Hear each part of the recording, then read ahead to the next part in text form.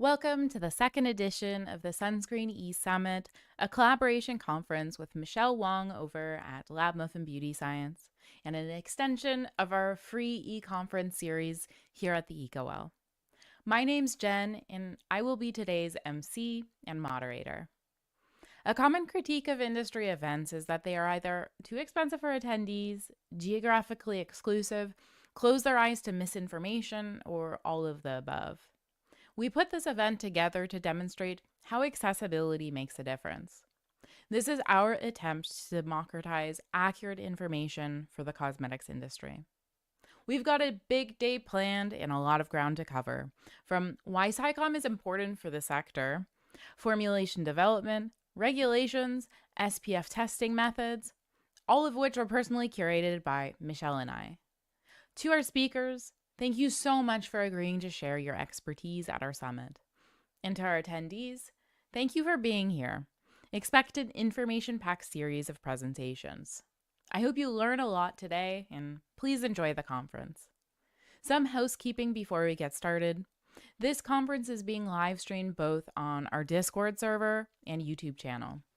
To get the most out of the conference, you'll need to be on Discord and be sure to use the Sunscreen Summit text channel. That's where the conference conversation will be happening and where I'll be looking for questions for the Q&A portions of each of the presentations. Don't wait to submit your questions, post them as they come to you. I'll be keeping track for the Q&A. We'll be uploading PDF slides for all of the presentations as the day goes on in the Sunscreen Summit text channel. If you would like to network via audio with other summit attendees, we encourage you to use the Lounge voice channel. Massive thank you to our summit sponsors for supporting our e-conference initiative.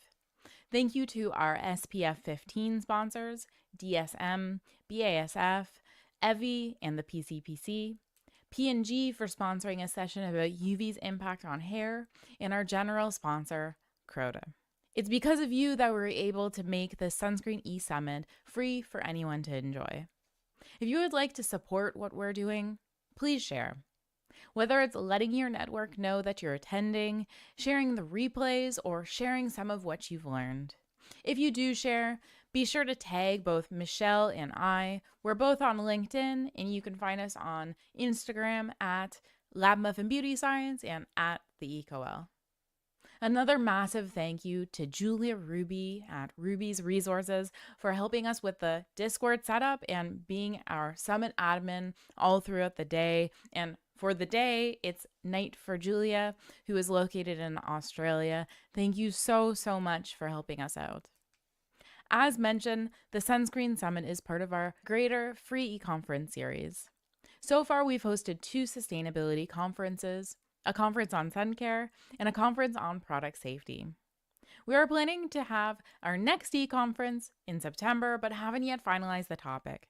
If you have a topic that you'd like to see covered in a conference like this, let us know in the comments so that we can add it to the list of topics that we're currently considering. And that's all I have. Thank you so much for registering for our conference. I hope you enjoy the day. Kicking off the Sunscreen E-Summit is our conference collaborator, Michelle Wong. The reason why I've continued to collaborate with Michelle on our Sunscreen E-Summits is because I truly believe, out of anyone online, she's done the most to bring sunscreen science to the masses. I don't think there is a person anywhere who's done a more effective job debunking sunscreen misconceptions.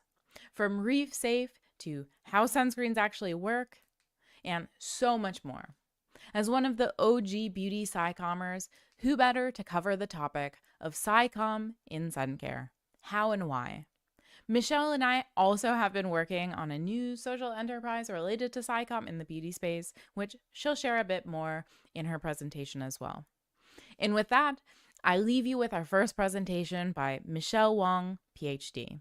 As mentioned, our first speaker is Michelle Wong, PhD. She's a science educator and cosmetic chemist with a PhD in medicinal chemistry. She's behind Lab Muffin Beauty Science, where she explains the science behind beauty products for a general audience. Founded in 2011, Lab Muffin Beauty Science receives 2 million page views per year and has an Instagram following of 415,000, and a YouTube audience of 370,000. Through her science education work, Michelle has worked with a range of brands on campaigns, including Procter & Gamble and Johnson & Johnson. Her work has been featured in international publications, including New York Times and Chemical and Engineering News. Without further ado, here's Michelle's presentation. Hi everyone, I'm Dr. Michelle Wong. Welcome to the second annual Sunscreen E-Summit. I'm talking about science communication in sun care and beauty in general, why it's important and how we can boost it. Since this is a sun care Sci-Comm event, hopefully it won't be too hard to convince you about the why. A bit about me. My formal education is in chemistry, my professional background is science education. I'm the founder of Lab Muffin Beauty Science, where I explain the science behind cosmetics for a general audience, and a lot of the time this means sunscreen. I've been making content for about 11 and a half years, mostly on my website, Instagram, and YouTube. So my area of expertise is translating complex science into something that's engaging and understandable, but still acceptably accurate. Last year, I talked about where sunscreen myths come from, how to effectively bust them, and why we should care. This year, I wanted to zoom out a little. Since last year, I've been talking to a lot of science communicators outside of beauty, and that's made me reflect on the similarities and differences between beauty Sci-Comm and other topics, some of the unique challenges, but also opportunities that I think we have.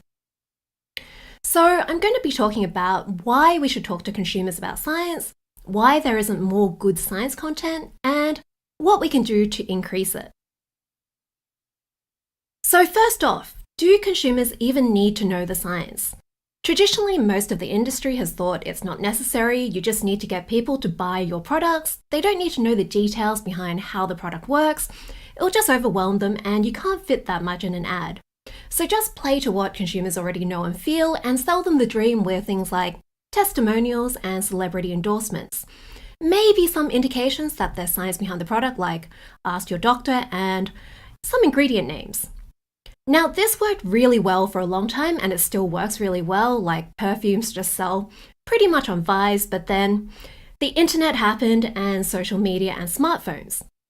So from the invention of the printing press until around 2004, media was very one way.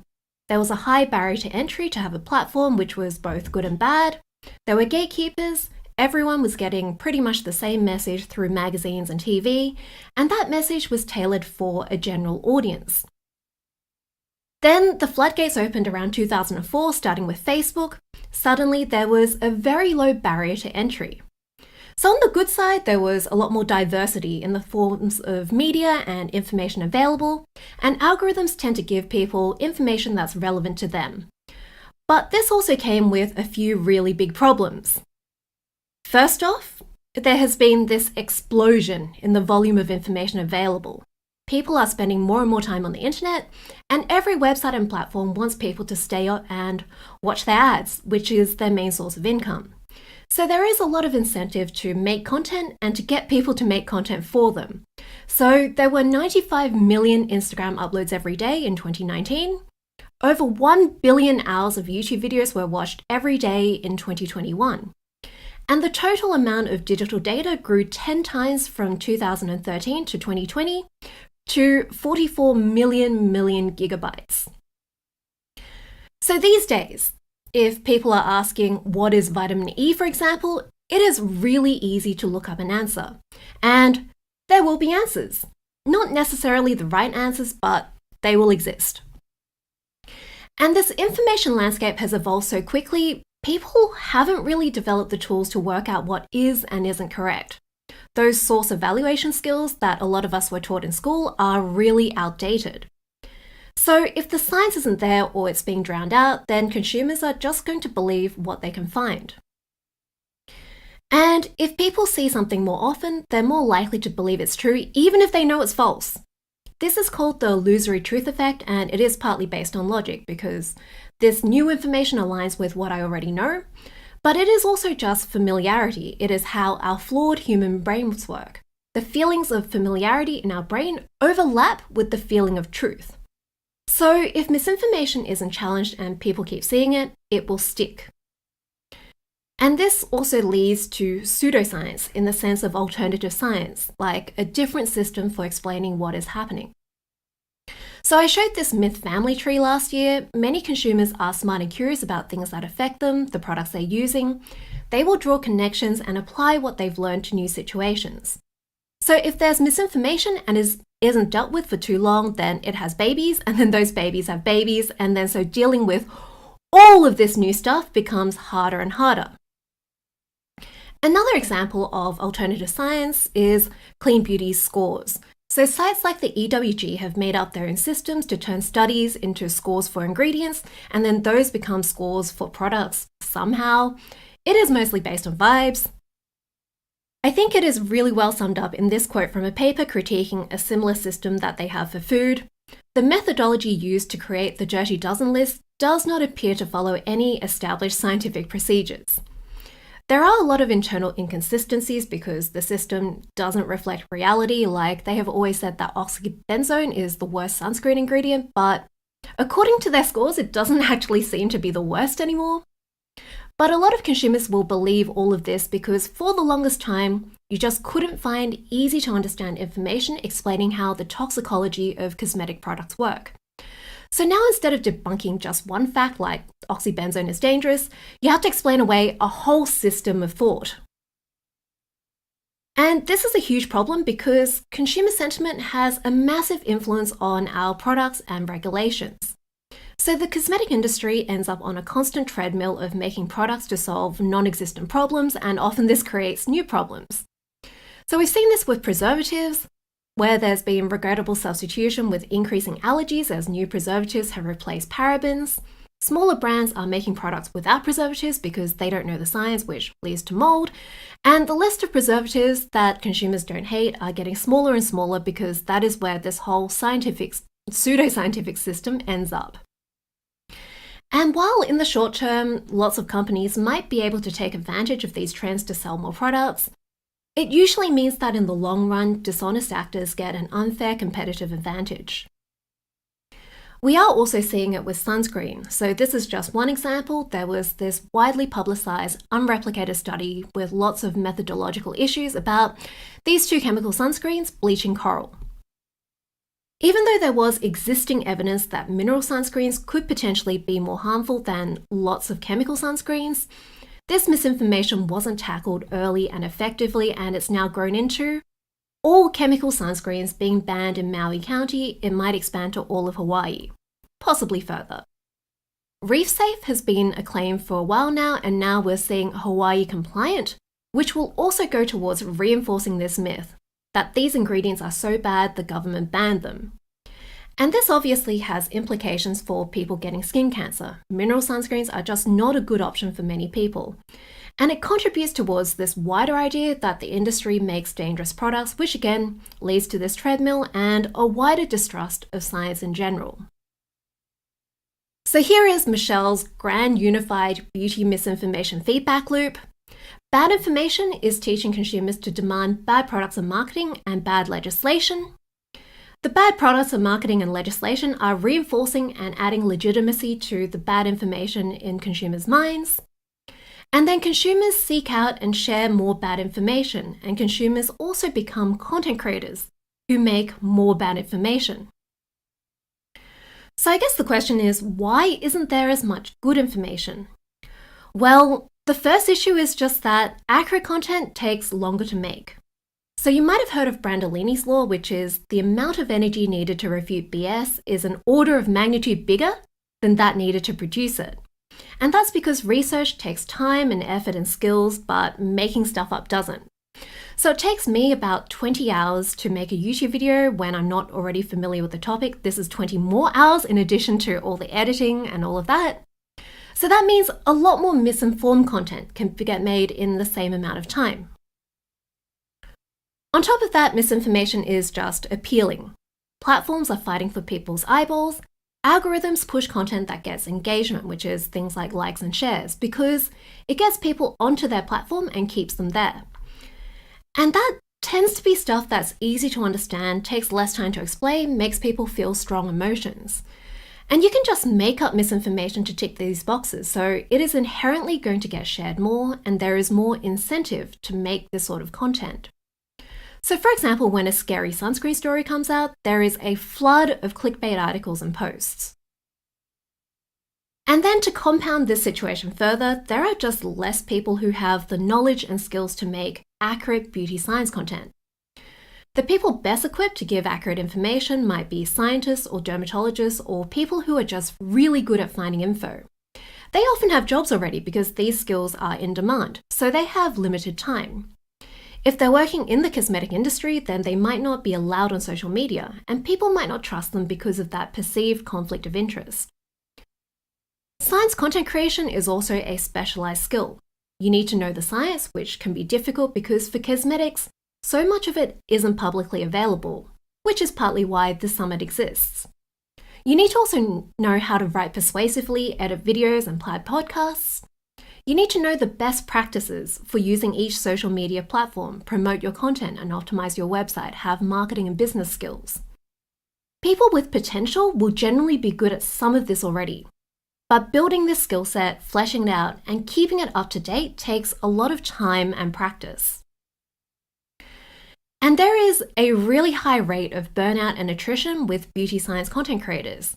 It can be really rewarding, but you are often challenging people's deep-seated beliefs. There can be a lot of hate comments. Because of all these extra demands, it often feels like you are working so much harder for much less recognition. And good science communication often looks easy and obvious, so it ends up being underappreciated even by other scientists. And people will plagiarize you in subtle and not so subtle ways, which just adds to this feeling of, why am I even doing this? Because you are probably doing it unpaid for a long time, unless you are very lucky. I was losing money on Lab Muffin for 6 years on top of all the hours I sank into it. So it is difficult to persuade talented people to go into beauty Sci-Comm and just keep doing it. I've seen so many great beauty science content creators struggle to do it sustainably, and then one day they decide it's not worth it and quit, which just means that all those acquired skills are just gone. And this is especially bad for beauty, I think, because it is such a gendered topic. So for this section, I'm going to be talking about gender in a very binary way, unfortunately, because that is how the data is being collected, which is an issue. The beauty audience is roughly 90% women, so we might expect a similar split for beauty science content creators. Despite the lower barrier to entry and the greater diversity, gender representation is still a huge issue with online science content, particularly at the top end. So out of the top 150 science and tech YouTube channels, only 8 are hosted by women, 2 don't show their faces, and one of the ones that does is animated. And this representation is actually worse with free market science communicators than with traditionally produced videos. If you talk to female science communicators, everyone points to discrimination and lack of support. This study categorized 23,000 comments on science videos, and they found that women get more than twice as many negative comments, and lots of comments that aren't even about the content. It's about how they look, or they're just sexual or hostile. Studies have repeatedly shown that people tend to believe men are inherently better at science than women. So for example, people constantly ask less qualified men to fact-check women. It feels like being male often acts like an additional qualification. And if this was just once a week, it would probably be fine, but it is constant. Almost a decade ago, Emily Grassley linked this to why there's far fewer female science YouTubers. In general, women don't have enough time to make science videos because of the pressure that every episode has to be flawless in execution. There's a pressure to be the whole package. Not only do you have to be intelligent and articulate, but you also have to be attractive. So there is a greater time commitment for women, as well as extra time wallowing in self-criticism from the negative comments about the science. We also have to spend extra time on our appearance when a lot of men can get away with just picking up a camera and filming. And of course, there are other barriers in representation that have a compounding effect, like ethnicity, class, sexual orientation, physical ability. So obviously, this has been pretty depressing.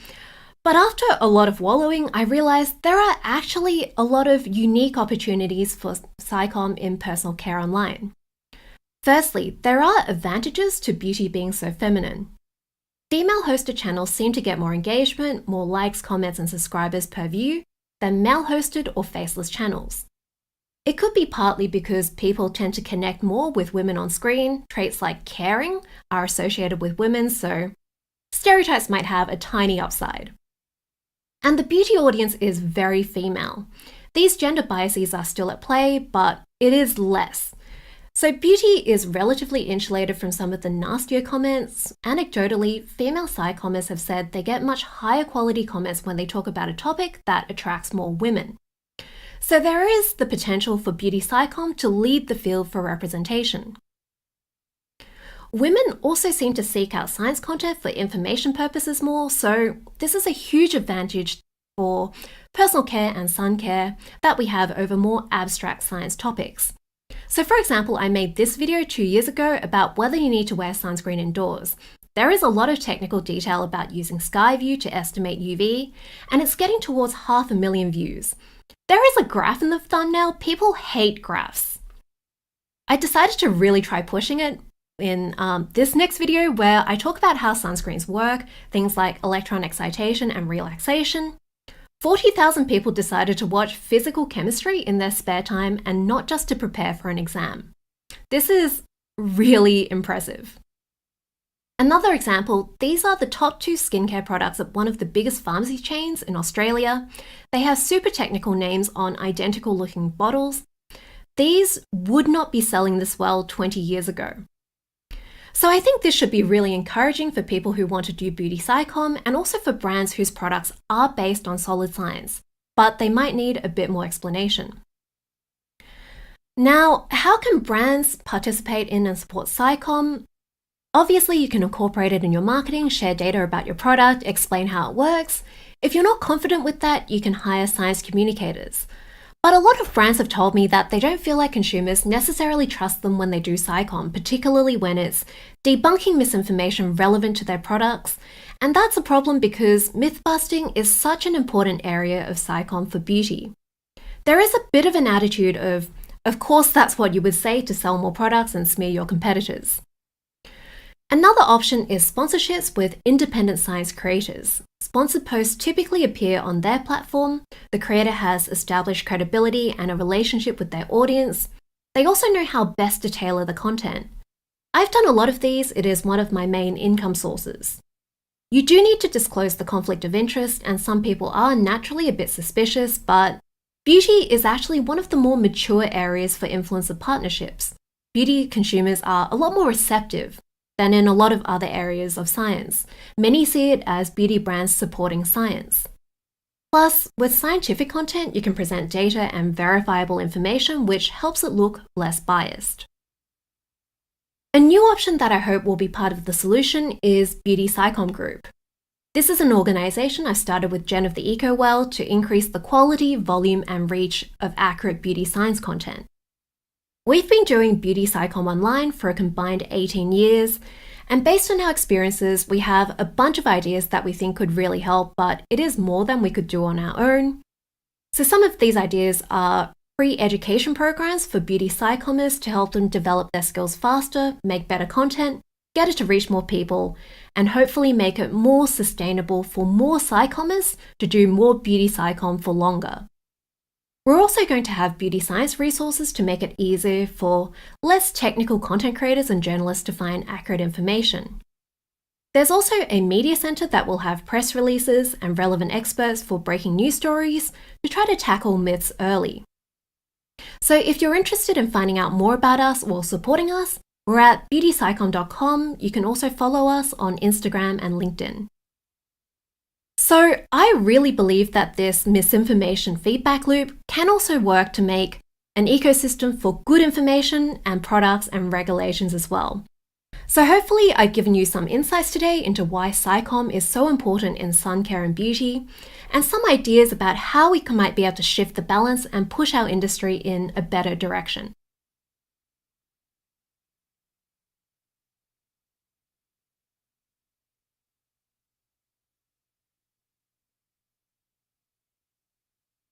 Bear with me. Bear with me as I get the Q&A started. Thank you so much to Michelle for that presentation. If you guys have questions, put it in the Q&A where we will be able to answer them. And we will take a 5-minute break as we are waiting on the Q&A.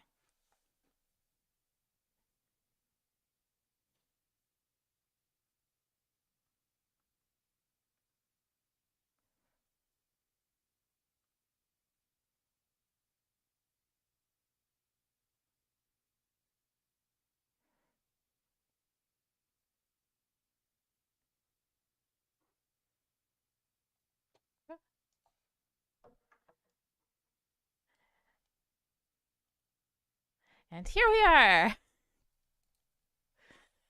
Uh, Bear with me for those who are on Discord. I'm just going to share my screen with you.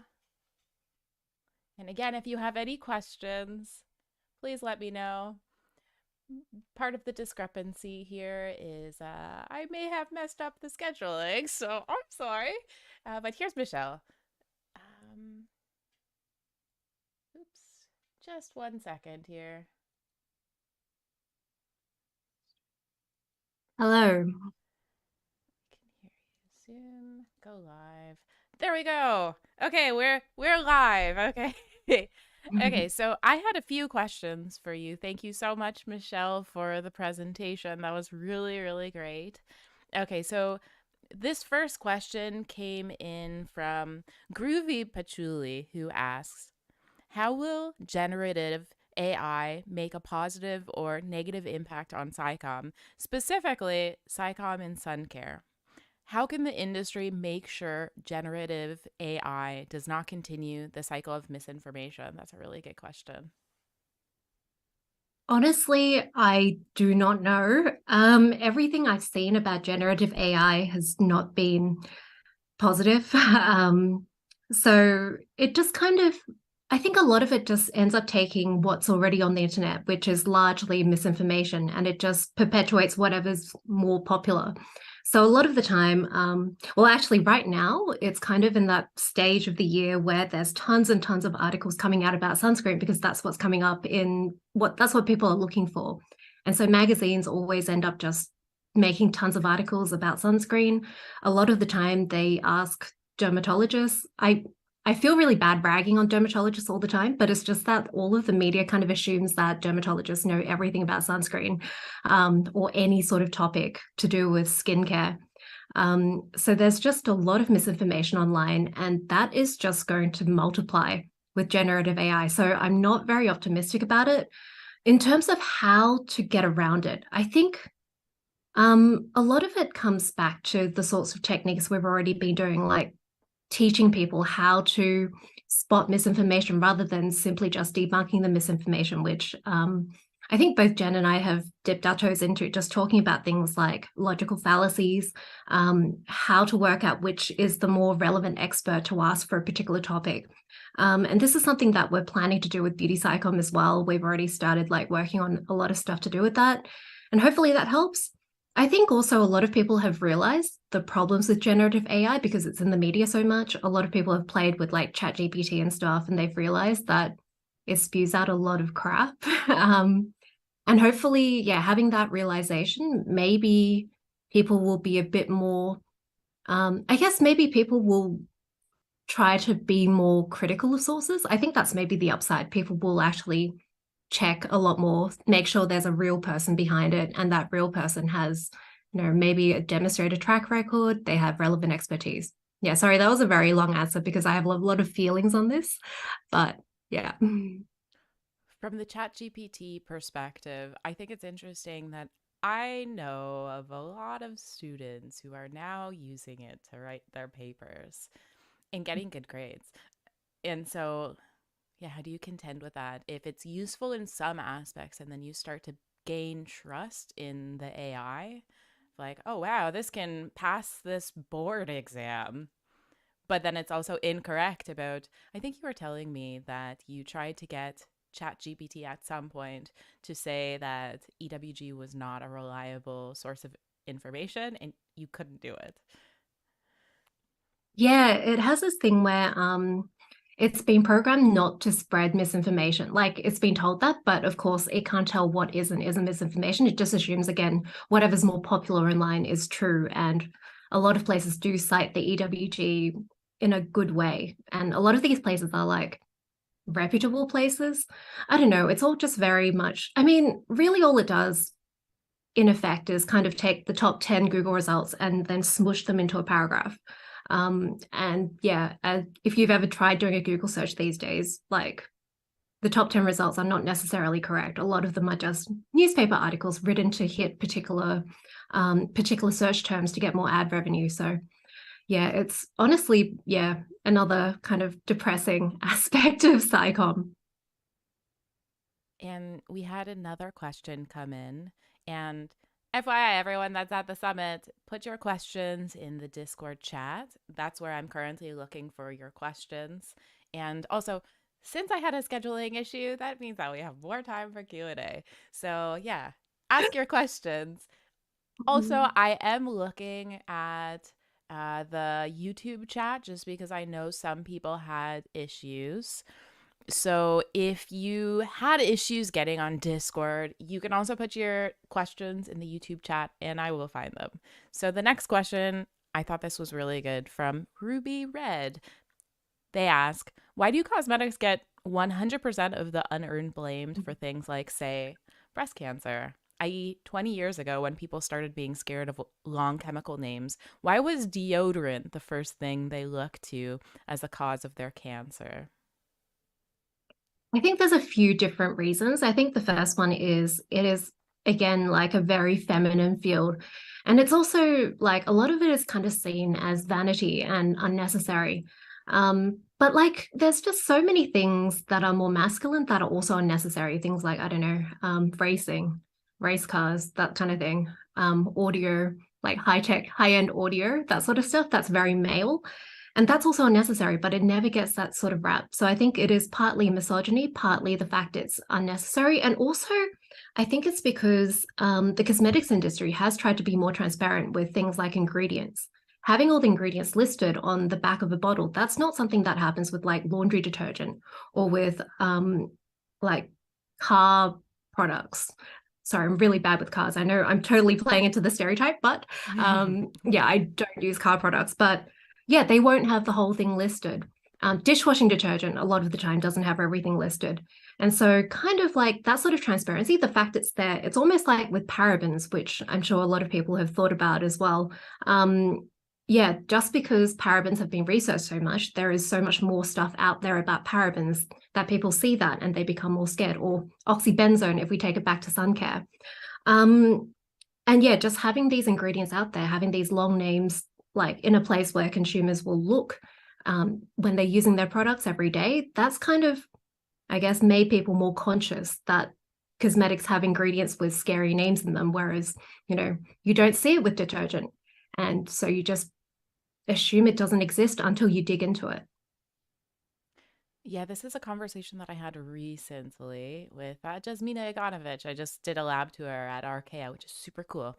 Anyhow, she had some interesting perspectives, kind of building on the misogyny perspective that traditionally females were really concerned about the family. They traditionally, historically, took child caring roles. Obviously, things have changed.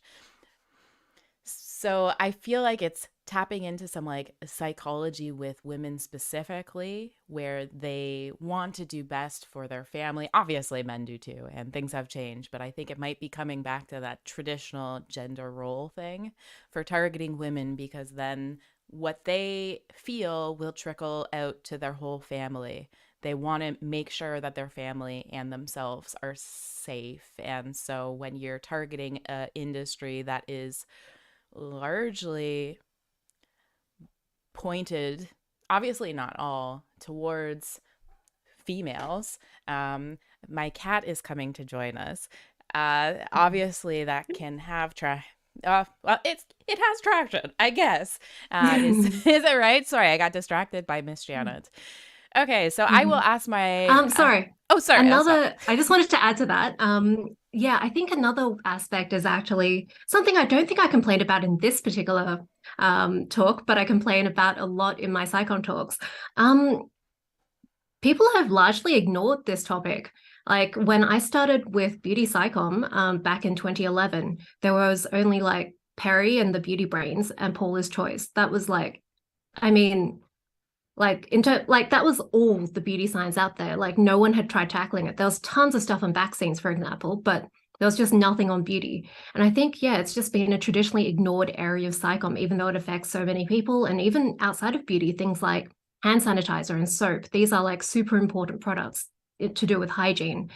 And yeah, so even now, I've looked on some Sci-Comm websites, they'll have super, super rigorous articles on lots of different topics, and then they'll have a beauty article, and it will just be full of misinformation because I think, again, it is part of the misogyny. People just kind of assume there's not much science in beauty because, you know, it's frivolous, it's silly. Only like silly women who care about how they look will use this, which obviously isn't the case, and there's tons of science behind it. And another aspect, which we kind of mentioned as well in the talk, is, and kind of dealing with here today, is that so much of it is like not publicly available, all that research. So when someone like someone from an academic background goes off and starts searching for info, they go on Scholar, they go on PubMed, and yeah, they're just not going to find a lot of the info. They assume what is out there is correct, which a lot of the time it isn't. I've been looking really deep into hair recently, and so much of the publicly available stuff is just flat out wrong. Um, yeah, there's so many factors I think that lead into it, but yeah, I think we've kind of covered the main ones. Yeah, and just quick before I'm going to bounce over to YouTube and ask some of your questions, I just wanted to give some examples of things that don't make sense to blame cosmetics for, yet we do, just so that you guys are aware, just in case you aren't. For example, PFAS. Everything that I read right now is about cosmetics. Cosmetics aren't the largest issue right now. Why are we getting the blame? Phthalates? So the issues with phthalates are predominantly from like food packaging, indoor air dust kind of thing, not cosmetics. Cosmetics are not the issue. We use one phthalate, diethyl phthalate. It's actually safe, but for some reason, everyone wants to talk about cosmetics. We can also look at something that Michelle has covered a lot: UV filters, bleaching coral. They don't. They don't. The evidence doesn't support it. You know what does? Is climate change. And like, why are we focusing on cosmetics and not focusing on the actual issues? I guess we've kind of alluded to a lot of this. Okay, so the next question is coming from YouTube from Lickleboo. I'm sorry if I've mispronounced that. So the question was, what is the most effective route to become a science communicator? Oh, that's a difficult question. Honestly, I don't know. So cosmetic, like, okay, science communication and also like cosmetic chemists, honestly, there's so many routes towards getting there. Um, yeah, like best, or most effective, it's really difficult to say. So there are lots of university courses now which are to do with Sci-Comm, and that's a really good place to get the sort of, I guess, the more academic sort of rigorous evidence-based sort of training. The problem with that is like a lot of it is still pretty traditional. A lot of it is geared towards like going into schools and doing that sort of outreach. So like, I don't know, if you want to become an online science communicator, honestly, I think the best thing to do is just start doing it. Just start practicing. When you're small, it doesn't really matter because you can mess up and no one can see and you can just delete it. Just like get that practice up before you really have much of a platform. Yes, I think that might be good. But yeah, it's difficult to say. I think these days, yeah, just doing it. Most of the really big people I know, like people on the big Sci-Commers on YouTube, um, a lot of the big Sci-Commers on social media, most people aren't really supported by a uni. There are some jobs. So if you have a background in science, there are science communication jobs. A lot of them are in universities. A lot of that involves like sharing the research that a uni does. So you can try applying for those. You can also try working for a traditional science publication. So again, like usually they're looking for people with journalism or science backgrounds to become like science writers. That is usually pretty competitive. I'm not sure about these days since media is changing so much, but there are usually like internships that you can do.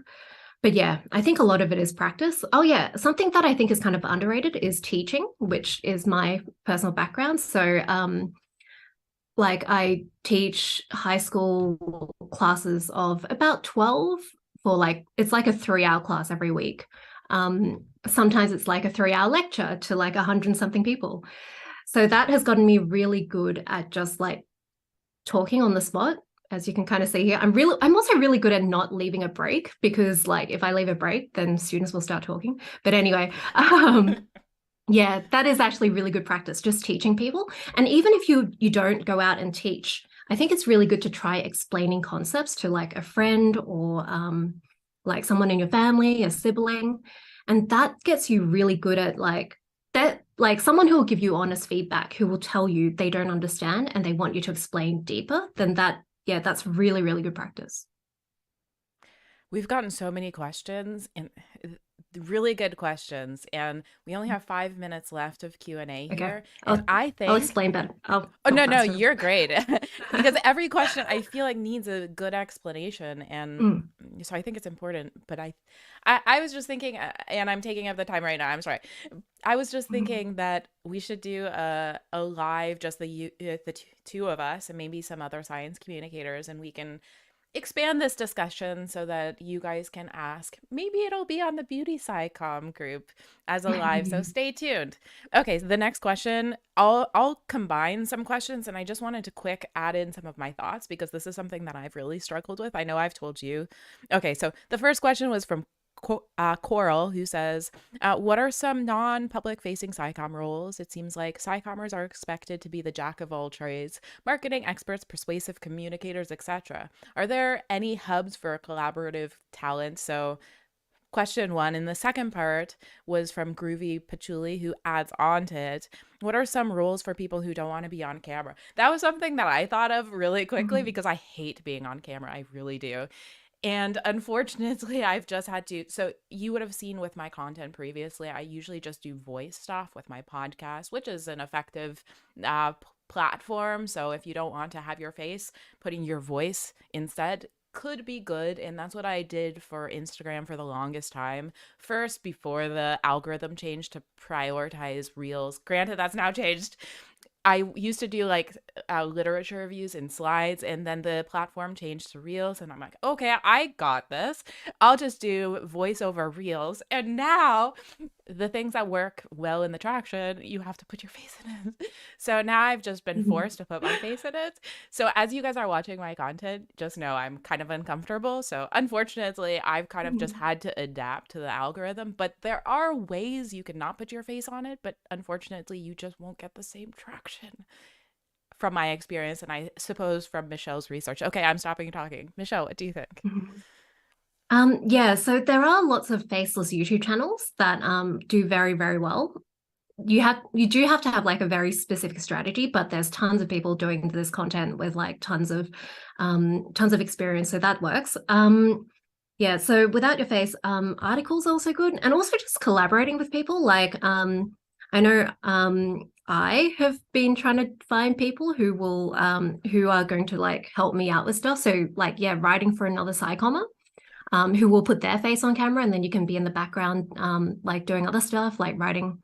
I think there's like quite a few big Sci-Commers who employ several people. Like they have a big team of people, and a lot of the time, yeah, their team doesn't want to have their face on camera. They don't want to deal with all the hate comments and like that sort of like public facing stuff. So that is definitely an approach as well. So with the earlier question, unknown rules and hubs, yeah, like one of the biggest issues is a lot of the networking with online stuff. It's like, it is quite hidden. Like you have to be in the right place at the right time. You might also like, if you have an established platform, then you get invited into things. But yeah, a lot of that stuff is not really that well known. There are lots of articles online with things like marketing, like how the Instagram algorithm works, that sort of thing. And I guess we are trying to add more of that like like have a hub for at least beauty Sci-Comm. We're going to have some general like Sci-Comm advice and stuff like that, like best practices, things we know, and hopefully, yeah, that boot camp sort of thing will work well.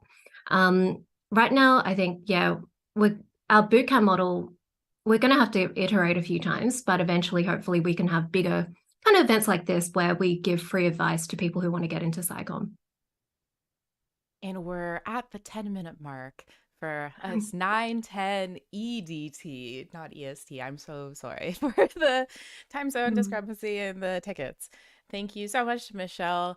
And if you would like to see a more expansive conversation about Sci-Comm with Michelle and I, and maybe some other Sci-Commers, let us know.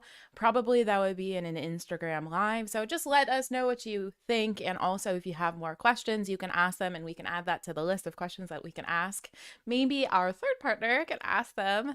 And so you guys can give him suggestions. And otherwise, we can try to answer some of them in the Summit text channel. So, yeah. Thank you so much, Michelle, and stay tuned for the next presentation from Ariana about regulations.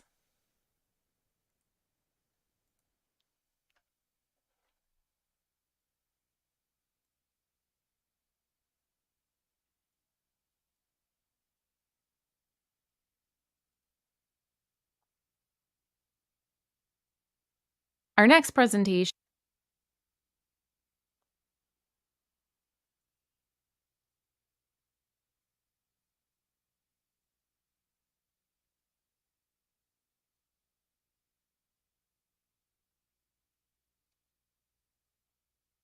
will be by Ariana Farina, founder of Ariana Farina Consulting. She is a regulatory and quality systems consultant to the cosmetics industry and member of the IBA, Independent Beauty Association, Tech Reg Committee. She has over 17 years of experience helping hundreds of brands and factories across the world with their quality, regulatory compliance, and international expansion needs. She has also been employed as quality assurance and regulatory affairs professional at Herbalife International, HCT Packaging, and Hatch Beauty Products. She is one of the board of directors as the regulatory chair for the California Society of Cosmetic Chemists, and she serves on the IBA's Tech Reg Committee. Recently, she developed and taught the curriculum for a regulatory class at FITM. She received a BS in biochemistry from the University of California, Los Angeles.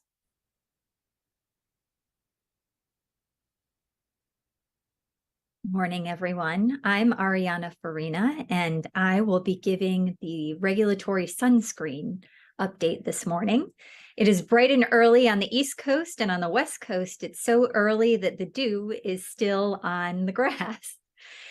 So this is a regulatory talk, and I know sometimes these can be tedious to some folks, but I'm going to try and make it as lively as possible. I've worn this bright top, and I will do my best to keep it engaging, but bear with me. This is regulatory. We'll do the best we can. Okay, so let's begin the presentation.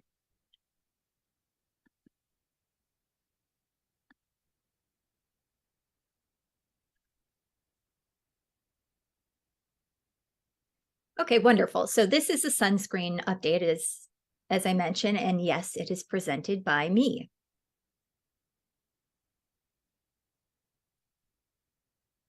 I think before we get into some of the sunscreen regulation updates, I think it's helpful to understand the classification, the regulatory classifications of sunscreens. In the US, sunscreens are classified as drugs, but sunscreens with additional claims that are cosmetic are also considered cosmetics. Additionally, sunscreens are also used in certain cosmetic products for protection of the product, such as protection of the color of the product. These products where the sunscreen ingredient is used in smaller quantities and strictly used for protection of the product are cosmetic products and not drugs.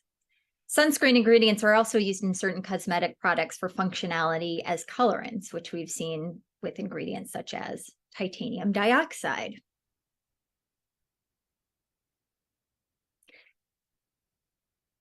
And that last slide was basically a summary of this. This has a few more juicy details in it. This is from the regulation from the FDA website today. A lot of stuff that I'm going to be talking about, pretty much all of it, when I'm talking about the FDA. It's from the FDA website. That's where I pulled that info from. Okay, so I know this is sort of a beast of a paragraph, but I'm going to read it through real quick because I think it kind of gives a little bit of basis of what sunscreens are here in the US.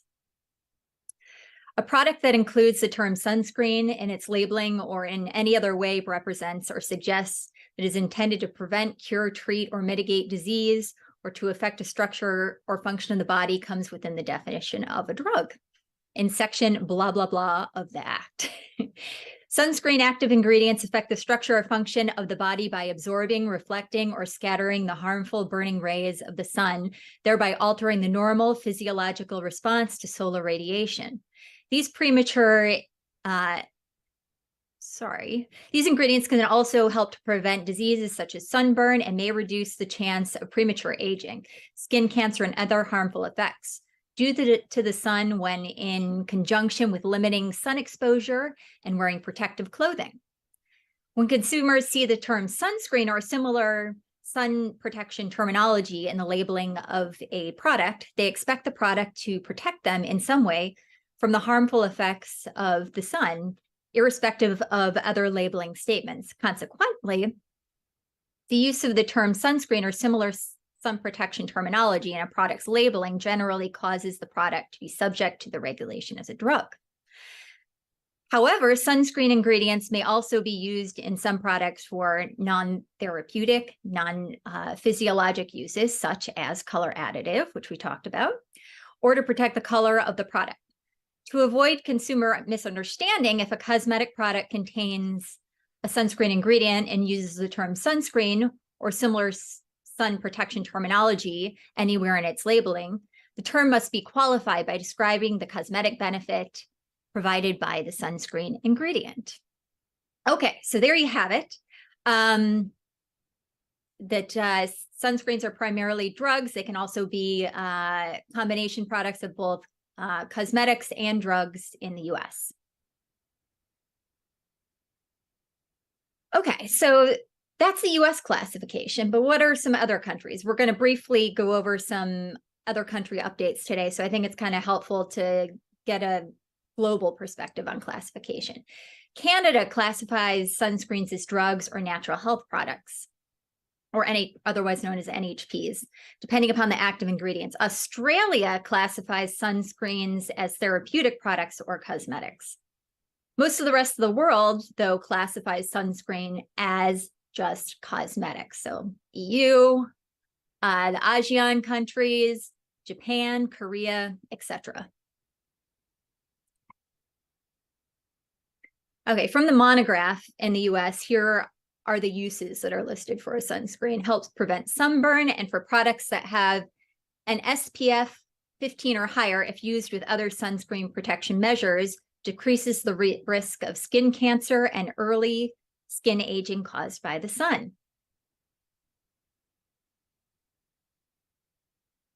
Okay, so now that we kind of understand how sunscreens are seen from a regulatory perspective in various marketplaces, let's get a little bit deeper into the US regulation for sunscreens. It has been in flux for a while, many years, so I'm going to do my best to give a quick summary of kind of what's happened in recent years, and then we'll move on to what's most current. So there have been updates upon updates to the proposed sunscreen monographs over the years, especially in recent years, as I said. And for instance, there was the Sunscreen Innovation Act. The Sunscreen Innovation Act, or SIA, was enacted on November 26, 2014 to provide an alternative process for the review of safety and effectiveness of non-prescription sunscreen active ingredients. The SIA supplements the FDA's time and extent application TEA regulation with new statutory procedures. The SIA also requires FDA to establish timeframes for review of TEAs for OTC drugs other than sunscreen active ingredients. Then we had the CARES Act. This replaces the rulemaking process with administrative order process for issuing, revising, and amending OTC monographs. The CARES Act also provides FDA the authority to assess and collect user fees dedicated to OTC monograph drug activities. So talking a lot about the processes of how sunscreens are approved, how it's done internally, how everything is seen by the FDA. A lot of this makes my head spin, as it might make yours. So you're probably like, okay, this is great, Ariana, but I just want to make sunscreens. So where are we now? And how do I do that? Where do I start? Okay, so the FDA has published a deemed final order for OTC sunscreens and issued a proposed final order for sunscreens in 2021. When finalized, the proposed order will fully replace the deemed final order for OTC sunscreens. The deemed final order is fairly similar to the most recent monograph from 2019. So it's mostly similar, but does have some notable changes. And then there are definitely some notable changes between the proposed final order and the deemed final order. So what are those differences? Okay, so the deemed final order does not impose an upper limit on SPF values, but the proposed order has a maximum labeled SPF of 60 plus and a maximum on the formulated SPF value of a sunscreen of SPF 80. Also, the deemed final order has 16 specified sunscreen active ingredients that are considered GRAS. These were transferred over from the 1999 sunscreen monograph. So it's what we were used to operating with for a while. But the proposed order only grants GRAS status to zinc oxide and titanium dioxide. It also states that aminobenzoic acid and trolamine salicylate sunscreens are not GRAS due to safety issues. Additionally, sinoxate, dioxybenzone, and sulazone, homosalate, moradamate, octinoxate, octisalate, octocrylene, patamate O, suliobenzone, oxybenzone, and avobenzone are not given GRAS status due to inadequate safety data. And if they're not given GRAS status, that would mean once the deemed or the proposed final order is put into place, that all these ingredients would essentially be banned for use as sunscreens, actives except for the zinc oxide and the titanium dioxide. Also, the deemed final order broad spectrum testing is not required and has an optional broad spectrum labeling claim when broad spectrum testing method has been specified or completed. So basically it's optional, and there is a test method that would need to be done to prove it. But the proposed final order for sunscreen with SPF 15 and above claims, they must also pass the broad spectrum testing. So it would become mandatory for any sunscreen that's SPF 15 or higher. Okay. So, you know, there's some interesting changes here. And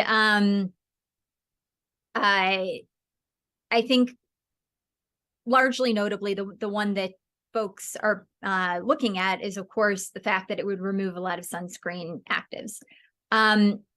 Although the other ones are pertinent too. If you're making high SPF sunscreens, you really need to be aware of that. And you have to be aware that you have to be formulating to be able to meet a broad spectrum claim. So all these things to prepare just in case we wind up with the deemed final order as is. Okay, so here's, and this is written in, this next portion that I'm presenting here is actually written in an article on the FDA website presenting their position. And this kind of says where they're at with everything. And yes, this is going to make your head spin, but I think it's important information that that it gives here. If at any time sufficient evidence becomes available to answer the outstanding questions about whether a sunscreen containing any of these 8 ingredients is GRAS, FDA plans to proceed to a final order reflecting their conclusion about that ingredient status. However, there is not sufficient data to resolve the questions about each of these ingredients at the end of the proposed order comment period. FDA could consider deferring such action on the GRAS status of the sunscreen ingredients containing the particular ingredients to allow additional time for data to be developed and submitted. This would be the case if the agency has received adequate indication that the party seeking the deferral had made timely and diligent progress to try and obtain the safety information. In addition, if the FDA defers further action regarding sunscreens containing a specific active ingredient, FDA plans to reevaluate the progress of studies periodically. If FDA later decides that the studies are not progressing or otherwise not productive, we expect we would move forward with a final order on sunscreens containing this ingredient.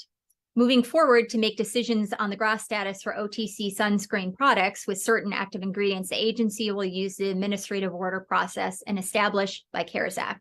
The statute gives FDA the authority to use the order process to add, remove, or change conditions for an OTC monograph drug. Okay, so what are they saying here?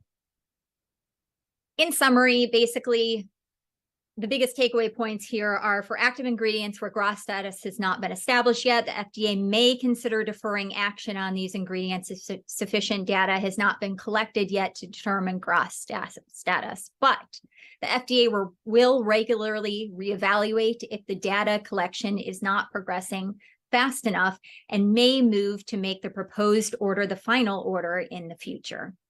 Okay, so we don't know where we stand yet. We don't know if these ingredients are going to be approved in the future, but all things to be conscious of in the meantime.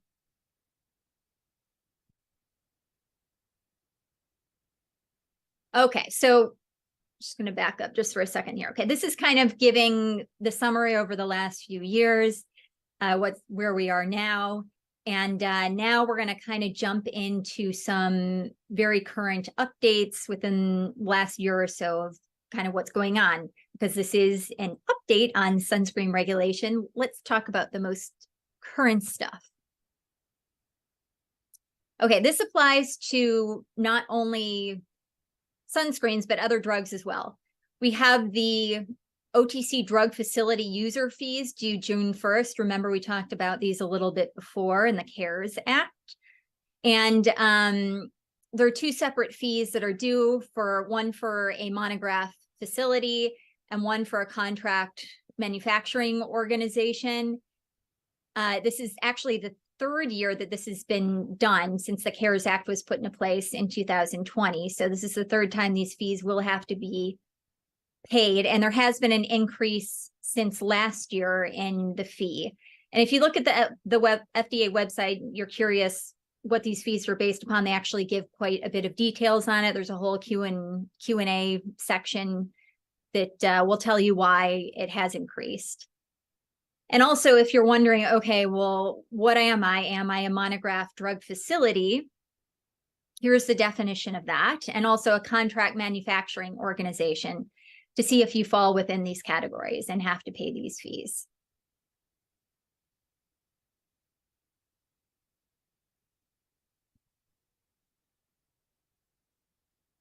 Okay, nanomaterials in drugs in the US. Okay, again, this is a topic that doesn't only apply to sunscreens, but as you know, sunscreens sometimes can contain nanomaterials. So I think this is important information. There's new draft guidance for the use of nanomaterials in drugs in the US. And I looked at the guidance. It's a little bit over my head technically. It's very scientific, but hopefully have somebody or organization that can understand it if you're making these sunscreens. It talks, and this is a very brief summary, and there's a lot more detail, but it talks about the testing of them. It talks about the characterization of them and the manufacturing of them. And these are guidelines, but hopefully you're able to follow these guidelines. Interestingly, it's sort of a trend, this nanomaterial regulation. We also see in Australia that recently they published info about categorization of chemicals and the nanoscale. So if you're going into Australia, something also to look at.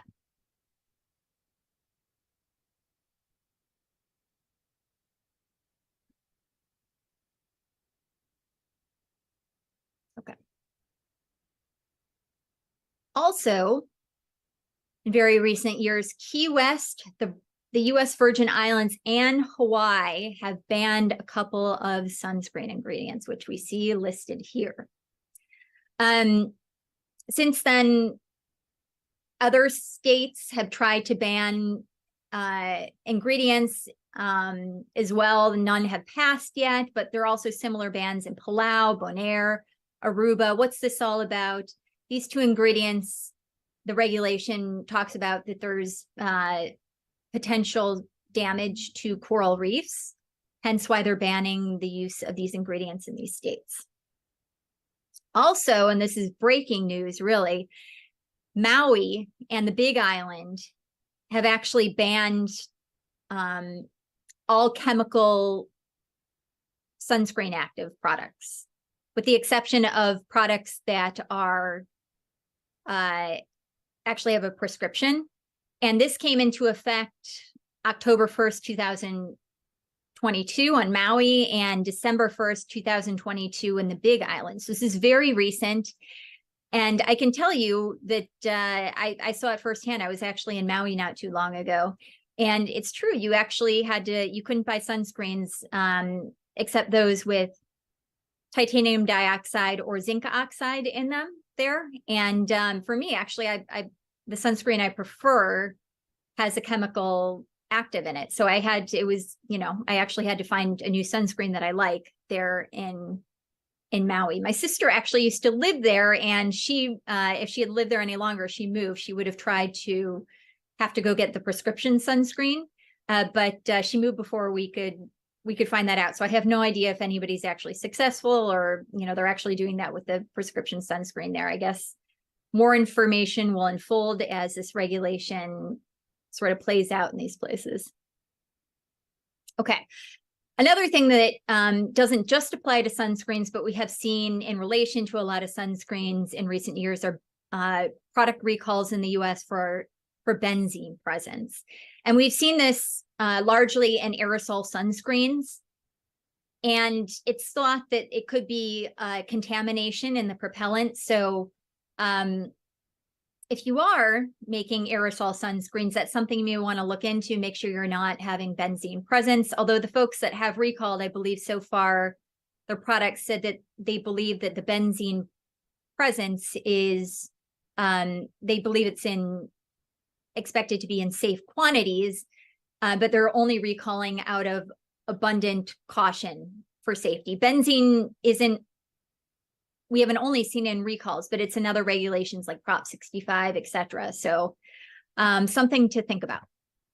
What else is happening with sunscreen in the US? Okay, so a couple of quick things we're going to go over. A lawsuit, there's a class action lawsuit not too long ago, saying there's a misleading 24-hour SPF protection claim in California.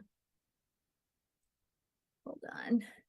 The lawsuit alleges that the products in question, which carry statements such as 24-hour foundation with sunscreen, are misbranded because studies have proven SPF protection can be effective for no more than 2 hours after application. Interesting, right?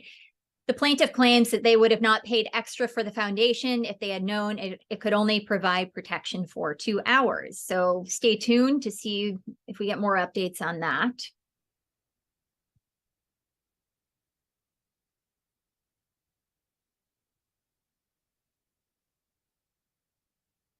To the next slide.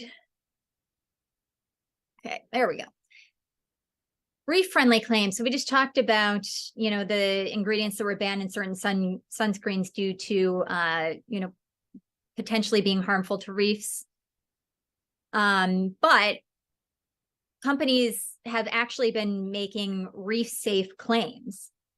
And it's recently come into question the validity of these claims because of the presence of ababenzone, homosalate, and octocrylene, which the lawsuit alleges are not reef safe. Interestingly, if you look at those, are not the ingredients that are banned in Hawaii or Key West. But apparently there is a disclaimer of Hawaii compliant on the product, no oxybenzone or octinoxate. So I guess we'll see what comes of that, especially since now a couple places in Hawaii have actually banned more ingredients beyond just those two.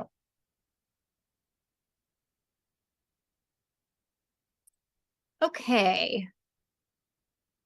Now we're going to get into a little bit more international stuff. There's actually been a lot of stuff going on in the EU. Titanium dioxide is an ongoing saga.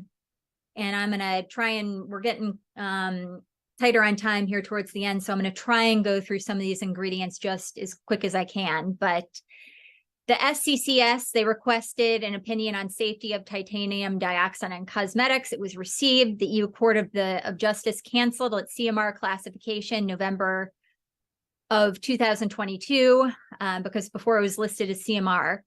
They had listed as CMR, yet the saga continues. France appealed to defend the CMR classification on February 8th, 2023. The cancellation is suspended and the CMR classification remains when the EU Court of Justice makes a final decision in about 2 years. Okay, interesting info. I guess we'll kind of see what rolls out with that. Also, homosalate, there's a modification to Annex 6 because it's already listed in there, but there have been some changes here. You can see it, and you can see the rollout dates that start in 2025. Also, 2 new sunscreen actives have been added to the monograph. So here they are. One is nano, one is not. And the max concentration is 10% for each, or 10% for the combo of 2 of them in one sunscreen product. And methyl anranilate, that has actually been banned in sunscreen products and products intended for use on areas exposed to light. Cannot put these products on the marketplace on August 21st, 2022 or after, and cannot be available on the marketplace on November 1st, 2022 or after. So that came up last year. So if you're still catching up, make sure you're up to date with that. Couple more. Octocrylene, which was already in the monograph, sorry, I'm saying the wrong word, already in the regulation. But now the usage of it has changed a little bit. Here's the new usage information and also the compliancy dates. One already came up in the beginning of 2023, but everything needs to be off the shelf by July 28th, 2023. Also, benzophenone 3, some changes have been made to its usage. And there's a lot of details to this, so I'll let you read through it yourself. But again, that was you're not supposed to have put anything else in the marketplace that have the old requirements for the benzophenone 3 as of January 28th, 2023. And then everything has to be off the marketplace by July 28th, 2023. Japan. Okay, interesting. And this has a 2-year grace period from December 1st, 2022, but they'll be using a new water resistance labeling method, and it's a STAR method based upon ISO 18861. So 1 star means UV water resistance with the water bathing time is 40 minutes, 20 minutes times 2, and the determination method specified by ISO 18861, or the UV water method resistance method of 2 stars when the water bathing time is 80 minutes, 20 minutes times 4 times in the determination method specified in ISO 18861. And on the labeling, the star can either be filled in as you see here, or it can be left empty inside. Okay, so that's it. We have come to our end. Hopefully you learned some new things. Hopefully some of it was a review, but I think from here, we're going to be moving on to a Q&A portion. Thanks so much for sitting with me. Questions, comments, if you get your questions answered in the next 10 minutes, great. But if not, here's my email. Thanks, everybody. And bear with me as I get the Q&A going. Just bringing over the Zoom.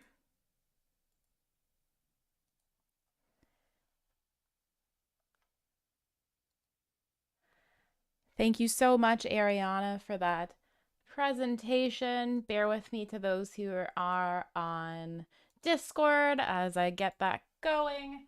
Turn my camera on for you guys.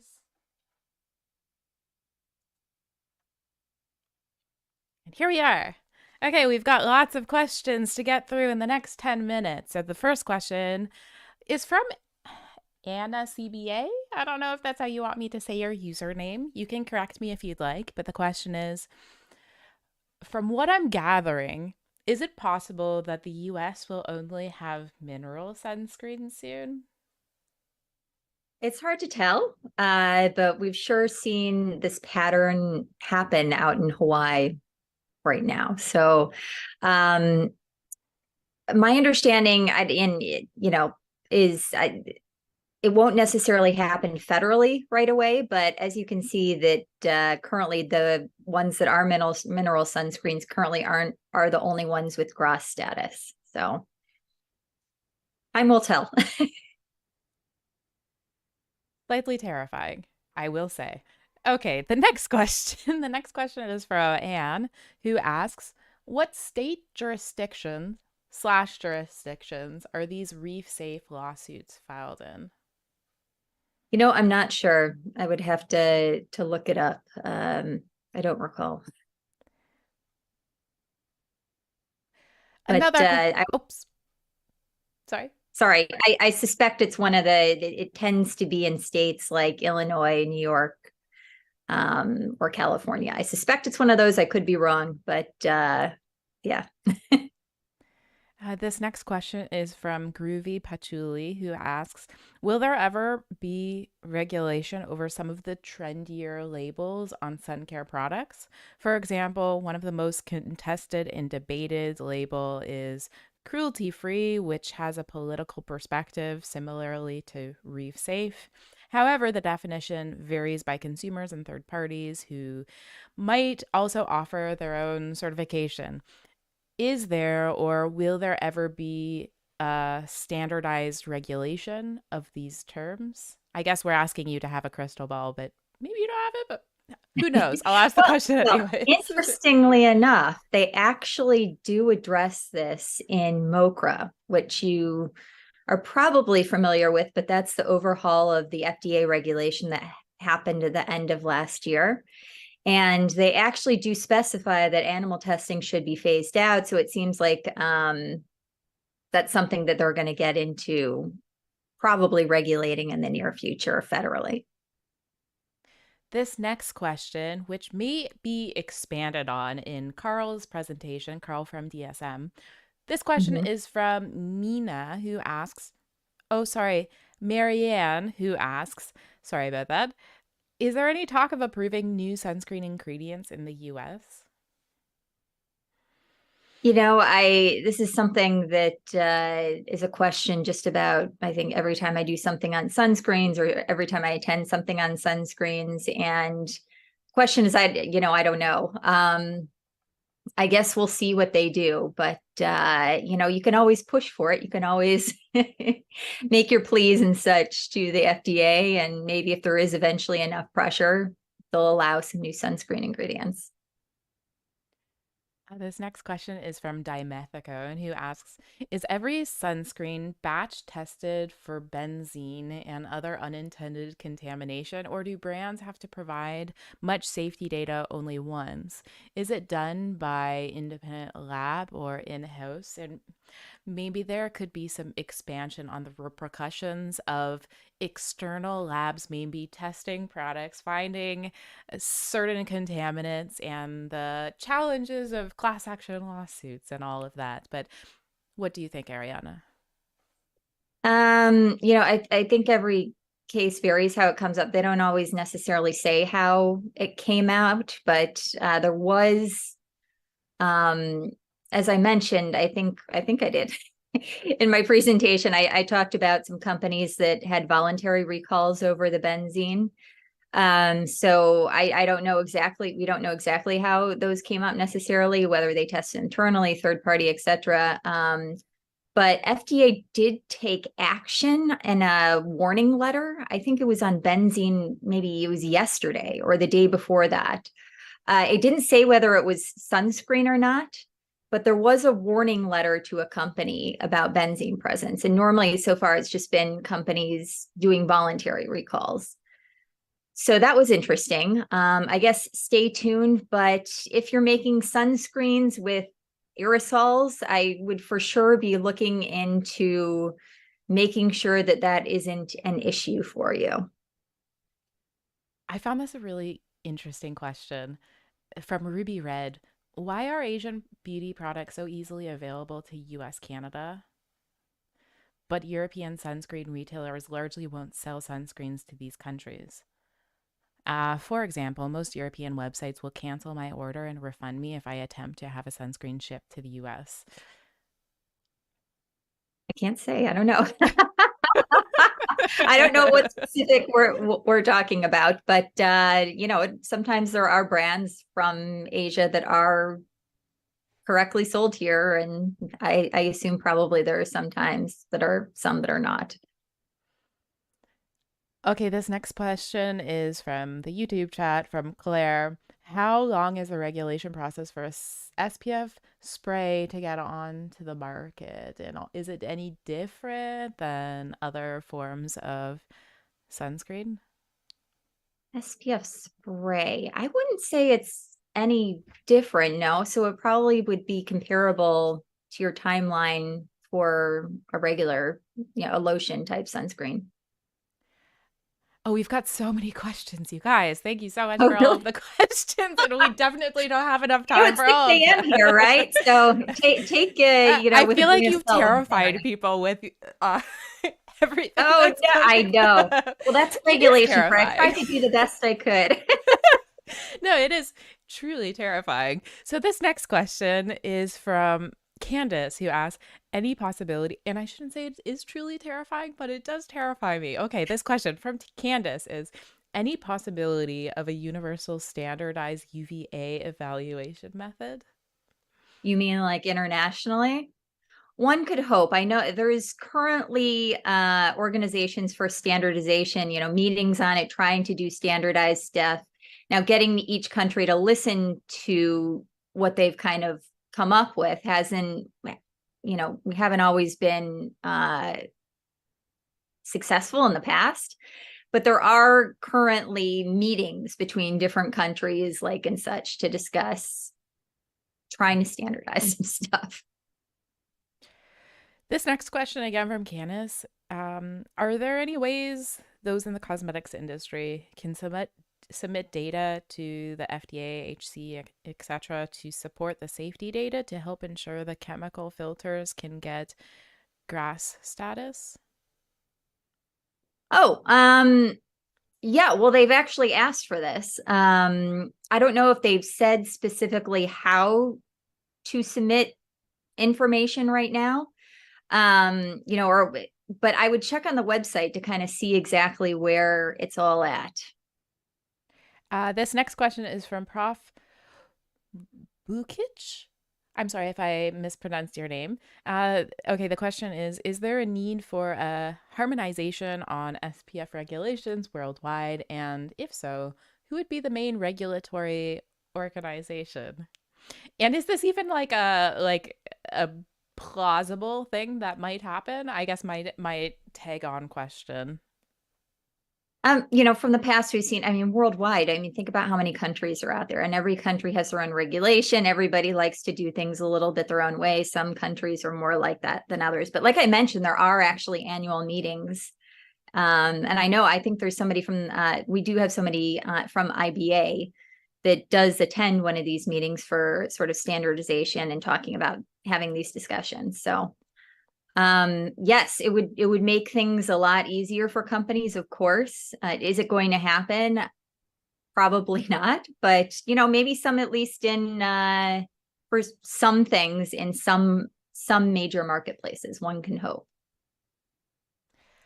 Okay, we had a whole bunch more questions, including there was a question around the challenges of producing sunscreen in order to meet regulations and all that stuff. Stay tuned. We're going to have a presentation from Evie from the perspective of an indie brand, some of the challenges that they've had to overcome to get their products on the market. But unfortunately, we're out of time.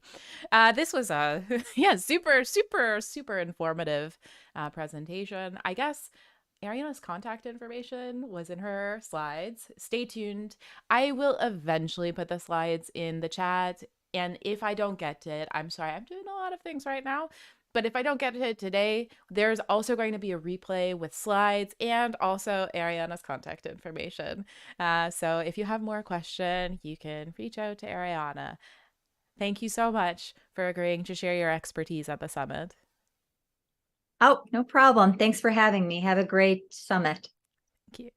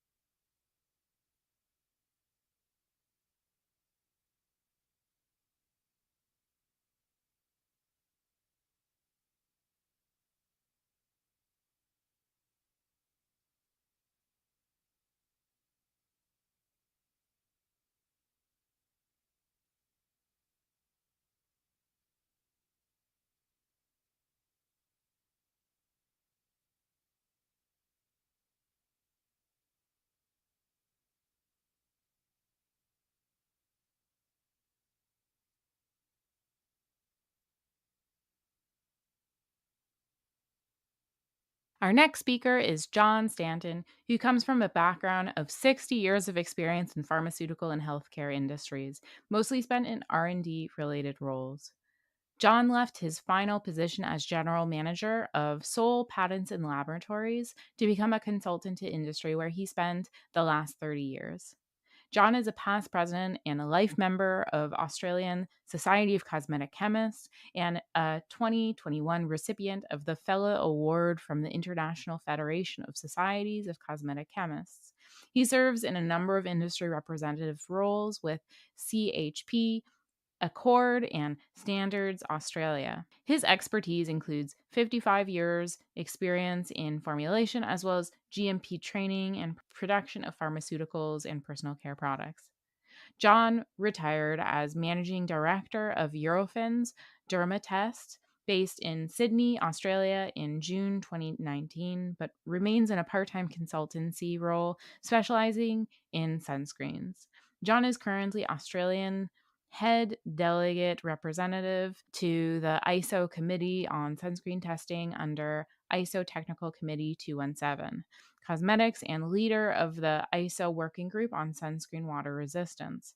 He has won the prestigious Jack Jacobs Award for Best Australian, New Zealand Cosmetic Research on 4 occasions, including at the Cairns, Australia 2015 conference of the Asian Society of Cosmetic Scientists. He is a regular speaker at the sun protection conferences in London and Asia, as well as many worldwide scientific conferences. Without further ado, here's John's presentation. Hello, everyone, and welcome to sunny Sydney. I'm going to talk about new sunscreen test methods, and the title is With and Without Humans. You'll see the reason for that as we proceed. So the topics I'm going to cover are the main changes in the very new version of the sunscreen standard from ISO, which is 24444.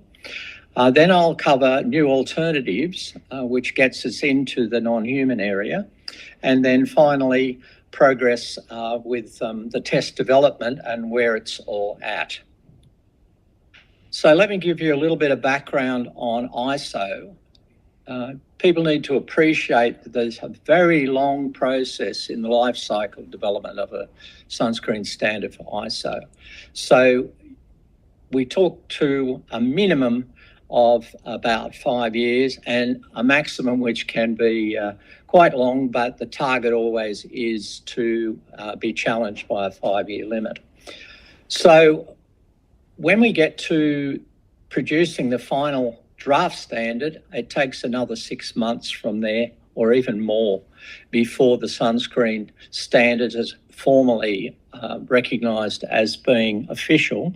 And from there, of course, there's even a longer period, which will be the adoption by various countries. Can be many, many years, can be even never.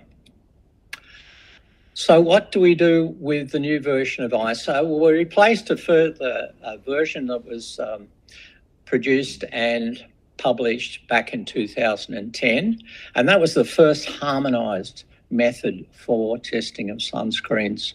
In other words, it's universal. There were a few little changes to an addendum that was published after that. And the main changes are all to do with methodology. ISO standards for sunscreen testing are purely methods for testing. They don't regulate, only by implication in some countries, but essentially they're how to do it and not so much what to do with it. So I'm going to go through the changes that the major ones to the new standard, and what we call change 1 here is that we have done away with the subjective assessment that we had of our test subjects.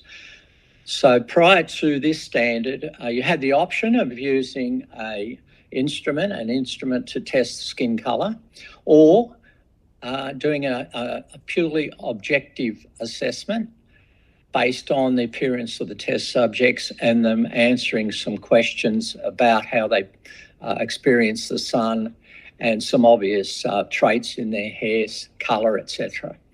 So this is now out. That's a very important change. It's something that you need to appreciate if you're having testing done. So what do we do instead? Well, we have an instrument called a spectrophotometer. It's a handheld device, and it's able to measure skin colour. Most of you would be familiar with how that works on a computer with an RGB screens, etc. But in this case, we use the scale, which is called LAB, and it allows us to very conveniently measure the colour of the skin, and for the purposes of determining the skin types for testing, we eliminate the measurement of the red signal from the skin. And the reason for that is it makes it much easier without the red component to determine what's happened during the experiment. We also have situations where test subjects arrive late, sweaty, hot, very, very red in the face, and they will tend to change colour. So this instrument and this technique is now mandatory in the new standard, and it's an excellent objective way to measure the skin colour. So what have we done on top of that? As part of that change is we have taken into account different populations around countries. For instance, what we used to call the old skin type 1s, very light skins, almost impossible to recruit in a Mediterranean country like Spain. And at the opposite end in Asia, we have trouble with the type 3s. So we've given a provision to accommodate the differing populations. The second change is to very specifically define how the product is applied. In the previous standard and in the US model, for example, there's a fairly vague description of how you apply and evenly spread the test product onto the volunteer's back. So we've now said instead that there are a number of different methods that are used for different kinds of products. And one that I'll mention a bit later on in particular is how you deal with aerosols, which of course has been a question. And another area which has had some conflict of ideas about how you deal with it is powder products. So change 2 is to clearly define the methods so that they can be reproduced. To add to that detail, we've explained in the standard how to rub the product out by a set method, and we've determined an absolute limit rate of 35 seconds. I took a series of videos just for the purposes of ISO discussions, and in one lab case, it took them 4 minutes to actually get to weigh an accurate amount, to apply it, to rub it out, etc. So we really tied this methodology down as tightly as possible, all with the objective of reproducibility. Change 4 is to give much more detail in the standard about how the instrument is calibrated in relation to applying the light in an even way. This is particularly important for solar simulators, which have a function of being able to expose through what we call multi-ports, so 5 or 6 simultaneously exposures. We can now say that we have a specification that makes sure the instrument is controlled in a way that that application is even. A little bit off the track now onto an associate method. That method is called 16217, and it's to do with water resistance. So it was the first publication of that method just around the time of the new ISO. And for products that need to be challenged with water resistant, we've also then added to that. So the 24444 reflects that and requires that step. So if you're running a test, you would now defer to the water resistance step. You've applied the product, you're now going to challenge it in water. And we now talk about controlling how that water resistance testing challenge is performed. So what we did there is we defined all the parameters that we could think of that needed controlling. Conductivity rather than water hardness, we discovered was more reliable. Compensated for different kinds of water around the world. Their potable water can vary quite a bit, particularly in the content of heavy metals or minerals, sodium, calcium, potassium, etc. And all of the other obvious areas like the pH of the water, the temperature of the room, the temperature of the water itself, the flow of the water, the speed, and how to sanitize after each test subject.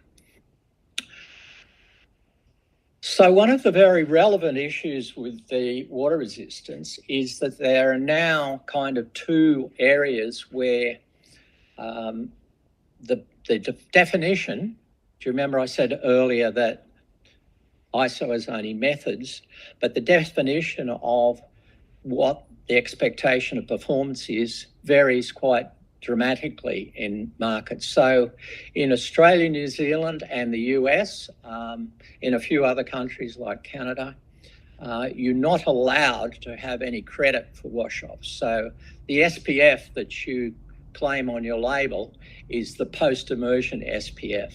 That's a very big difference to what happens in other markets.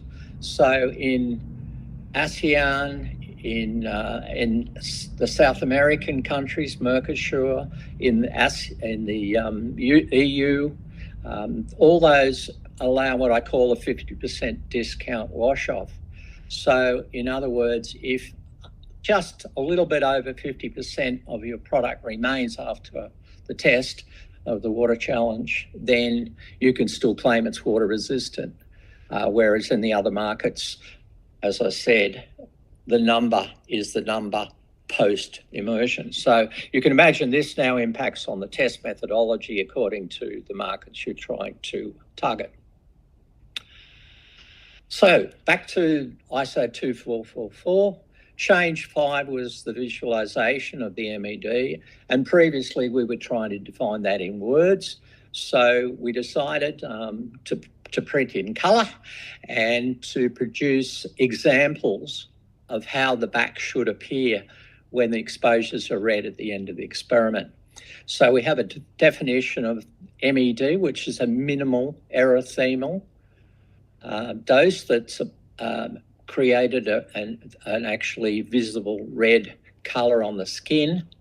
And I hope you can see in this slide here that there's slight erythema at 0.1, which is half a grade of an MED, but the endpoint for this example is actually 2, where you can see there's much more discrete example of the endpoint. And beyond that, obviously, we're looking for the slight overdoses from increased challenge of the amount of UV light that we apply to each spot in the experiment. So how does this all fit together? Well, you have to reflect on the fact that in the end, we've just got a simple ratio.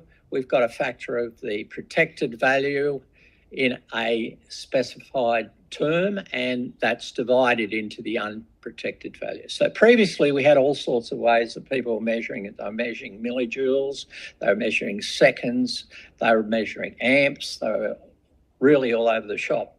So now in this method, we very much defined that you have to measure joules per metre squared. So joules takes into account both time and the intensity of the dose applied to the skin. So this makes comparison between labs much more easy. This is an example of how it actually all fits together. So in this plot, we're showing the impact of that endpoint in joules per metre squared of the unprotected skin when it's exposed, and that's related to the ITA. So that's the value we're using as the rating for the colour of the skin. And according to this, there ought to be a trend line according to the skin type. So if you're going from lighter skin on the right-hand side to type, what was the old type 3, on the left-hand side, you can see there's a pretty good correlation between how long it takes to get a slight erythema, or the equivalent of a burn in the sun, according to your skin type. So we think we've now perfected most of this in the experiment in a way that's reproducible and is showing the impact of the reliability of the experiment related to different skin types. We weren't quite game enough to set limits for this in terms of a graphical limit, but in the next version of the standard, I think we flagged it, so I think you can expect there will be a way that you can have a plot, plus you can show the limit lines in that plot to show evidence of improved consistency even then, with the test results that are used in the final report. Change 7 was a fairly dramatic one and took a lot of time to get to deal with. That was because we decided in our wisdom to increase the number of options for the reference sunscreen, which is used like an internal control in the experiment. And we now have 5 reference sunscreens instead of previously what was called P2, P3. So you can see from this chart, they're applied to a different expected SPF of the product that's being tested. So if you're running a very high SPF, say SPF 50 plus, then you use P8 as your reference sunscreen. And that way it's trying to, again, certify the reliability of the results. A big change, and which is one that I pushed vehemently for, was to have reports in a standardised format. And I think if you have any takeaway message from today, it should be that when you're looking now for a report from a lab and you've spent thousands of bucks on this, then you should be making sure that that lab is reporting in the standardised. Normative in a method means you must do it. So the report formats for ISO, new version 2019, are actually mandatory, and labs shouldn't be defaulting to something that they've used for years, which is their own in-house creation. So the other point about that is that it includes showing invalid test subject results. And here on what we call table 1 in the standard are the reasons why some results might be invalid. It's as simple as the test subject didn't turn up the next day for reading, or they came out of the time range. Something went wrong with the reference standard, various other inconsistencies. But instead of burying them and doing another test subject, then labs are required to explain, to notify and to explain why they've been omitted from the final values that are put into the minimum of 10 test subjects that are needed. So there are real changes to that standard. And then in the case of amendments, some people say, why were the amendments added? These are very minor editorial changes which really don't have a great impact on running the test standard. I know in Australia that TGA here will accept the previous method without the amendment if you happen to have retested your product in the intervening period of the couple of years between this publication of ISO and the publication of the amendment. So in fact, they're just related to more specifications about the quality of the beam from the UV instrument.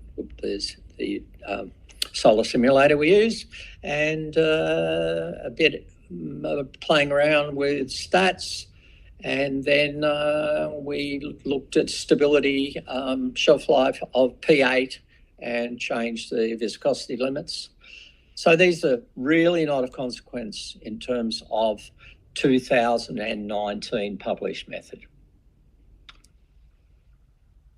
So I need to just come into talking now about what are we doing without the use of humans, and there are quite a few methods around.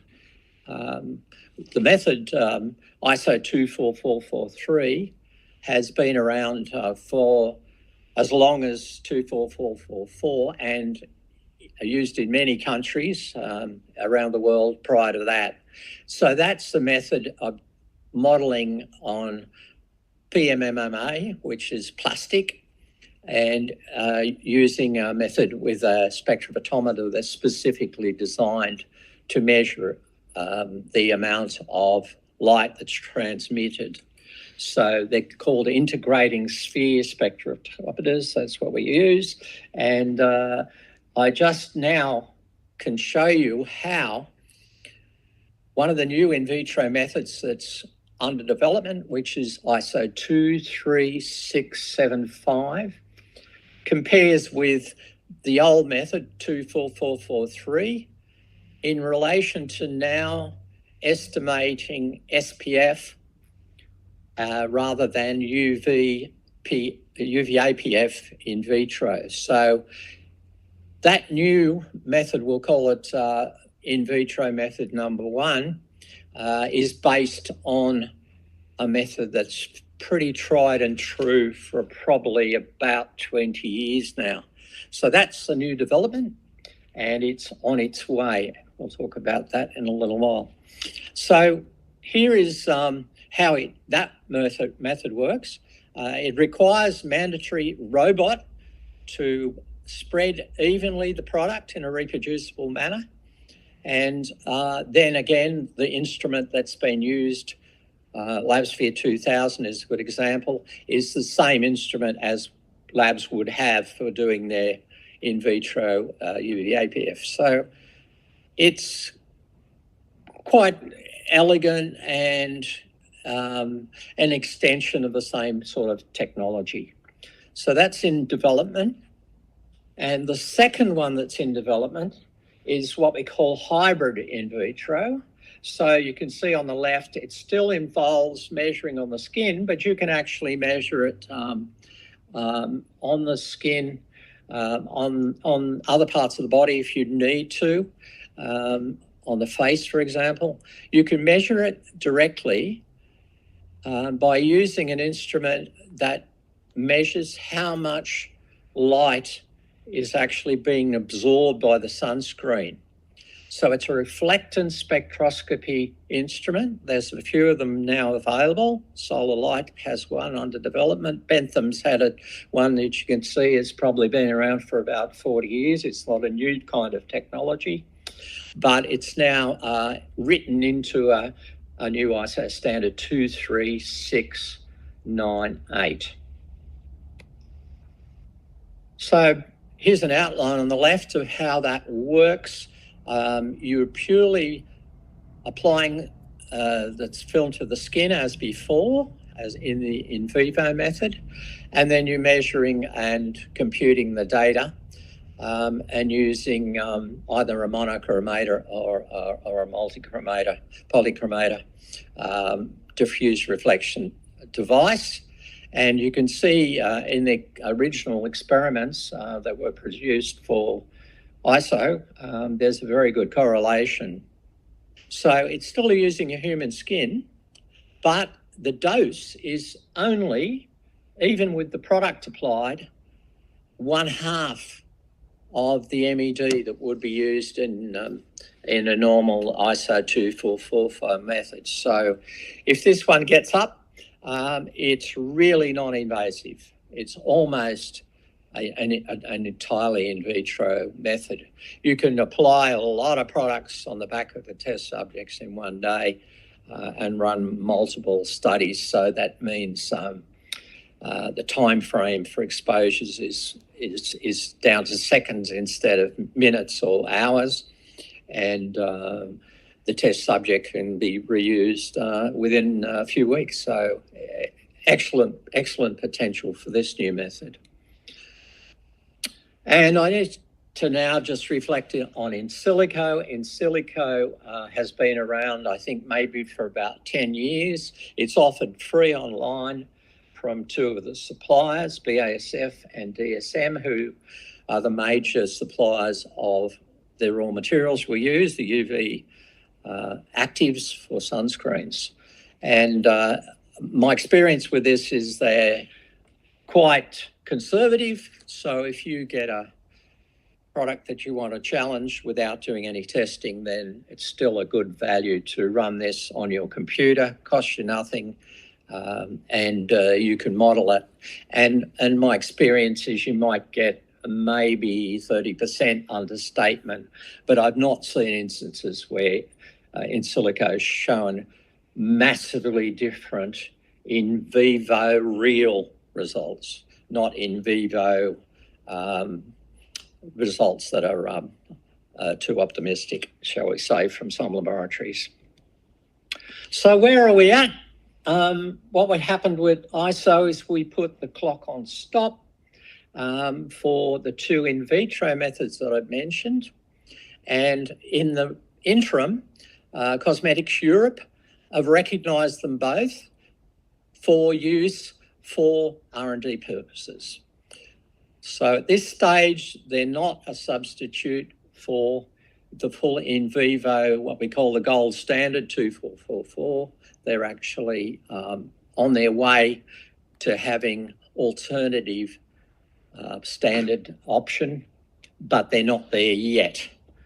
So what's happening in the interim and why the button stopped on the clock is that we're waiting on results of a very expensive survey. Became too expensive for ISO to actually manage and much too complex.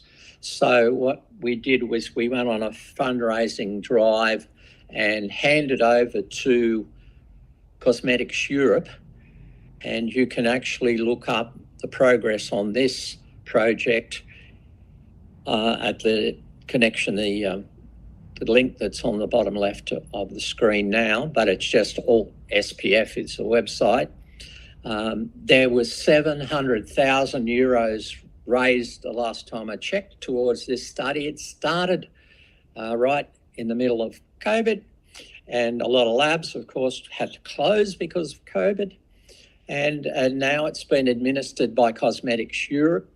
At this point in time, the products have gone through screening by the gold standard of 32 sunscreens involved.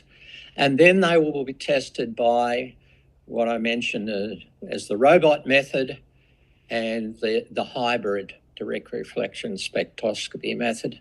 And that data will be provided back to the ISO committee, the experts, to be crunched and discussed, and how we proceed there in terms of cross-validating the two new methods. So we're still not quite at the end of the process. We're in a fairly complex stage of testing. So my suggestion is to you, clearly do not ignore for now the value of testing to the new ISO 24444. The reason is that last time I checked, there are more than 60 countries who still recognise it. It will take many, many moons, if ever, for all countries to possibly abandon the in vivo method. Obviously, we are animals, and there's a non-animal testing argument towards this. But primarily, for now, if you have your product tested to 24444, then it means it's going to be recognised testing appropriate to most parts of the world. Just a couple of exceptions, USA being the big standout, and China now has recently come on board, fairly close methodology. So in summary, we got these different methods at different stages of evaluation, and in the end, we will probably come up with options rather than dictating a final method. I'm sure most of the standards are in existence now for sunscreens will be around still for quite a while into the future. So we're far from the end. We're well on our way towards very state-of-the-art types of options for testing, and there's more to come. Thank you for your attention. Our next speaker is Carl de Roos. I'm so sorry if I've mispronounced your last name. He is an accomplished regulatory professional with 20 plus years of experience in providing strategic scientific, regulatory, and advocacy leadership and direction for the global development, pre-market approval, and sustainability of numerous consumer and professional products, technologies, ingredients, and brands. He held key R&D, regulatory, quality, product safety, clinical, and scientific affairs positions at Ciba, Dial, Henkel, ITG Brands, Newell Rubbermaid. He's regarded as an industry thought leader on the subject of OTC drugs, cosmetics, and personal care products, and specializes in a wide range of public health, regulatory, and scientific issues associated with photoprotection, antimicrobials and biocides, cold and influenza, tobacco harm reduction, green chemistry, and the microbiome. As the chair of the PCPC Sunscreen Consortium, he is currently championing industry's efforts to substantiate the safety and efficacy of existing sunscreens and paving the path for the inclusion of new sunscreen ingredients under the FDA's OTC sunscreen monograph. He's been active in helping shape and influence congressional cosmetic and OTC drug legislative reform initiatives. Mr. de Ruiz holds a master's in human and environmental health sciences and risk management from Yale School of Medicine and a bachelor's degree in political science and pre-medicine from Fordham University. He also holds executive business certificates in bargaining, negotiations, and strategic finance and marketing from the Darden and Wharton Business Schools, and is a member of the Society of Toxicology, Photodermatology Society, and Society for Investigative Dermatology. Without further ado, here's Carl's presentation.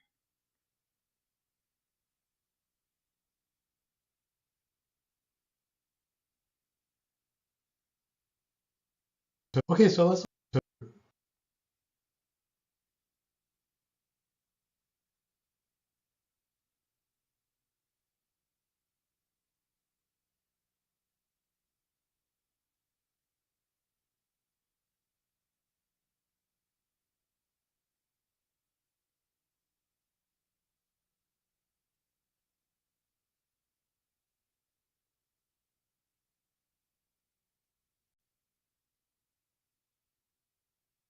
Well, hello everyone, and welcome to the Sunscreen E-Summit. My name is Carl de Ruiz.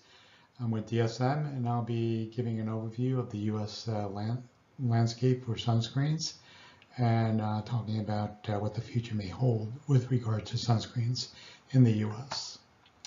In terms of today's agenda, I'll go over an overview of how sunscreens are regulated in the U.S. and abroad, a history of the FDA OTC sunscreen monograph, an overview of the 2021 sunscreen monograph proposed order, an indication of what's happening with 7 ingredients that are being supported by the PCPC sunscreen monograph, some innovation incentives that have been introduced under the 2021 proposed order, and then some new sunscreen innovation activities associated with the possible addition of a new UV filter called bimotrizanol in the United States. Before I go there, I just thought I'd highlight on the right a hieroglyphic from Egypt, and the use of sunscreens, interestingly, dates back to the ancient Egyptians who used aloe vera, olive, lotus oil, inorganic clays, rice bran extracts, and mineral powders add photoprotectants. So this is truly not a new art in terms of putting together sunscreens, but it has been done for a very long time, as you can see, and in many cases, thousands of years. Okay, so let's look at the regulatory landscape in terms of overview of how UV filters are regulated in the U.S. In the U.S., UV filters are regulated as a drug because they fall in the definition of what a drug is on the Food, Drug, Cosmetic Act, which is basically articles intended for the cure, mitigation, diagnosis, treatment, or prevention of disease. In this case, prevention. The primary indication for sunscreen is sunburn, but there is also additional indications associated with skin cancer. And those are to help prevent sunburn or decrease the risk of skin cancer and early aging or skin aging caused by the sun. They're primarily regulated under the FDA's OTC drug monograph process. In other regions of the world, importantly, it's important to note that sunscreen products and UV filters are primarily regulated as cosmetics, not drugs. And on the right, you see the different countries in terms of how sunscreens are regulated. In both the US and Canada, they're regulated as either OTC drugs or natural health products. And then, as you can see, for most other countries, they're regulated cosmetics, which is a big difference in terms of what's required. And the U.S. does require a lot more data than some of the other countries where they're not regulated as drugs. Okay, so let's go over the OTC sunscreen monograph. And this has been something that's been going on for 50 years in terms of the monograph. The monograph process was established in 1972 by FDA as a ways of facilitating the marketing of a formulation containing several ingredients in 80 therapeutic categories, one of which was sunscreens. And the first sunscreen monograph was created in 1978 via proposed rulemaking. That was finalized, well, there was a tentative final monograph issued in 1993, which was then finalized in 1999. And then we went to 2001, and there's a partial stay of that 99 final monograph. And then in 2011, there was a final rule regarding the labeling and SPF claims for sunscreens. In 2014, the Non-Prescription Drugs Advisory Committee met since Congress did pass the Sunscreen Innovation Act to review exactly what was necessary to determine whether a sunscreen was generally recognized as safe and effective. And it wasn't until 2016 that FDA did issue the what is now known as the OTC sunscreen safety and effectiveness data guidance. And then in 2019, which was rather recently, they did issue another guidance, which is subject, which is also required for demonstrating the grace of status of sunscreens, called the topical must guidance, maximum usage trial guidance for active ingredients.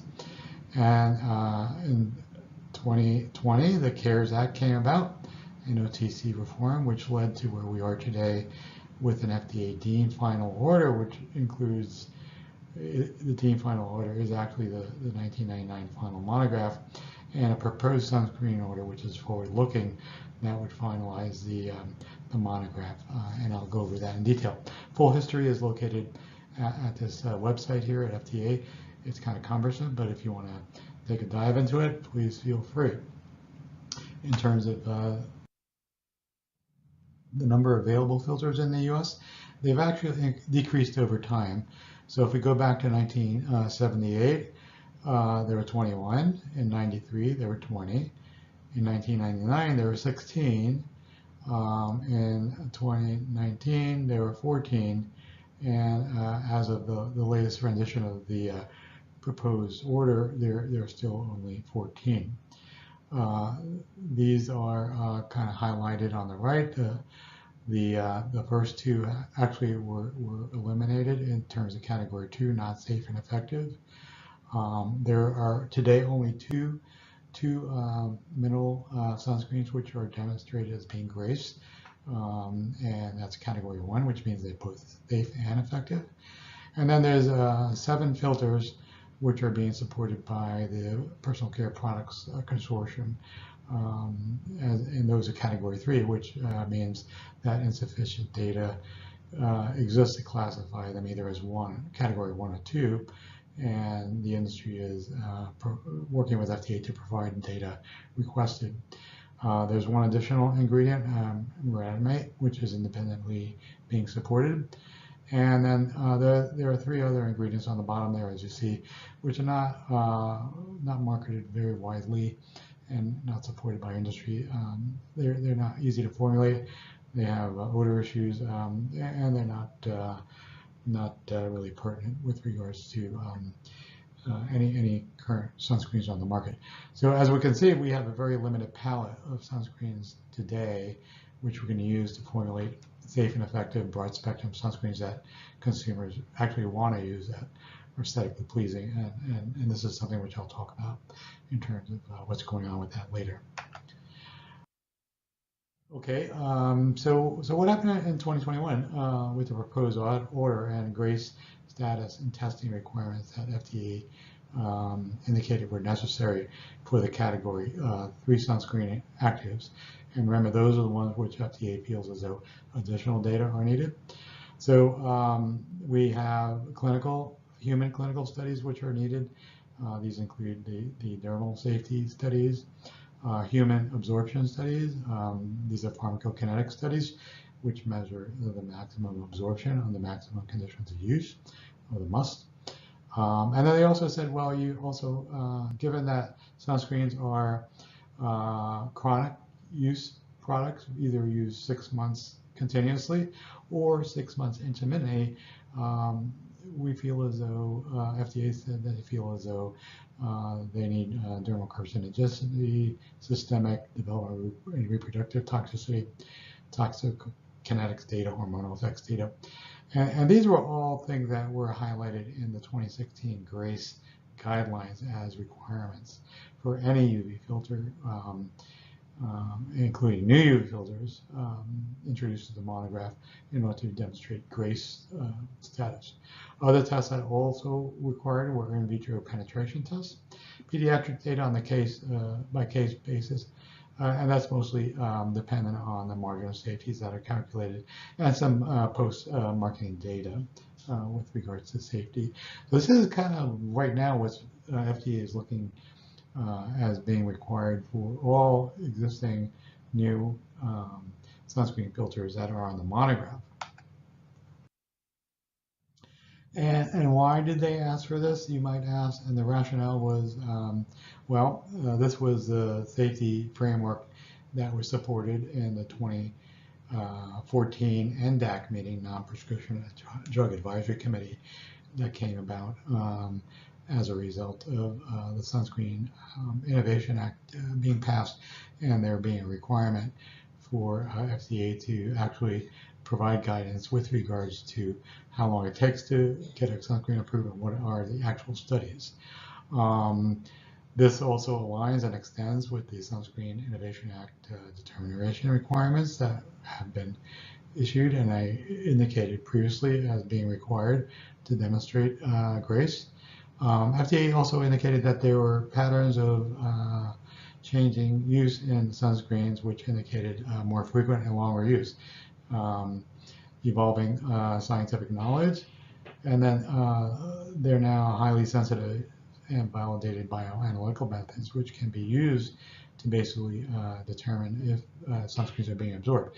And FDA did conduct some studies, maximum usage trials, which were pharmacokinetic studies, which showed taking products off the shelf that UV filters in these products were absorbed through the skin, at a level of greater than 0.5 nanograms per milliliter.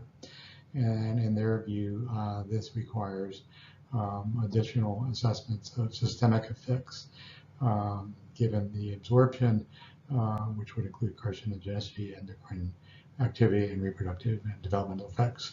So as you can see, this is very complicated. For products that have been used over 50 years in humans, it's kind of disruptive in terms of now having to go back and assess what the studies the FDA has indicated are needed, and what the results of those would be. This is it's getting very technical here, but when we look at the pharmacokinetic and the maximum usage trial requirements that FDA has implemented, and these are basically the blood absorption studies. Why is the maximum usage trial a must? And there are two things. There is a clinical significance, according to FDA, and a regulatory utility. In terms of the clinical, the must is FDA's standards approach for assessing in vivo bioavailability of topical drug products and measuring the systemic absorption potential of topically applied active ingredients that are under consideration in an OTC monograph. The absorption value that FDA has indicated, they look at as a regulatory threshold that has clinical significance is 0.5 nanograms per mil, which is the highest plasma level below which the carcinogenic risk of any unknown compound would be less than 1 in 100,000 after a single dose. And these are based on threshold of toxicological concern concepts that have been introduced for impurities in the ICH International Conference of Harmonization Guidance for Industry in reviewing actually drugs, formulating drugs and in RX products. So this is now something that has taken from that and now put into play with regards to OTC UV filters and active ingredients or active ingredients. Now, what's the regulatory utility of this threshold, you might ask? Well, in terms of the results of the pilot and pivotal must studies, which are required to be performed for each active ingredient, FDA takes the results of those studies together with data from other long-term non-clinical studies, and then they can estimate a margin of safety for systemic exposure to the active ingredient and determine whether additional data are needed to support a GRACE determination or finding for an active ingredient. If, for example, the must study shows that a sunscreen active is not absorbed systemically, some aspects of toxology testing may not be needed. So there is a saving grace that if you're above the 0.5 nanograms per mil level in terms of the results, then you would be eligible for exclusion of certain of the animal tests. For example, a systemic CARC study would not be required if the must study show a steady state blood level of less than 0.5 nanograms per mil, and the existing tox data does not reveal any of the safety signals for the ingredient or any structurally similar compound, i.e. metabolite, indicating a potential for adverse events at lower levels. So this is very complicated, but in sum, if you're above 0.5, FDA perceives their need of having additional animal and toxicological tests. If you're below, that indicates that they may not be such a high risk, and then some of those studies can be waived. Just remember that as we go forward. So let's talk about the 2021 sunscreen proposed order timeline. So this actually started in 2019 with the tentative final monograph, and then in 2020 the CARES Act reformed OTC programs at FDA and mandated a proposed order type structure, eliminating the tentative final monograph structure, which was based on rulemaking. And the proposed order, which is now in place, is substantially consistent with the 2019 tentative final monograph. Actually, it's almost verbatim. But we have to realize that there's no deadline to finalize the 2021 proposed order. So, if we look at that 50-year timeline, this is continuing to go on. And when the final order is issued, it must have an effective date of 1 year after the publication. So it would only become effective 1 year after it's finalized. So whenever that might be in the future, that's something we have to look forward to.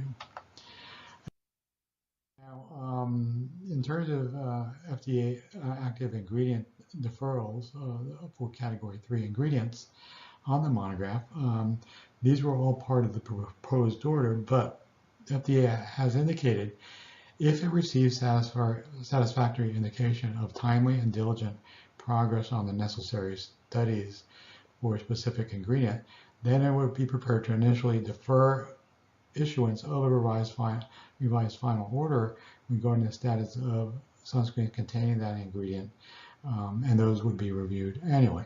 So basically, FDA has indicated that all the sunscreens that are on the 1999 final monograph, which is deemed ordered, require GRACE testing, as I indicated before. But if industry shows progress towards providing that data, then those ingredients would independently be deferred from any further rulemaking, kind of put into a box where they would be kind of held there until all the studies were done and an indication as to whether they were GRAS or not was made, whereas the rest of the monograph would go forward and be finalized in whatever timeline FDA sees fit. And that deferral would go on until all the studies were done and would need to be reviewed annually, so FDA would need to be convinced of the fact that progress was being made. Very complicated. So what has the industry done? Well, in 2019, the Personal Care Products Council did establish a sunscreen consortium to support the safety and deferral from rulemaking of 7 ingredients. These are the ones highlighted there: avo, benzone, all the way through oxybenzone. Currently, non-clinical and clinical work plans have been developed to address FDA requests for data in those areas. And the consortia, which I am the chair of, is currently engaging with FDA on proposed data request approaches. And we're actually currently having conversations and feedback with regards to several of the things that we have proposed. So the idea is hopefully we'll have a deferral and then we'll move forward with doing the tests that they have indicated are required. In terms of innovation incentives, the 2021 proposed order has provided new innovation incentives which previously weren't available for OTC sunscreen monographs. These are called Tier 1 and Tier 2 OTC order requests, OMARs. The Tier 1 is a fee-based review of new ingredients, or if you want to add a new ingredient to the monograph, or a new indication or therapeutic category as a new monograph, you can now petition FDA to do this. There's an 18-month exclusivity in innovation for the first company to actively receive a GRACE on a new ingredient, in terms of no one else could market that during that period of time. The fee, it increases annually based on cost of living. For 2023, you pay an upfront fee of $517,000, and it does require the GRACE and MUST guideline data submissions. So in addition to the fee, you have to generate all the data that's required under the GRACE guidelines and the MUST guidelines, and then there are reviews timelines associated, which are statutorily imposed now in terms of how long it takes FDA, these are presented on the right for Tier 1. There's also a Tier 2, which are for drug fact label or condition of use changes. There's no exclusivity for these. This is 2023 fee is $103,000 upfront if you want to change the drug fact label.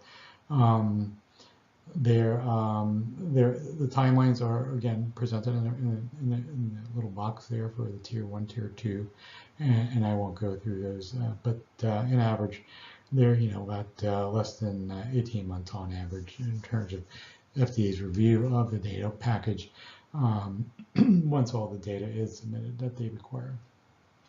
Recently, on April 10th, FDA did indicate what the formatting and content of OMAR submissions need to be. There's a 60-day comment period on that, which is still in play. But if you're interested in that, take a look. It's very extensive. It's almost like an NDA. So the current status of OTC sunscreen ingredients summary.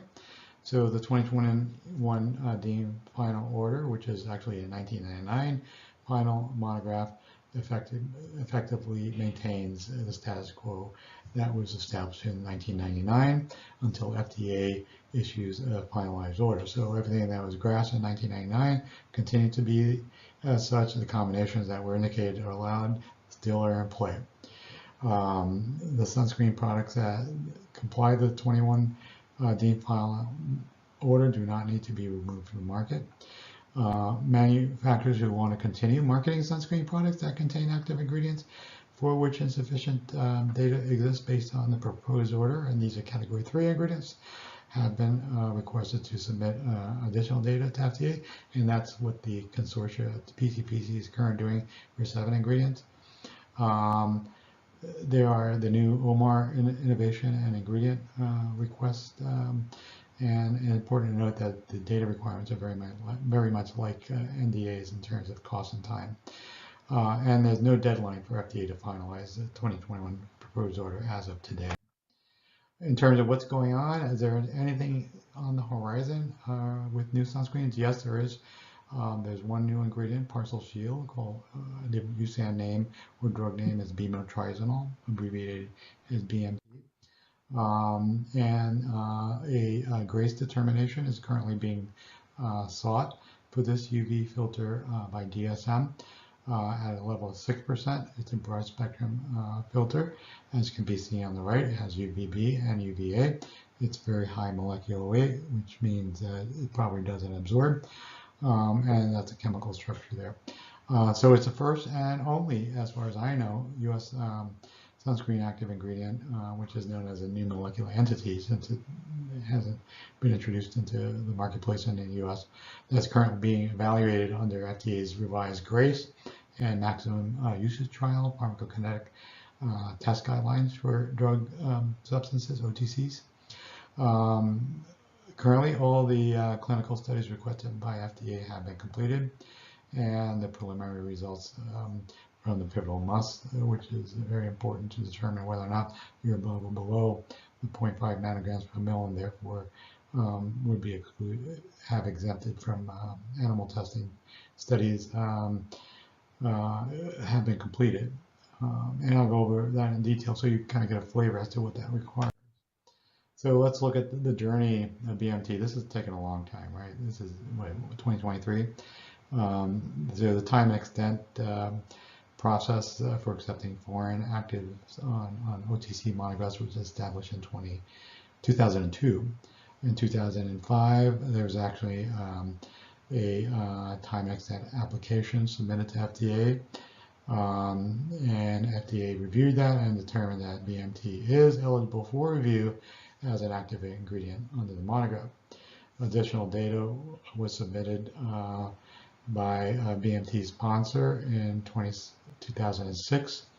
Then, as I indicated earlier, in 2014, the Sunscreen Innovation Act introduced the GRACE and guidelines for TEA ingredients. The non-prescription advisory committee met and indicated what their recommendations were for the types of studies that were required to accept ingredients under the monograph as GRACE. And then FDA proposed a sunscreen order for BMT, indicating its eligibility to be considered for inclusion under the OTC monograph pending the submission of additional data. In 2016, we see that FDA amended the TA process review timelines per Sunscreen Innovation Act mandates. FDA issued the guidance on GRACE, and it also issued the guidance on the format and content of information submitted by any sponsor in support of a TEA or Sunscreen Innovation Act request. There was no further activity on BMT by his sponsor at that point in time. In 2019, FDA issued the final must guidance, and then in 2019, FDA met with DSM, and DSM indicated that it was interested in submitting the data to support the inclusion of BMT on the monograph at a level of 6%, and provided FDA did provide feedback in terms of saying that they were supportive and would indicate what studies were required. So from 2019 on, the FDA revised recommendations regarding the remaining studies needed to be completed was obtained. A new BMT USP monograph was drafted because all ingredients on the monograph require USP status, and the one that existed was over 10 years old, and the methods were outdated and obsolete. FDA, the clinical, non-clinical, and SPF studies have been completed and will be submitted in Q2 3 of this year. The full GRAS petition is expected to be submitted in Q3 of this year as well, following FDA feedback of all the studies that we have done. This is precedent setting, so there probably will be an NDAC meeting required to finalize it as an administrative order that allows us to be marketed. And a final GRAS determination is expected in first or second quarter of 2024, following FDA review and possibly NDAC meeting. In terms of the studies that were needed to be supported of a GRAS determination, as you can see, they're very similar to what I indicated are necessary and are part of the guidelines on the GRACE and must.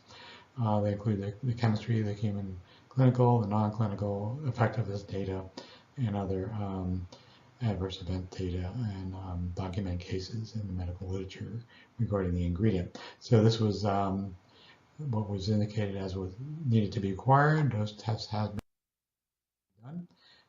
The pivotal must study, which is looking at after all the other studies have been completed, the absorption of the ingredient in a 4-day pivotal study in various formulations, which are market representative, was conducted under maximal use conditions in 162 subjects, which we received 4 applications per day and several timelines, time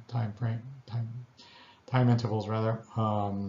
What we exposed people to was 2 milligrams per square centimeter of body surface area, 75% of body surface area, and this was an extraordinarily large amount of sunscreen. So 105 grams of sunscreen per day for an average 60 kilogram weight person. So that's a lot of sunscreen, but this is maximum use, worst case. The 0.5 level in terms of threshold was measured, but we went below that to a lower limit of quantification of 0.1, and actually went even below that in terms of half of the lower level of quantification at 0.05 nanograms per mil, in order to get a real good read in terms of what was being absorbed and have more precision and accuracy with regards to absorption. And of course, safety evaluations were conducted as this was a human clinical trial. So if you look here, I'm not going to go over the details very much, other than saying that there were over 3,722 plasma samples collected from 162 subjects over 4 days. There were 3 formulations, T2, T3, T4, which was oil, lotion, and cream. In terms of absorption, the results were similar across the board in terms of what the levels absorbed were. We're looking at levels below the level of quantification, levels at the lower level of quantification, levels between the 0.5 nanograms per milliliter and the lower level of quantification. So if we look at the overall results, 69% of all the samples collected were below 0.05 nanograms, right? 31% of all samples were below 0.1 nanograms.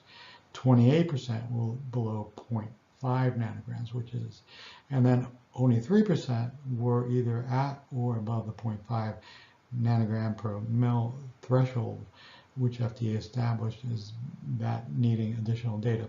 Of that 3%, there were only 4 subjects that were above, and this is preliminary results, but in the final results, it does look like that data will probably be a lot lower, since those time points actually were outliers that actually went back down in the next time they were sampled, in terms of they were below 0.5. So anyway, this is great news in terms of there's no absorption.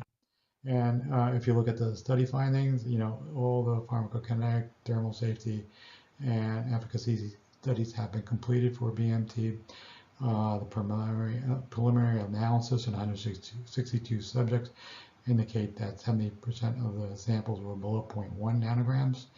97% of the samples, which is a very high number, which is extraordinarily high percentage, which is seldom seen in any clinical study, did not exceed FDA's threshold of 0.5. Adverse events were mild and similar to what you see in other sunscreens. And the results indicate that maximum topical applications of 6% BMT are safe and do not contribute to meaningful systemic exposure. So in the end, the results appear to be supportive of an FDA draft determination for BMT, which we expect, after we submit the data in Q1, Q2 of 2024. And this will be great news, because that would mean that we have not only 2, but then 3 active ingredients that are considered to be GRACE and allowed to be combined freely amongst each other. And then all the other ingredients that they indicated are being supported by the Sunscreen Consortia. So that being said, I kind of give a glimpse as to what is going on with the existing filters, new filters, the intricacies associated with the data that's required, and in terms of going forward, I'll be more than happy answering questions in the Q&A period. So thank you for your time, and we'll chat again. Thank you. Bye.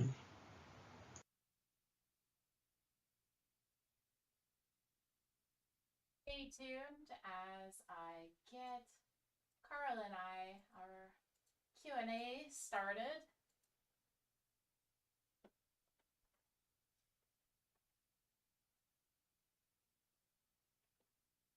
Here we are. And stay tuned to the people on Discord as I get the Zoom up and going for you guys, so that you can see. Wow, this would help if I had the mic in front of me. Okay, so we've got lots of questions, and I really hope you heard what I just said while my mic was not in front of me.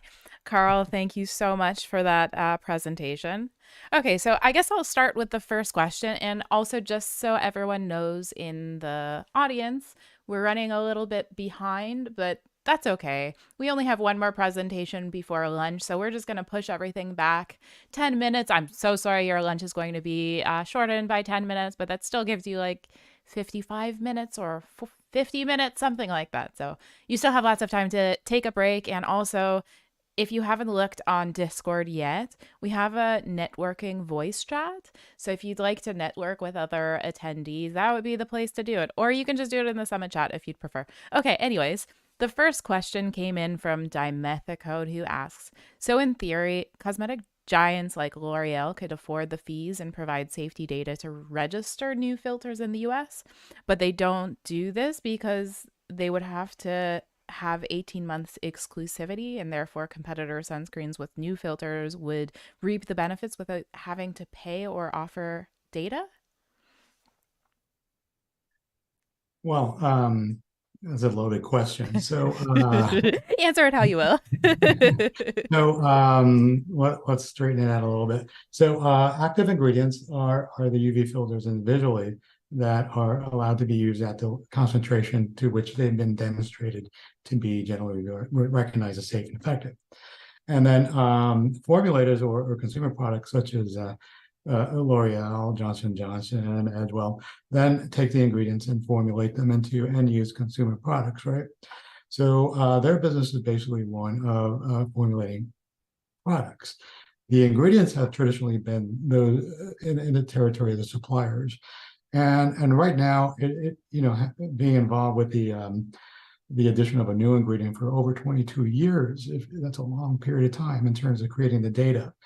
The data that's required to add a new ingredient to the monograph, which then will be allowed to be used in a final formulation, is pretty much similar to what's required for a new drug application. So we're looking at a period of time of maybe 7 to 8 years to generate just the toxicity and clinical studies, and then a cost of $40 million just for one ingredient at the level which you're proposing to use it at. This is then required to be listed on the USP monograph, United States Pharmacopoeia monograph, and that standardizes the quality and purity according to the ingredients, impurities, etc. So once that's done, anybody can manufacture that ingredient. The new OMAR process, which FDA has implemented, provides 18-month exclusivity for the first company that obtains the exclusivity. But if you look at the overall investment in terms of time and money, and then the risk associated with primarily Asian companies, which manufacture at a low cost, and then undercut the price of the pioneer company that has come in and invested the study, the time, and the energy in that, in putting that monograph onto the market, it doesn't make sense. With a new drug, you get 7 years exclusivity, and it's much more attractive. So the mechanics right now are not really aligned in terms of providing the appropriate incentives for industry to get into this. So that's why you see, we still have 7 ingredients that are being supported by industry in terms of safety, and not a lot of innovation other than what I mentioned with BMT is being done, just because the costs are so high and the reward is so little. Now, I see something in the YouTube chat that you can't hear me. I see from my OBS that my mic should be working. So, other people in the YouTube chat, please let me know if you have any audio issues with my mic.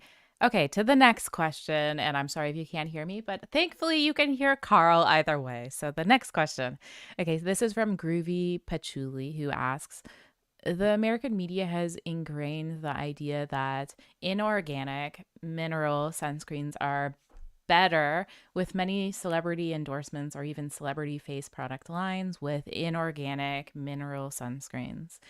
If the US market opens up the opportunity for newer organic chemical filters such as BMT, then how will companies like DSM and sunscreen companies have to reshape consumer perceptions and accept chemical filters again? Well, the whole issue associated with organic versus inorganic has to do with absorption, right? So the basic reason that the two, titanium dioxide and zinc oxide, have been granted GRACE status is that there's no absorption. Now, under this paradigm, which FDA has established in terms of that 0.5 nanograms per mil absorption, if you can get new ingredients, be it mineral or non-mineral, to meet the criteria, which is safe and effective in any way, shape, or form, from wherever that sunscreen filter comes from, I think you're okay. And I think, we have to kind of educate people in terms of, it's not one or the other, because everybody, each filter has a particular MO, which depending on how you look at it, can be good or bad. And science progresses, as does the state of analytical detection, and that works in two ways, either for you or against you. So we have to be careful. Obviously, there's a lot of work to be done with the minerals that in terms of providing people of color with attractive formulations which they want to use that protect them. There's not enough filters in the US. There's only 7 that are being really promoted for going forward, 2 that are GRACE, and then 1 coming on board hopefully soon. And Europe has 30 plus filters, right? These are modern, more efficient, ecologically, they're more sustainable. And we really have to generate new innovation in the marketplace, and also use non-animal testing in a way that makes sense in terms of new alternative methods to get there, which decreases the time. It doesn't sacrifice safety or efficacy. So those are, a lot of different things going on, and it's like a calculus equation, and we have to address each one in the right way in order to move forward. Because in the end, we're looking at a public health issue associated with skin cancer, morbidity, and mortality. So these are very essential products, and the U.S. population should have the same level of protection as do other countries. A big challenge that we'll be covering lots more about this uphill battle that is the USA market. I guess the global market, but USA will be also touched on, obviously, in the closing panel of challenges and opportunities for the Suncare sector, which Carl will be a panelist of. This next question I really liked from Ruby Red. Is there anything the average person can do to influence FDA's approval of modern UV filters, like call a congressperson or something? And then a separate question, you can answer both or focus on, well, no, I'll ask them both. Okay. I think that this might be quite different. So, two-pronged question. Shouldn't the threat of skin cancer outweigh the very minute risk, if any, of modern UV filters in regards to the willingness of FDA to be more generous with the UV filter approval? That's related. Okay, Carl, what do you think? Okay, yes, this is the US of A, and people have the right to advocate and go to Congress and indicate either through whatever mechanism is available what they believe should be done. After all, FDA is only implementing the acts that are passed by Congress. These acts can be generated newly, and if there is a need to make changes, as we have seen recently with MOCRA, and then also with the Corona OTC reform legislation, changes can come, but they come too slow. We're advocating for the use of more modern new approach methods to spur or accelerate the addition of new UV filters that are unique, that are bio-based, that may be totally different than what we see on the marketplace today with Congress. And FDA has even indicated in a recent paper in February, which was done by the Center for Drug Evaluations, that they're supportive of such an approach and want to develop a rapport or dialogue with industry in terms of how we're doing this. So this is important. This is advocating for kind of the right things in the right way. In terms of the second question, can you repeat that, because it was kind of a little bit long? Shouldn't the threat of skin cancer outweigh the very minute risk, if any, of UV filters, a modern UV filter, in regards to the willingness of FDA to be more generous with UV filter approval? Yeah, well, in the US, as opposed to other countries, they're drugs, right? And they're regulated as such, and they must meet the criteria that FDA has established, which is based on the traditional drug approval approach, which entails animal testing, which entails human clinical testing, an evaluation of metabolites, and an assessment of absorption, which then is all taken together in terms of developing a margin of safety calculation in terms of intended use in the population served. These are over the counter, so FDA recognizes that the ingredient can be formulated in any way that makes sense once the ingredient is on a listed monograph ingredients. Now, they have changed a little bit in 2021 with a proposed order, the way that they feel as though final sunscreen formulations should be vetted in terms of not having any absorption greater than that of the active ingredient as tested in the must studies. This is kind of where we are right now in terms of discussion with FDA. In terms of what industry needs to do in order to provide the data that they have requested in a way that makes sense. It doesn't take forever. And because skin cancer is an issue, there is a risk benefit associated with these products in terms of, there is an increase in skin cancer rates in the US. And we need to meet that with the correct approach in terms of regulation and the speed to what we get to the market. And those can be addressed independently with regards to the efficiency of using new alternative methods and then using the human clinical data in hand in hand, as is done in most every country in the world. And if you look, there really aren't that many adverse events associated with those products, which are used in the same way as U.S. consumers use them. So I think we need to kind of be more progressive in our approach to regulations, kind of accept new methods, and kind of get out of the box and get out of, start thinking in new ways, which makes sense. Okay, I'll ask a couple of more questions. As mentioned, your lunch is going to be cut down by 5 to 10 minutes. So I assume that's okay because Carl's giving us really, really good information and he'll be back to give us even more in the final panel. Okay, this next question is from Dimethicone, who asks, how is safety of SPF lip balms tested in terms of ingestion? Well,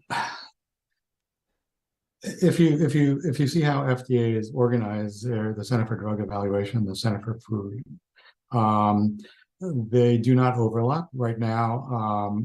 Sunscreen are topical products and are regulated as such. An ingested product which provides SPF is not permitted. That would have to be something that would be done for formulation of whatever shape or form that is under a new drug approval.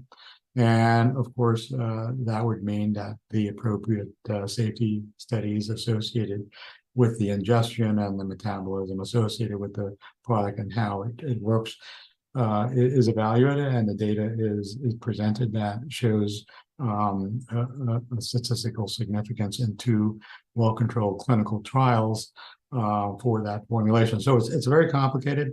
There is no mechanism that exists under the over-the-counter drug monograph process. Of course, the OMAR process now allows for the addition of new categories. So if you want to go for it, go for it. But for the most part, the only avenue you have currently for those types of products are not through nutritional products and not through food, and not through drugs or OTC, but a new drug application.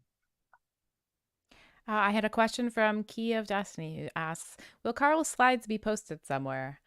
Thank you so much for the informative session. And yes, they will. They'll be posted in the discussion shortly, probably at lunch. And then I will also be posting the replay of the full day on our blog tomorrow. And that'll also include the PDF slide. So stay tuned for that. If you registered, you'll receive an email with it.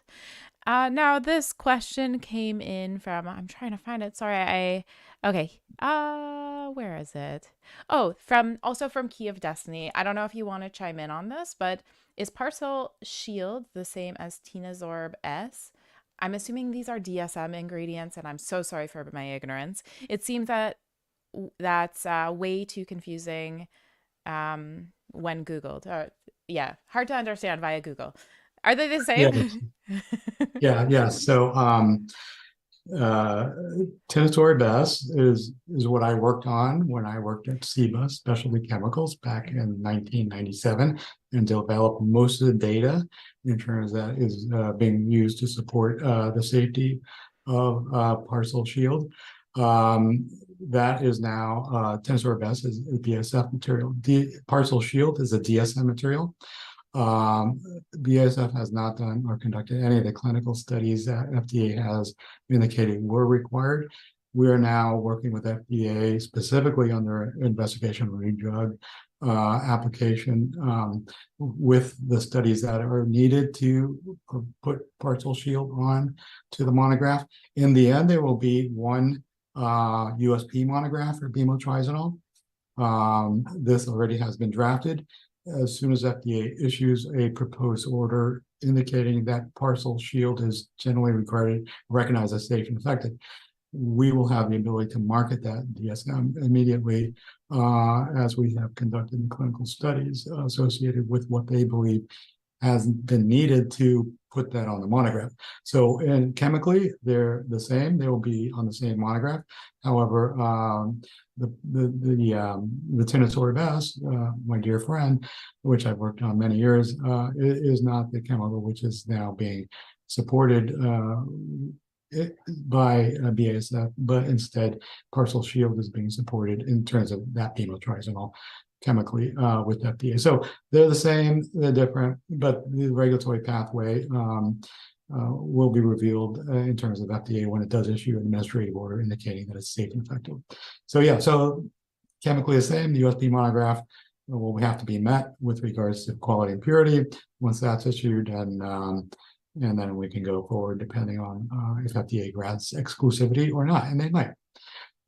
So that'll be kind of an interesting turn of events once that happens.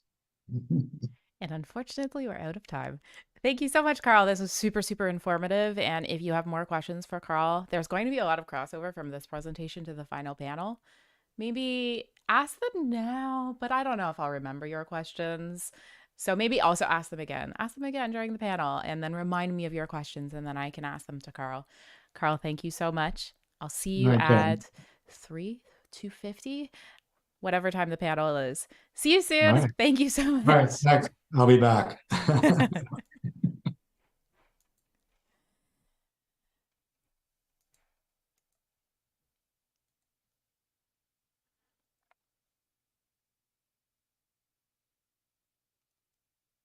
Our next presentation will be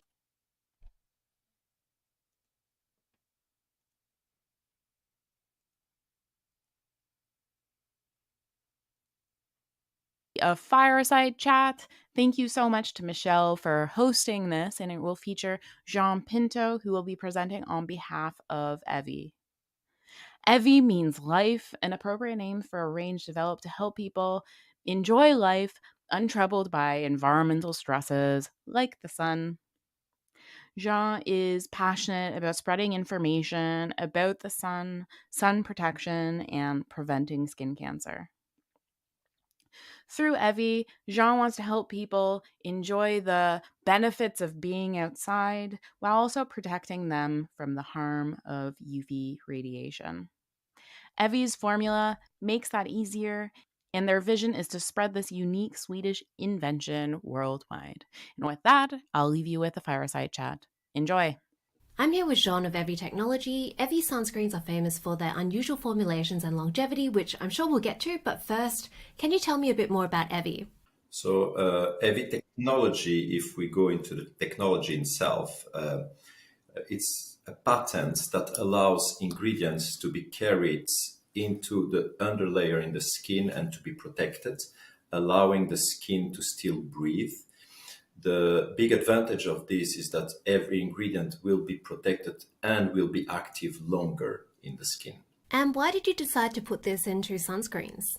So when you start a company, you have to try to find a niche that will be where you will be able to excel and where people are not putting that much attention. And we started in 2010, where the field was not saturated by big players, by a lot of brands. We had only big players there. And we really saw that this patent technology was in the perfect field. In sunscreen, you want a product to be efficient and to last longer. So it was really, it makes sense. It made a lot of sense. Of course, with time, we started developing other products that will be added with this, and that we'll be able to test and to see the efficiency of the patents. We'll work with it, and they do. Sunscreen longevity has always been a really big issue. You're meant to reapply every 2 hours. How did EVI make sure that all of your products actually work and last? I'm very happy you asked this, actually. What the issue when you create a product is that you have to create a product that is sellable. And in the sunscreen field is very different than a lot of fields. You have to prove what you do. If it doesn't work, it damages people. So we realize that the regulations in Europe or in a lot of countries are very good, but are very limited. So you are asked to make a sunscreen, you have to work to see how much a UVB will protect you. And then you are going to do an UVA test that has to be 1/3 of the value of this UVB. And then you do a water resistant test if you want. Then you are going to coat it on a very water resistant or water resistance. So you get a result. And being in the medical field, I was a bit challenged by this, because I saw that the consumers don't get the full picture. A water resistant test is valid or accepted if you have 50% of the original value of the UVB. And the UVA can be 1/3 of the value of this UVB. And for me, it was very challenging because I use these products on myself and on my kids. So I was like, so are you really saying that my SPF 50 after 2 hours in water might be an SPF 25 in UVB and an SPF 6 or 7 in UVA? So I challenged a bit Margaret, my wife, and I said, but we have to do better than this. So we went and we did 8 hours test in water. We did 8 hours test in dry situations. It's independent labs. And we also decided to use the ISO tests for that. That means that we use exactly the same protocol of the regulations to make these tests. It's done independently. And we decided to be completely open and we exposed these tests, which was very innovative in the field. You might tell me, well, if you do it because you have good results. Yes, we have excellent results, but we are not afraid of publishing a test that is not that good because we will do better on the next one. We will do a better formulation. So that's why we have that. It's very challenging when you do things because the tests are extremely expensive, and you never know when you produce something, you never know how it will end. So when you produce a product, you start with an idea. When you have this idea, I want a sunscreen that feels good on my skin, that has this and that properties that I can announce to my clients. So the idea is genial. And then you test it for a few months back and forward with your lab. You get the test, you test it on your face. And then when you're happy, you finally go a stab test. Hopefully the stab test passes. If it doesn't, you have to reformulate again. Once you have done that and the stab test passes stability test, then you're going to send it to an external lab to test. And there again, you have no security of the outcome of this test. That might put you backwards. And well, you know it very well. You work in the field. Those tests are extremely expensive. The development of a product is extremely expensive. Before you have a finished bottle, it becomes very, very expensive. So it's very challenging and frustrating for a lot of times. But when you have a good product that the reply of your clients' feedback is amazing, then you know you did well. So testing has obviously been a really big challenge. What are some of the other challenges Evie's had? I would say nowadays, if we take the situation in the world today, cost of production have been rising year after year. Uninformation by other brands, or I would say jumping on trends, greenwashing, and all these trends that are not regulated, creating brands on the market or an international market where we are in a country that is extremely regulated and controlled. That makes us be a bit of a disadvantage in the beginning, or in the beginning we think we are at a disadvantage, but afterwards it plays in our favor. What I mean is that in the regulations in Europe, for example, you have a part that is a regulatory part, and then you have a part that will become what they call the recommendation part. In Sweden, they decided that the EU recommendations to be applied as a law. Giving you a very simple example, in the recommendations, we recommend to reapply a sunscreen every second hour. So we do tests at 8 hours. That costs us a fortune, a real fortune. You have to find people that want to be 8 hours, or it's 14 hours on the clock. It's 8 hours in the water. So this test costs a real fortune. In Sweden, we cannot put on our bottles 8 hours water resistance. We can only put very water resistance, because it goes on an idea of caution. If you forget to apply on one area, you might burn, which I completely agree with. Meanwhile, when we are playing in an international field where the regulations are not as hard, then you see that you're competing against sometimes brands that are not that clear or honest. You can find brands, for example, that will put on their bottle water tested. The consumer thinks it's water resistant. And so being in a country that is extremely regulated allows us to avoid future mistakes, because it comes always back. If you are not completely honest and clear, it comes back one day. How many sunscreens do you have in Evie's range, and how did you start? In every range, we have sunscreens from SPF 10, 20, 30, 50. We are, the secret, we are developing the SPF 50 plus. And we have self-tanners. We have 2 new self-tanners. We have a hair protection. And we have the daily repair. That is a product that has no sun filters at all. And we are developing more and more into the cosmetic field. We started with the trio, SPF 10, 20, and 30. Why? Because we needed to enter in some shops or pharmacies. You need to come with a range. If you come with only one product, they will not take it. So we started with these 3 products. Then we went to an SPF 50. When we got children, we decided to create a children formula. I think we discussed this in the past. Every product that we produce in the company normally has a reason that is very personal. So when we get children, we create the SPF Kids formula. When I got dermatitis, I developed the repair, etc. I want a hair product, I will try the hair product. And we develop products in a very personal way, which allows us to be very genuine when it comes to it, because I want the best product for myself. So I will actually produce the best products that I think for you.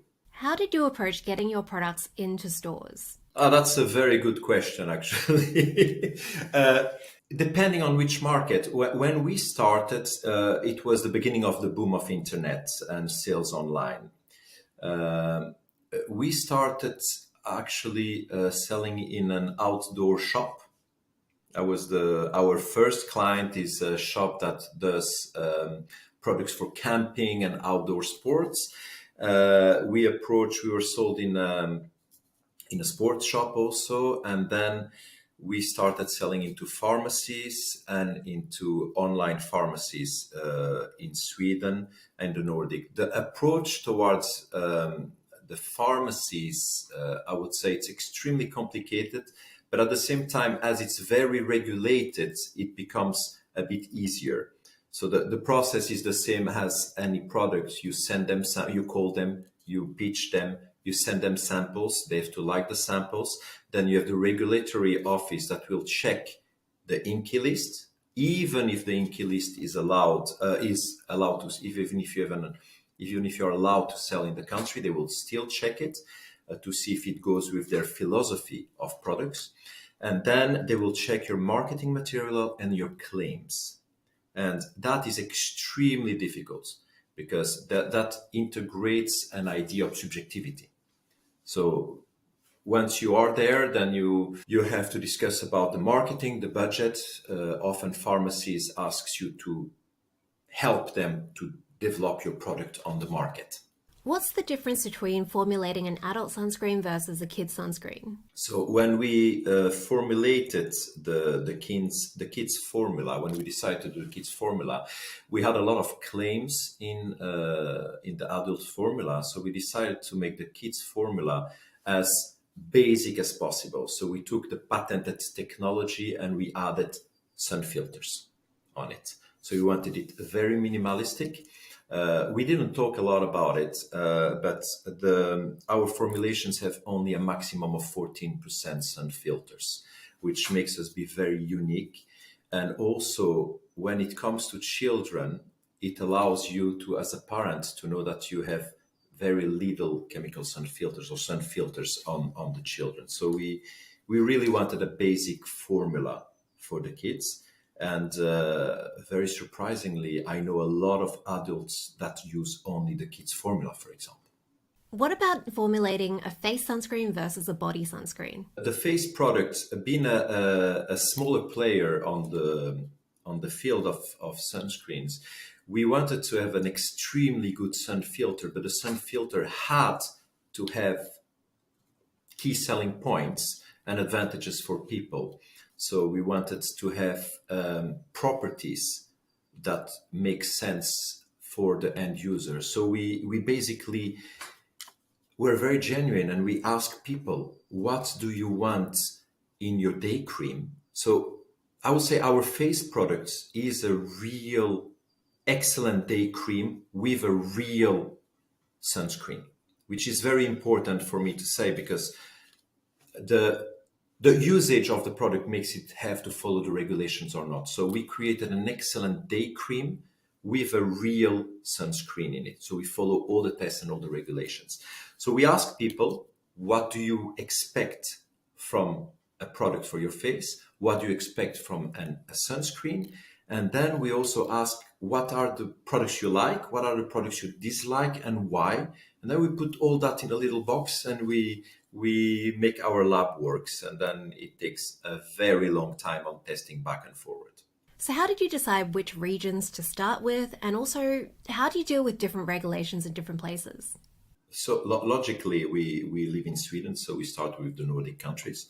And after that, we started having interest from England. So England was our first distributor. She still works with us, Lisa. We went to Italy as a second market. After that, when I started to try to find where could we sell. And you face always, everyone wants to be in America, in the big countries. But the big players were there. It became more of a jungle. And so if you have to place yourself in those markets as a smaller brand, it will cost you a lot more money. And then you could be tempted to do the things differently. So I had the luck to start to meet someone that worked for a cosmetic brand sold in very specific salons. And I really liked the products that they were doing. So I decided to a bit hunt where are they sold and who is selling these products. And I went also to smaller countries. So I used the Balkans that are also directly here. Then the Southeast Europe also. And today we are in 28 markets and we are opening 2 new markets in Asia. Luckily, a lot of countries follow the same regulations. So in Europe, any product sold in one country can be sold in another country. Different countries have different regulations when it comes outside, but they try to have something that looks quite alike. USA is a problem or a bigger challenge because they have the monogram of which ingredients you can use is very limited in the United States, unfortunately.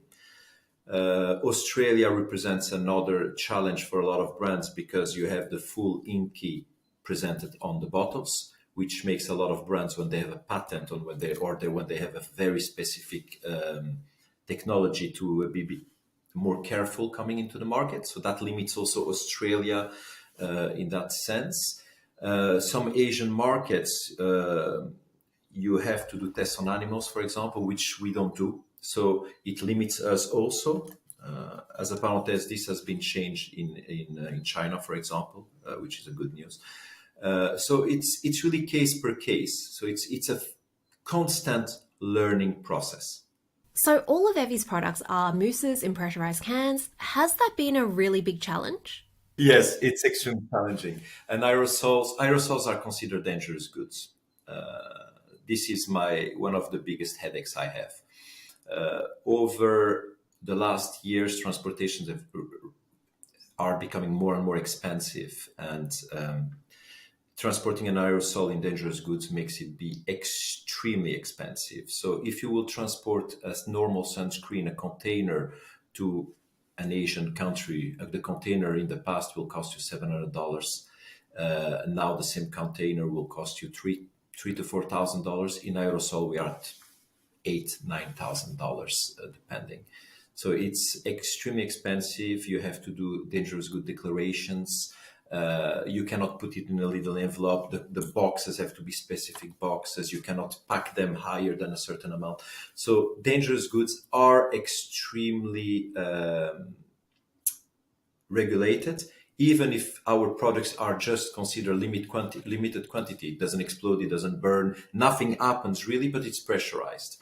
So yes, it's a real challenge, but we also find that the aerosols have so much advantages towards a lot of other recipients. So we really want to keep it as such. An aerosol allows you to not have preservatives in your products.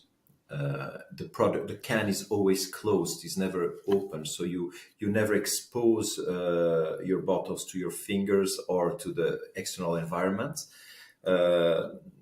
It's fresher. The product it stays longer.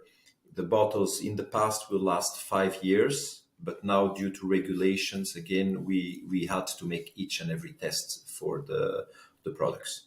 What mistakes do you frequently see small sunscreen brands make? I would say that in general, I don't think mistakes are mistakes. I think it's a learning process for a lot of brands. Where we could assimilate them to a mistake will be to not be persistent and to not create from the beginning. When you start creating something, you have to create who you are, your core values, and how you're gonna present it. Once you have that, you have to stick to it and continue with it. If at any moment you're going to change your way of doing, you have to be clear on explaining why. I see a lot of brands when they start extremely well, and then they surf a bit on today we talk about this trend, so they are going to focus on that trend, and then they focus on another trend instead of focusing on the client and the end user of the product.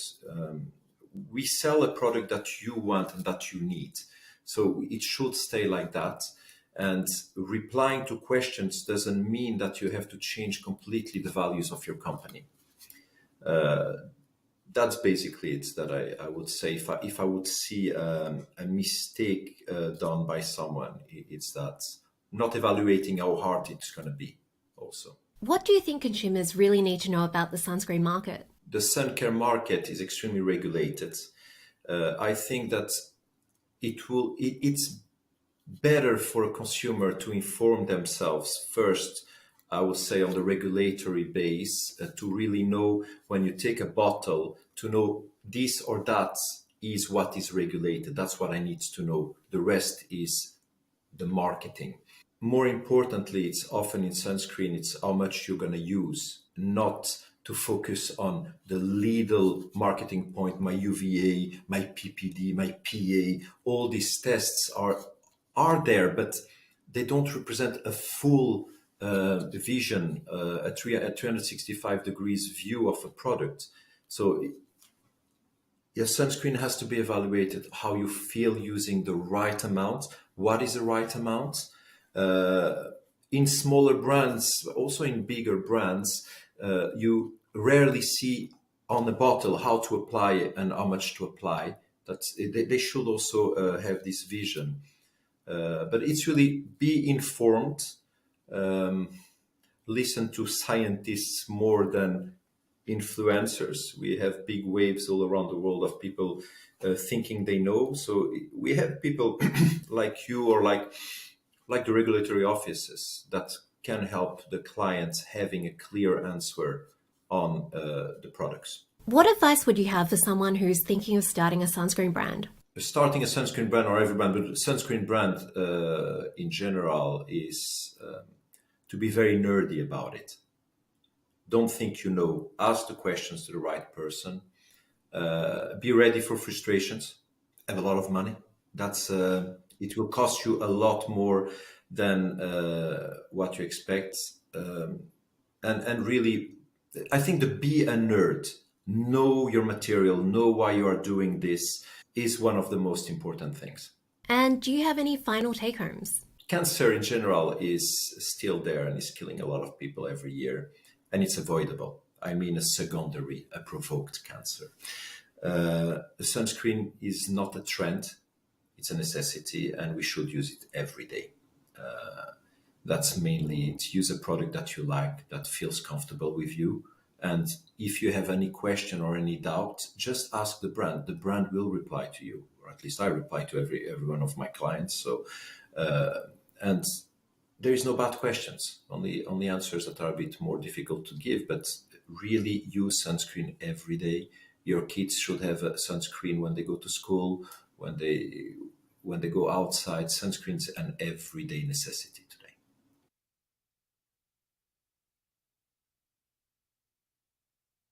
And here we are with the Q&A. Thank you so much, Jean, for that presentation. And we had quite a few questions in the Q&A. So we're going to go a little bit into lunch, but I feel like this is worth it. And you still have lots of time for lunch. Okay, the first question comes in from, you know what? I'll ask Michelle's question. Michelle was in the Discord chat and she asks, if I'm using a vitamin C serum, does that go over or under Evie's sunscreen? So, hi everybody. So I would say it all depends on how is the vitamin presented. If it's on a very aqueous or very fatty, I will use it over the sunscreen. But if it's very liquidish, I will use it under. As a preference, with my formula, I always apply my formula first. I let it rest, and then I apply the vitamin on top. But that's my preference. What you have to know when asking this kind of questions is that the tests done on sunscreens are done alone. So we can never give you a reply on an interaction between a sunscreen or a product after applying something else or applying on the top of something else. So the tests are done on a clear skin. And so I can tell you how I prefer to use it, but I didn't test before and after to give you a reply on how the SPF will react with it. I suppose that'd be really hard because there's many different products out in the marketplace. And especially if you're talking about a product that's not within a portfolio of a brand, wow, that gets really complicated. I would say that's impossible. Very improbable. You'd have to invest a lot. Okay, next question is from Groovy Patchouli, who asks, how does social media impact the advertising and launch of products from indie brands? How important is it to invest in social media versus more traditional methods of marketing and advertisement? When we started 10 years ago, or more than 10 years ago, it was a bit the beginning of the social media coming. So we were very lucky at that time. Social media was very important. If we fast forward to today, the social media, I would say the superstars are inaccessible to a lot of people. We personally, I can count on my hands how many times we paid social media influencers. I have an approach that is a lot more personal. So I contacted people, I asked their opinion, I learned from what they do, and I can choose what I do. We stay quite focused on that idea that even influencers are consumers. So if you talk to a consumer or to an influencer with an expectation towards their expectations, they will be a lot more genuine. I count the times where I have other brands telling me they took an influencer that is amazing and then they try to give it a script and it went horribly wrong because an influencer is not an actor. So in short, to reply to the question, everyone is becoming an influencer. We are in the long tail right now. And it has its advantages for brands to start because we can reach a lot more people. It has a lot more challenges because then information might be spread by persons that don't have such a broad knowledge on subjects. So it's both sides. This next question comes in from Candace, who asks, for the liposomal technology in Evie sunscreen to be most effective, is the mousse product form the only/best format for delivery? Since there are many shipping restrictions with aerosols, it would be amazing to be able to gain better access to Evie sunscreen technology if it were sold in a typical lotion or a cream form globally, especially with the 6 to 8 hour protection claims. That's I see that people have read my website. Yes, the patent we have is based and has been developed around the mousse format that we have. We could, of course, extrapolate it to a cream, but we see and are convinced that the results of the patent are better with a mousse formula. So we keep the mousse formula for that, even if we have all the challenges that we presented in the presentation of transportation, of warehousing. of price of production also. So we want to keep it genuine and keeping our line of conduct with what we decided in the beginning. So unfortunately, yes, we will keep the aerosol format. And Annika asks, and you have commented a little bit on this, but maybe there's something to add. What about the aerosol formula in shipping? Are there any specific challenges? Oh, and then she says, never mind, I was connected to Michelle's questions, apparently. Okay, well, I don't know. Maybe you have something to add that wasn't discussed already? Oh, if you let me go, I go for hours on this. First of all, I'm very happy of who you choose for this panel, because I listen regularly to one of them at least, and secondly, I was really blown by the knowledge. I learned a lot.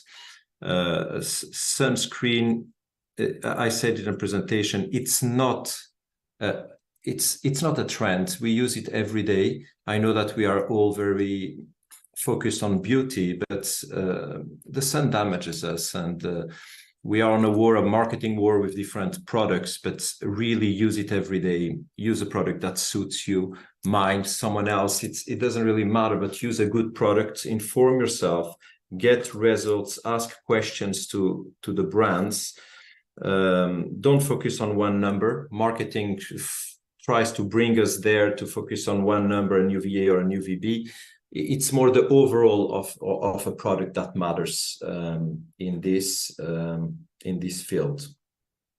Okay, we had a couple. Well, one question I'll just quickly answer so that we could get on to more of the questions. So this question is from Dimethicone, and he says, do small brands turn to contract manufacturers to develop and manufacture the formula? Can any cosmetic contract manufacturer develop and manufacture a sunscreen, or are there special contractors for sunscreens only? And yes, there are certainly contract manufacturers that specialize in sunscreens. There are specific regulations that brands, depending on where they are, it's really complicated, as you've seen with regulations globally, depending on where you're manufacturing. But many small brands, not all, will rely on contract manufacturers to develop their sunscreen products, which they will find contract manufacturers that are specialized in that. Some small brands don't. So it's a case-by-case basis, but I would say this is the same for any product. Many indie brands rely on contract manufacturers, or there's so many ways that you can launch a product, but many do rely on contract manufacturers. Okay, I just wanted to quickly answer that so that we could move on to some of these other questions that I thought were really interesting. This one was from Meredith Petillo, who asks, how has the pandemic and inflation impacted the supply chain of sun filters to indie brands? And then an add-on from Dimethicone, who asks, I have the same question. I know a Polish brand that had to halt their sunscreen manufacturing because of supply issues. Why are there still issues if the biggest modern filter suppliers are located in Europe? I don't know if you have anything to say about that. And just so you know, BASF is going to be presenting shortly, so you can also ask that question to them. Okay, yes. I'm sorry. So about BASF, there was a bit of a scaring part where one of the factories closed, but it was not for sun filters. Yes, with the inflation of prices, they rose not only for sunscreens, they rose for other ingredients, silicones, dimethicone, all these exploded in prices, which made small brands suffer a bit more. It has been very, very challenging, the actual situation. We have the luck to place orders long in advance, so we could anticipate what was happening. So we produce about 800,000 bottles at once this year. So we didn't suffer that much, but also we buy the raw materials also in advance. So it's not only producing. So we stock raw materials in advance and then we produce when we need it. So we were intelligently lucky. If not, we will have suffered. Now, what becomes more challenging for a lot of smaller brands, it's your packaging. Now, these have a lead time of 16 weeks for aluminium in Europe, and there is a shortage in Europe because in US, for example, US and Canada, you don't have aluminium enough, so you're buying all the stocks from Europe. And the same goes for the raw materials, where bigger brands and bigger countries have a tendency to place big orders, so they are prioritized. So smaller brands have a difficulty. As a parenthesis, I like to hear indie brand or smaller brands. In the Nordic countries, we are number one, so we are passing over the big brands, and we produce a lot of bottles right now. But the challenge of the actual situation touches a lot of people. I am myself invested in the Cosmetic Association in Sweden, and yes, it has touched a lot of people, a lot of brands. This next question is from Ruby Red, who asks, what would you say to dermatologists who say your all-day 8-hour protection claim is dangerous? The 8 hours claim is dangerous. I never say that it's not dangerous. A product that works 8 hours, the idea of not saying it or not announcing it to the client is a good idea, because you might, as I did on myself or on my kids, everyone having kids will tell you the same. They are screaming, they want to go and play, and you forget an arm. I forgot the arm of Evie. Evie is my daughter, by the way. And she burned. And so that happens. If I had waited 8 hours, it will be a problem.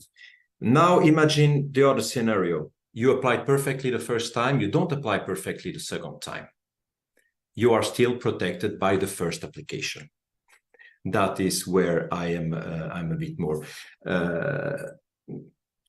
more free to say it, but as a medical person myself, I tell you should reapply your product every second hour, but we do tests at 8 hours, because you might forget a part also on the second application or on your third application, but the product stays.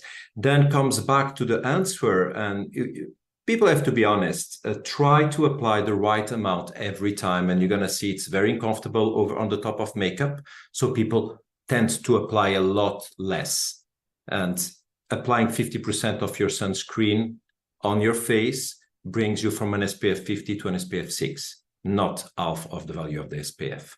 So it's really in that sense that you have to have the right amount of product. And if you have a brand that lasts longer, you test it yourself and you see if you get burned or not. I reapply on my children every second hour. Okay, final question. The final question is from Kathy Johnson from YouTube, who asks, can you discuss the water resistance of the facial sunscreen, Daily Defense SPF 50? The water resistant, the Daily Defense it's a face product. So the Daily Defense is water resistant and sweat resistant. It is not very water resistant, and it's not an 8 hours resistant in water. But in a dry situation, the product is tested at 8 hours and keep a value of SPF 53 in 8 hours. ISO test made. I saw that question will come in the next days, because there was a video done by two amazing people that I like, where they tested it in a very humid environment. The video was yesterday. The cameras are not meant, UV cameras are not meant to test all the filters. They don't relate really. I will have a conversation with them on the science about it. But so the SPF 50 face is not very water resistant. It's not meant to swim with it. And that's all the time we have for this Q&A. We have got into your lunch, but I thought that was really worth it. So thank you so much for your answers. And if you have any more questions for Jean, I don't know if you're going to stick around, but previous to this, I did see you in the chat of the Discord Summit text channel. So go on over there and continue the conversation with Jean. We'll be back in under an hour now with a presentation by BASF talking about formulating sunscreens that consumers will enjoy. Thank you so much, Jean. Thanks. Bye.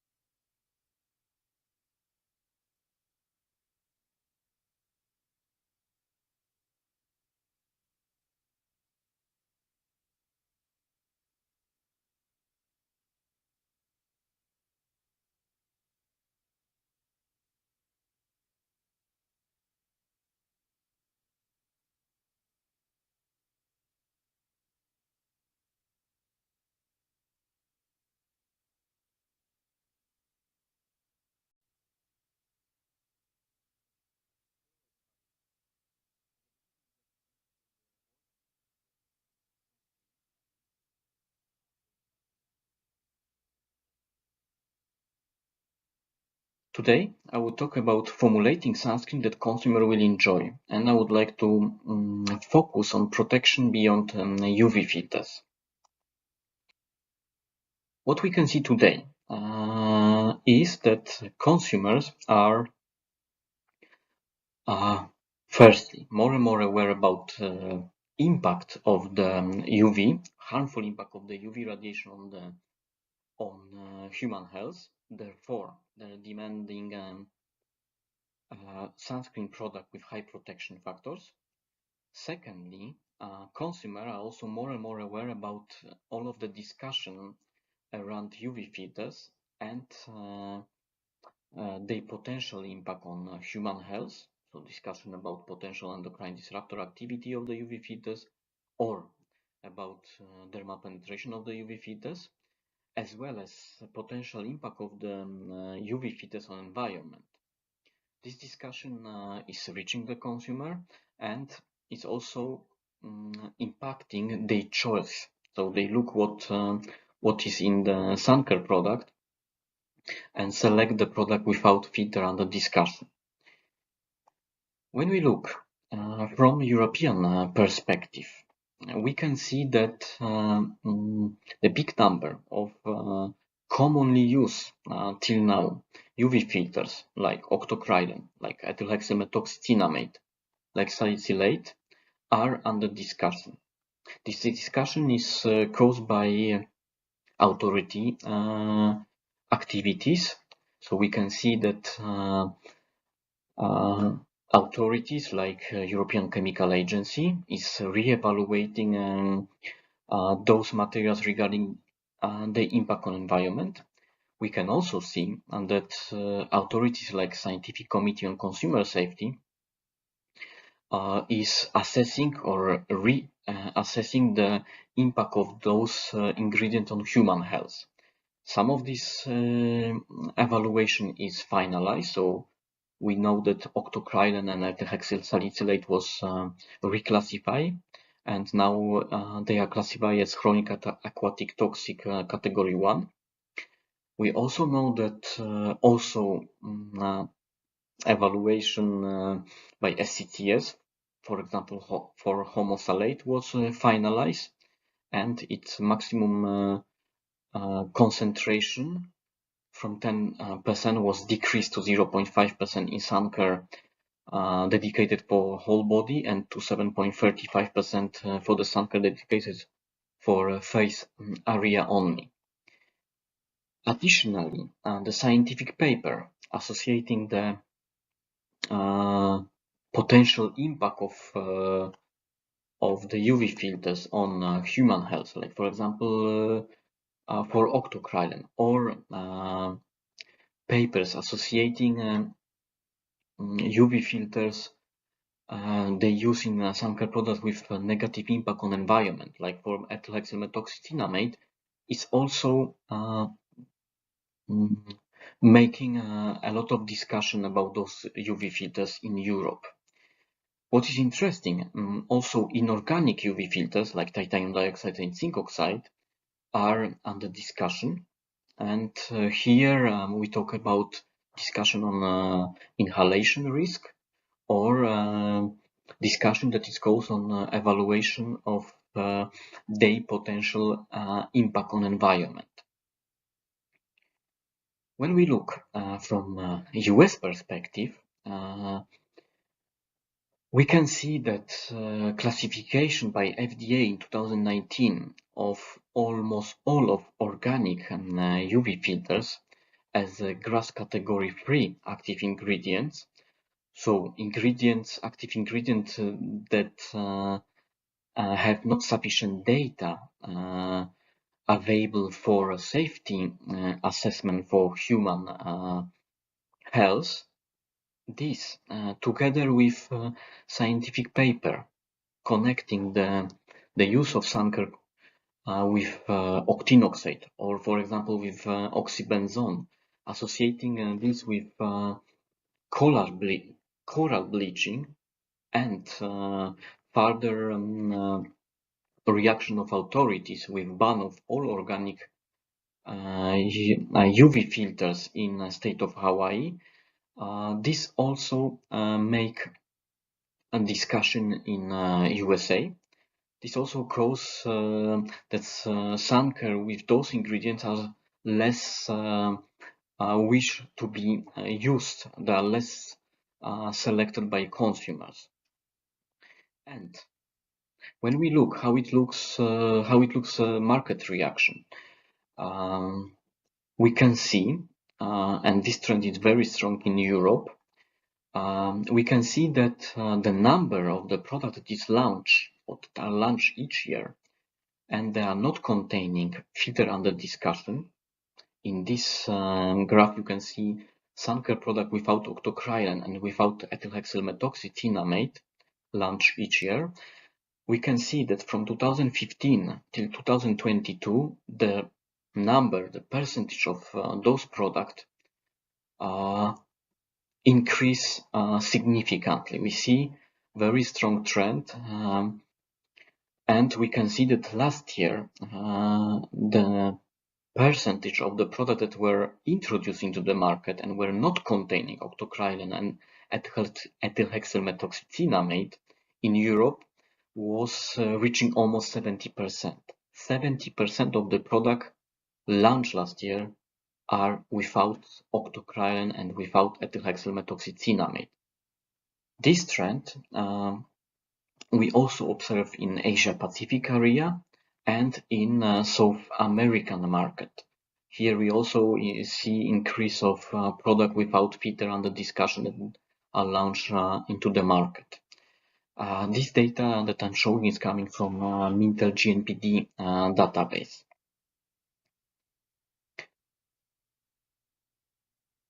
What are the consequences of the situation that we have big number of UV filters that are under discussion, that are under concern? What is the fact? What is the issue? From one side, we know that consumers want to have Suncare product with high performance, high SPF value, and we know that we have less filter, we have limited selection of UV filter to be used in those Suncare product. Potential solution can be therefore the use of other ingredient beyond UV filter that can help to reach desired performance, and such an ingredient could be the particles that can enhance the SPF and UVA protection factor. Such an ingredient could be the film formers or ingredient that can impact the homogeneity of the film of the Suncare product on the skin.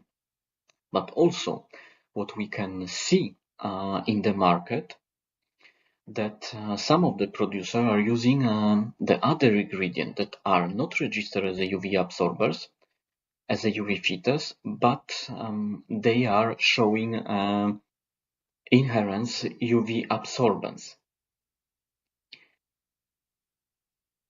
When we look again from the European perspective, we can see that they are indeed ingredients that are promoted the stabilizer, photostabilizer of not photostable UVA filter, BNDBM, avobenzone. Those ingredients, additionally to the fact that they are photostabilizer, they are also showing high absorbance at the level or even exceeding the absorbance of those of UV filter that are registered in Annex 6. The problem is those ingredients are not listed in the Annex 6 of cosmetic regulation. Furthermore, they have not gone through the evaluation that is required for UV filters. So we don't know exactly what can happen when Suncare product containing such an ingredient is applied on the skin and exposed to UV radiation. In Europe, cosmetic regulation says clearly for the Suncare product or for the cosmetic product that are claiming UV protection, this UV protection can be provided only by UV filter, which are listed in Annex 6. So using other ingredients that provide performance in UV area, that are protecting against UV radiation, is against cosmetic regulation. And we know example from European market where the product, a cosmetic product, final product, need to be removed from the market because they were containing not registered molecules showing UV absorbance. And here you can see such an example of ingredient that show absorbance in UV area. So you can see the curve of octocrylene and curve of ethylhexylmethoxycrylene, both showing the performance in UV radiation. However, only octocrylene is the registered UV filter that was evaluated according to strict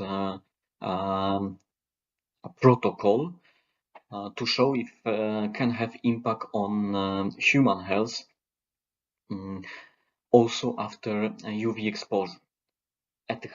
Ethylhexylmethoxycrylene, it's showing performance. However, it was not assessed as it's not required for this ingredient. And of course, using of such an ingredient is not the solution to achieve high performance, as again the consequence can be hard for the producer of Suncare product. What are then the solution or the solutions? What are the solutions beyond UV filters to enhance the Suncare performance? One of such solution is use of functionalized natural base particles. Tinomaxi is the product that is functional and natural base particles. Thanks to its crystalline structure, it's lengthening the UV ray in the film applied on the skin, and thanks to that is enhancing the performance of UV filter that are present in this Suncare product. Tinomaxi, it's the calcium carbonate hydroxyapatite. It's off-white fine powder in the particle size of 3-4 micrometer. We recommend to use it at the level of 3%. Tinomaxi, it's a natural base, and as mentioned, its special crystalline structure help to enhance the performance of Suncare product. It is very important when we talk about performance of Tinomaxi, calcium carbonate hydroxyapatite, it's not absorbing UV radiation itself, and this you can see in this slide. Here we have summarized performance of three formulations. Formulation number 1, which is not containing any of the UV filter, neither Tinomaxi, and we see that it shows also no performance in UV UV range. This is the black curve. We can also see the formulation number 2, where we have not use any UV filter, but we use Tinomaxi, and we see that this formulation neither show performance in UV range nor in blue light range of the radiation. So we can see that Tinomaxi itself is not helping to achieve Suncare performance. To compare, we have also shown the formulation number 3, which contain UV filters, and it shows SPF of around 30. So we can see the difference in the curves. So a very important point, Tinomaxi is not absorbing UV radiation, is not showing performance when it's used without UV filters. When we combine Tinomax CC with UV filters in the Suncare product, we can see increase of the performance. And here in this slide, you can see again free formulation. Excuse me. You can see free formulation. The first formulation contains UV filters, so we have combination of highly efficient UVB, UVA, and broad spectrum absorber. This we call it here placebo, so it shows performance in UVB and UVA range. The formulation number 2 contains the same UV filters at the same concentration and additionally Tinomax CC, calcium carbonate hydroxyapatite, and we see this formulation is representing the orange curve. We see significant increase of performance in UVB and UVA range. In this graph, we also included the gray curve, and gray curve shows the performance of formulation containing other ingredients, styrene acrylate copolymer, the market product that is working according to the similar mechanism as Tinomax CC. So we can see the Tinomax CC, calcium carbonate hydroxyapatite, show better, higher enhancement of UVB and UVA performance. For those formulation, we have evaluated as well SPF in vivo measurement. We have tested those formulation in 3 different institutes. The measurements were done according to ISO SPF in vivo method, and we can see that at each institute the SPF increase significantly. So each bar represents the SPF value measured at 3 different institutes plus the SPF in vitro value measured in BASF labs. So you can see we have very high enhancement of SPF value measured in vivo, but it's also important we have as well enhancement of UVA protection factor, and this we measured according to ISO UVA-PF in vitro methodology. So formulation with Tinomax CC show higher SPF and higher UVA protection factor.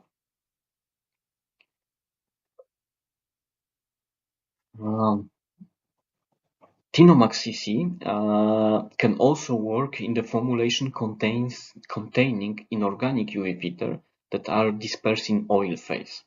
So here you can see example of water silicone sunscreen containing ZcoHP1 zinc oxide, and we have tested in this formulation effect of Tinomax on the performance. And again, we can observe that calcium carbonate hydroxyapatite, Tinomax CC, increase SPF value measured in vivo. In this case, we measured in 1 institute, and increase also UVA protection factor. So again, we can see here that it's working in a whole range of UV. So what we could see that using natural base functionalized particle, we can efficiently increase the performance of Suncare product containing UV filters. Tinomax CC, calcium carbonate hydroxyapatite, is working very good in the formulation with soluble UV filters, as well with inorganic mineral UV filter dispersed in oil phase. Tinomax CC additionally were assessed in terms of sensory impact on the formulation, and it shows reduce of stickiness of the formulation, what is important parameter in Suncare. What we were assessing as well, and I would like to show you in the next slide or in this slide, is that Tinomax CC is not impacting the appearance of the Suncare product. This is important when we talk about ingredient in form of particles. As you remember, Tinomax CC has particle size of 3-4 micrometer. However, it shows no white cast on the skin. And this we have assessed, and we are showing in this slide. So we can see measurements of the L value. The higher the value, the more white the film apply on the skin. So what you can see reference formulation, so Suncare formulation without enhancer, formulation with Tinomax CC at 2 different concentration, and formulation with styrene acrylates copolymer. We can see that formulation with Tinomax CC shows the same value of whitening as reference. There is no significant difference, and the formulation with styrene acrylates copolymer are already showing higher L value, higher whitening that is perceivable on the skin. What are the other solutions to enhance Suncare performance beyond UV filters? Of course, formulation base is the parameter that is interesting to evaluate. So type of the formulation, emulsifier types, of course, can impact the performance, and therefore it's interesting to assess if this hypothesis is true.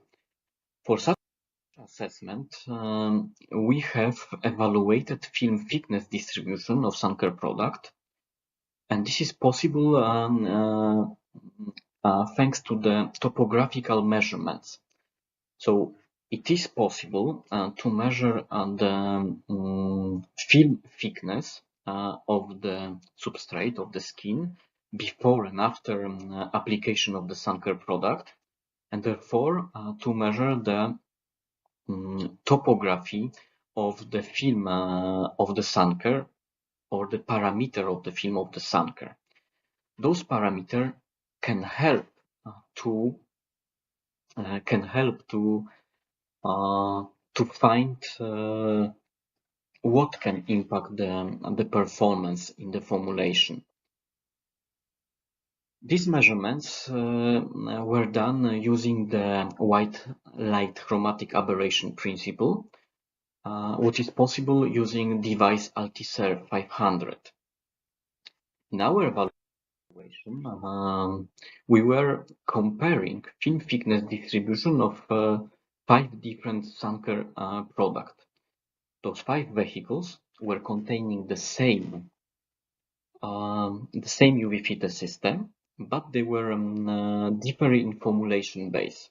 So we assess clear alcoholic spray, oil water spray, oil water cream, gel cream, and water in oil emulsion. What we found assessing the distribution of film thickness. First, we could see that the film thickness differ between the vehicles. So the greater film thickness was observed for water in oil emulsion than for gel cream, oil water cream, alcoholic spray, and oil water spray. We could also see that parameter as percentage of the film thickness with 0 micrometer differ as well between the formulation, and this parameter shows the homogeneity of the film on the skin. So we can see that water in oil emulsion not only show the greater film thickness, but also the more homogeneous film than, for example, clear alcoholic spray. Here we have high percentage of the film thickness with 0 micrometer, meaning the homogeneity of the film on the assessed area of the skin was not so high. These results, the result of the film thickness distribution, we were comparing to the performance of those Suncare formulation, performance in terms of SPF, and what we could observe, that formulation with high performance, so high SPF value, here represented by the bars, shows the low film thickness with 0 micrometer. So the formulation with more homogeneous film show higher performance. And as you could remember from previous slide, water in oil emulsion that showed the highest SPF also showed the greater film thickness. So what we can see, that Suncare with greater film thickness and the more homogeneous film show the higher performance than the formulation that shows the less homogeneous film and shows the lower film thickness. So we know that choosing the formulation base, the formulation type, we can impact the performance of the Suncare product. We are evaluating this topic deeper. So we also look what are the specific ingredients apart of emulsifier or emulsion type that can impact the performance. We have screened the big number of hydrophobic waxes if they can has influence on SPF or UVA protection factor of the Suncare product. Among a big number of the ingredients, we found that beeswax and hydrogenated castor oil shows positive and promising results. Here you can see the SPF value of simple Suncare product, Suncare formulation, or in water formulation containing UV filter, emollient in which those UV filter were dissolved, emulsifier, and additional wax. And you can see that both the waxes, like white beeswax, shellac wax, as well as Cutina HR, hydrogenated castor oil, show positive increase, positive impact of SPF value measured in vitro and in vivo. This evaluation we were also performing in the prototype that corresponds to the end Suncare product, more complex formulation. And we can see that using hydrophobic waxes, again, hydrogenated castor oil, Cutina HR, in combination with other hydrophobic waxes, can positively impact SPF value measured in vitro and in vivo. In vivo value represented by the bars. So we can see that also selected waxes like hydrogenated castor oil can help to enhance the performance of Suncare product. Coming back to our consumer, we've seen that they are demanding Suncare product that are highly performing, product with some high SPF value, but what we can see as well, those Suncare products should not impact negatively environment, our ecosystem. Being aware of that, BASF has created BASF EcoSunPass.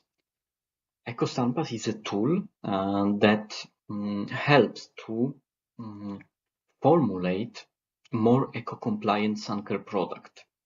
EcoSunPass can be used to calculate impact of the Suncare formulation on environment.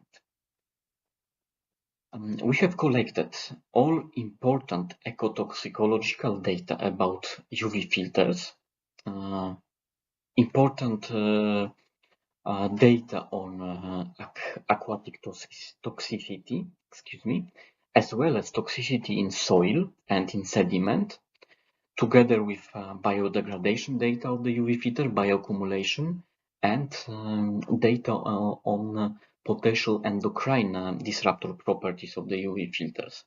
Those ecotox parameter combined together with concentration of the UV filters as well as performance of the combination of those UV filters enable to calculate EcoSunPass value. EcoSunPass is included in BASF Sunscreen Simulator, the tool, the first and original virtual sunscreen lab tool that is helping to simulate performance, to calculate performance of Suncare product. What is also important, EcoSunPass can be claimed on the packaging of the Suncare product that are released to the market, and already you can this summer you can find big number of market product with EcoSunPass logo and EcoSunPass trademark.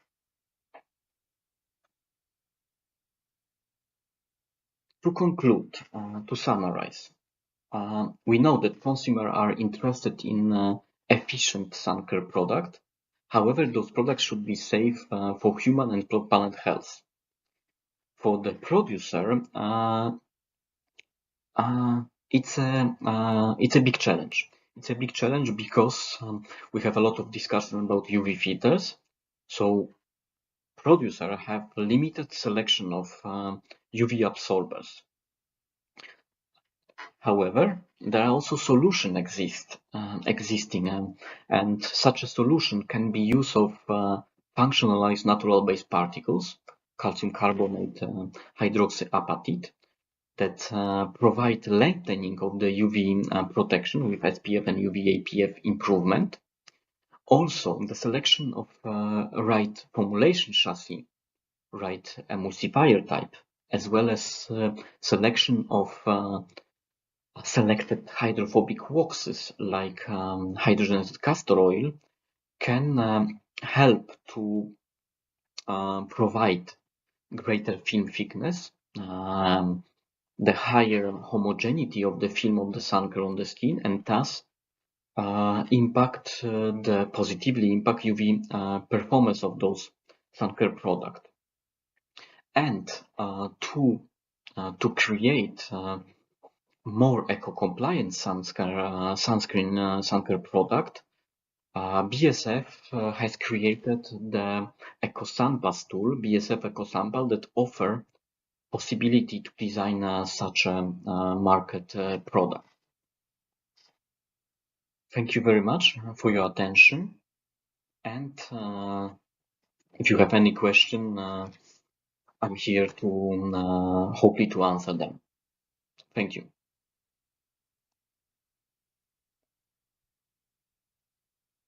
And we are about ready to go. I'm just bringing the Zoom over for the Q&A.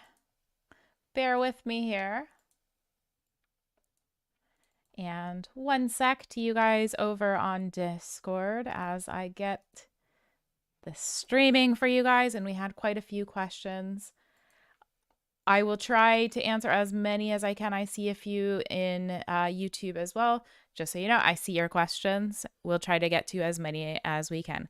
Okay, so the first question was from Hanukkah. The question was, should we really formulate something as important as sun protection according to market trends? I guess this is a polarizing question. What do you think? Hi. Can you hear me? Mm-hmm. I can hear you. Okay, so yeah, it's quite a good question, I would say, because yeah, the main function of the Suncare should be protection, and so we should formulate that the Suncare is protecting efficiently against UV. This is the main purpose. However, when we observe the consumers and they wish to use Suncare that are trendy, then the issue is that they could maybe not select any Suncare if there is no one that is matching to their expectation as they look for the trend. So, example of the sprays. The sprays are not perfect from the performance point of view if they provide not thick enough layer, the film on the skin. However, there are consumers that only apply the sunscreen when they are in the form of spray because of the easiness. So it's a bit compromised, but there is a group of consumers that are using such a product. But it's true. I mean, the first purpose is to have efficient Suncare, and then to follow, then to look for the trends. If it's light, if it's in such a packaging, or if it's I don't know, natural, original, whatever. This next question was from Dimethicone, who asks, some high UVA untinted sunscreens, for example, La Roche-Posay UV Moonline, look yellow on people with cool skin tones due to high concentrations of UVA filters that are yellowish in their pure form. Is there a way to manufacture... is there a way for manufacturers to make such untinted sunscreens look more neutral? For example, with particles like titanium dioxide, Tinosorb A, 2B, Tinomax, CC, or purple dyes? Okay, so it's the fact that the soluble UVA filter are yellow. This is physics.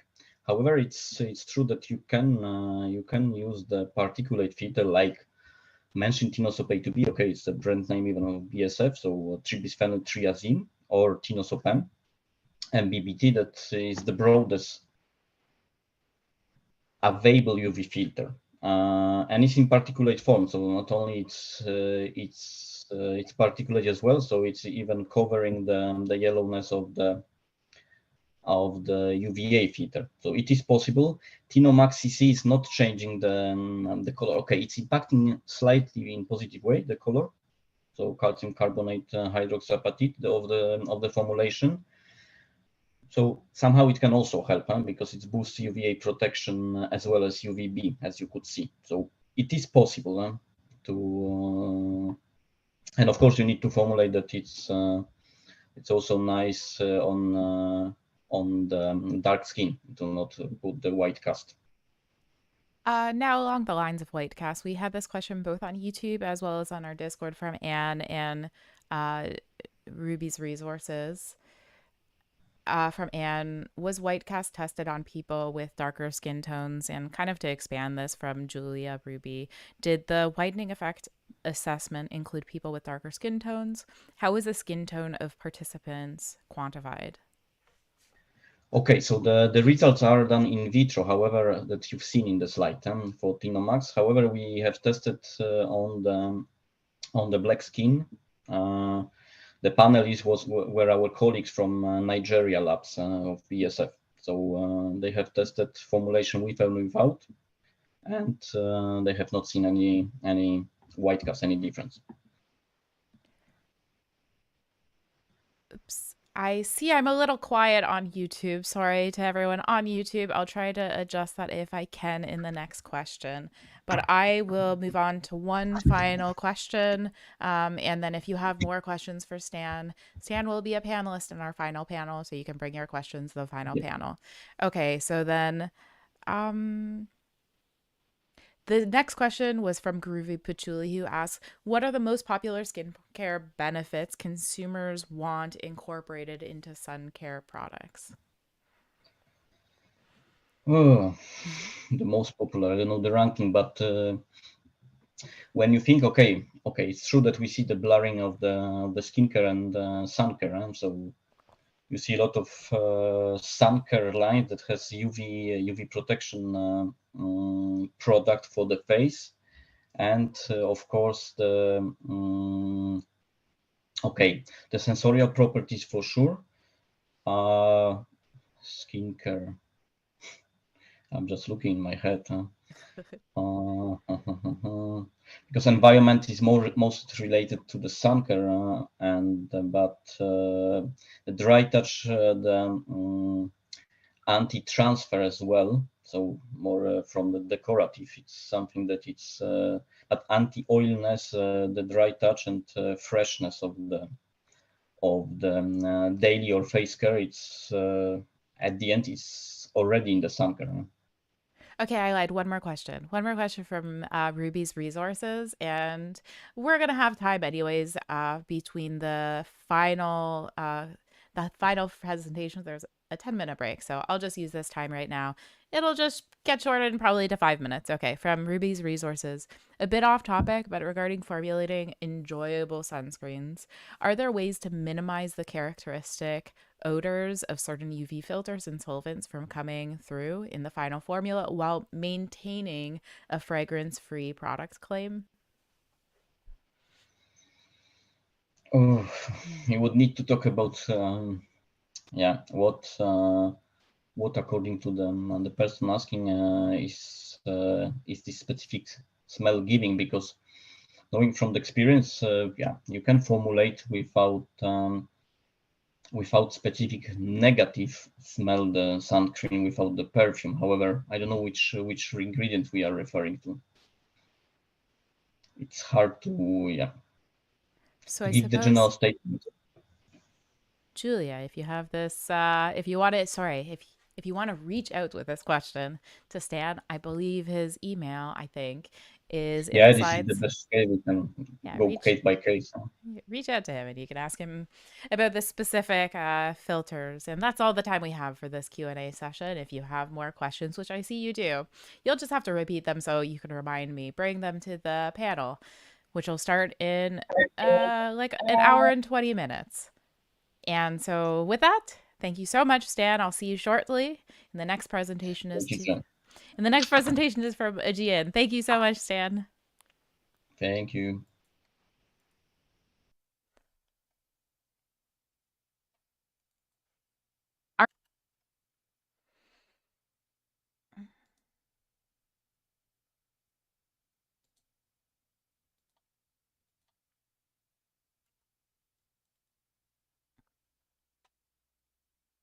Our next presenter is Dr. Aegean Chan, who is a double board certified dermatologist and dermatopathologist practicing in Santa Barbara, California. She is also an adjunct professor in the Department of Dermatology at the Keck School of Medicine of the University of Southern California. Her area of clinical expertise is in complex medical dermatology, skin cancer, and acne. She has published numerous articles in peer-reviewed medical journals on the science of the skin barrier, electron microscopy, and congenital skin diseases. Dr. Chan is an advocate for minimalist, evidence-based, and effective skincare and uses her Instagram platform to provide relevant, useful skin education. For more skincare tips from Dr. Chan, check her out at Dr. Aegean Chan on Instagram or her website. Without further ado, here's Dr. Chan's presentation. Good morning, everybody. Again, I'm Dr. Aegean Chan, and I'm so happy to be here to dive into what UV damage does to your skin. And I apologize, I'm recovering from a laryngitis, so thank you for bearing with me.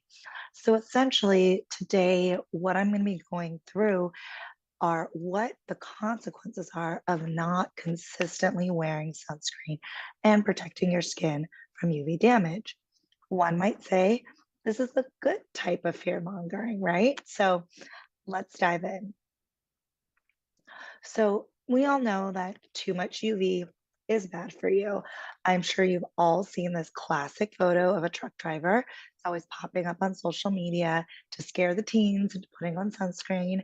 And you can see that on the left side, the side closest to the driver's side window in the US, has extensive wrinkling, furrowing, some hyperpigmentation, some sunspots.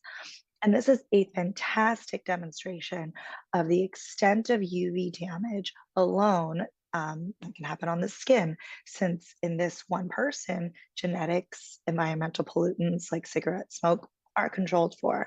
You can see that the right side has significantly less wrinkling and pigmentary changes. And again, this is a wonderful visual demonstration that too much chronic UV exposure is harmful.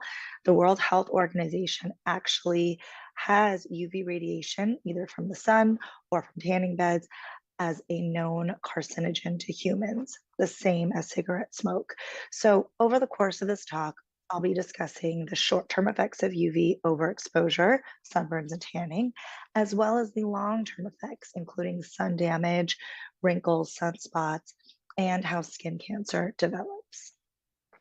So before we get into that, what is UV? UV light is radiation emitted from the sun. More than 95% of the sun's UV radiation that reaches the Earth's surface is UVA.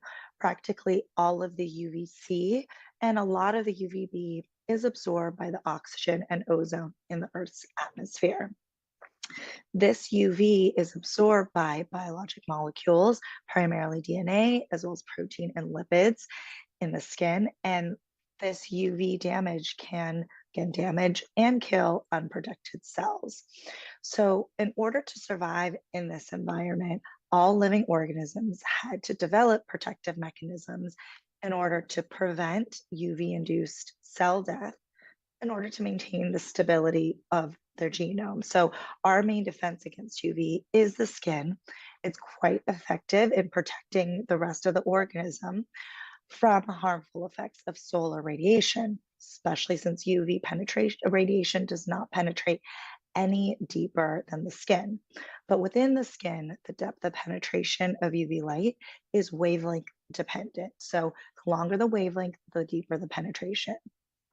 So UVA has the longest wavelength at 350 nanometers, and that does penetrate through the epidermis, the top layer of the skin, into the superficial to mid-dermis where the collagen lives. UVB has a shorter wavelength, about 300 nanometers, and that absorbs at most to the very superficial portion of the dermis, but is mostly in the epidermis. UVC, again, if it did reach the Earth's surface, would primarily be absorbed in the upper portions of the epidermis. So let's dive into the short-term consequences of UV overexposure. We all are familiar with sunburn as a sign that we've been out in the sun too long. And if it's really bad, some of you might have seen some blistering. Both UVA and UVB can cause sunburn. UVA contributes to more of that immediate redness, whereas UVB contributes to the redness that you feel a few hours later after a beach day at the sun, when you feel like, oh, your skin suddenly feels warmer, redder, and more tender. On a microscopic level, UV exposure can lead to the death of your skin cells, your keratinocytes, which is seen here as these sunburn cells.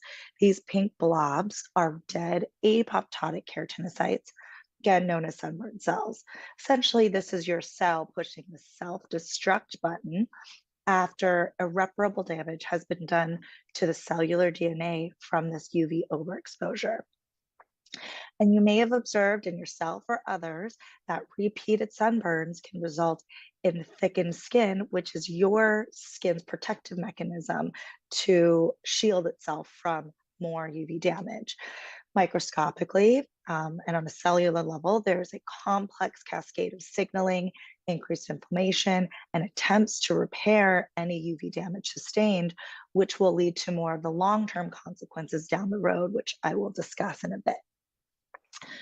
So if a sunburn is like an acute overdose of UV, tanning is a protective adaptive mechanism to protect you from chronic exposure to UV.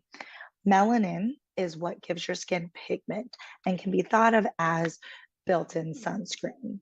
UVA specifically triggers an immediate pigment darkening that is due to oxidation and redistribution of existing melanin. The delayed tanning response is more from UVB and typically happens about 3 days after exposure.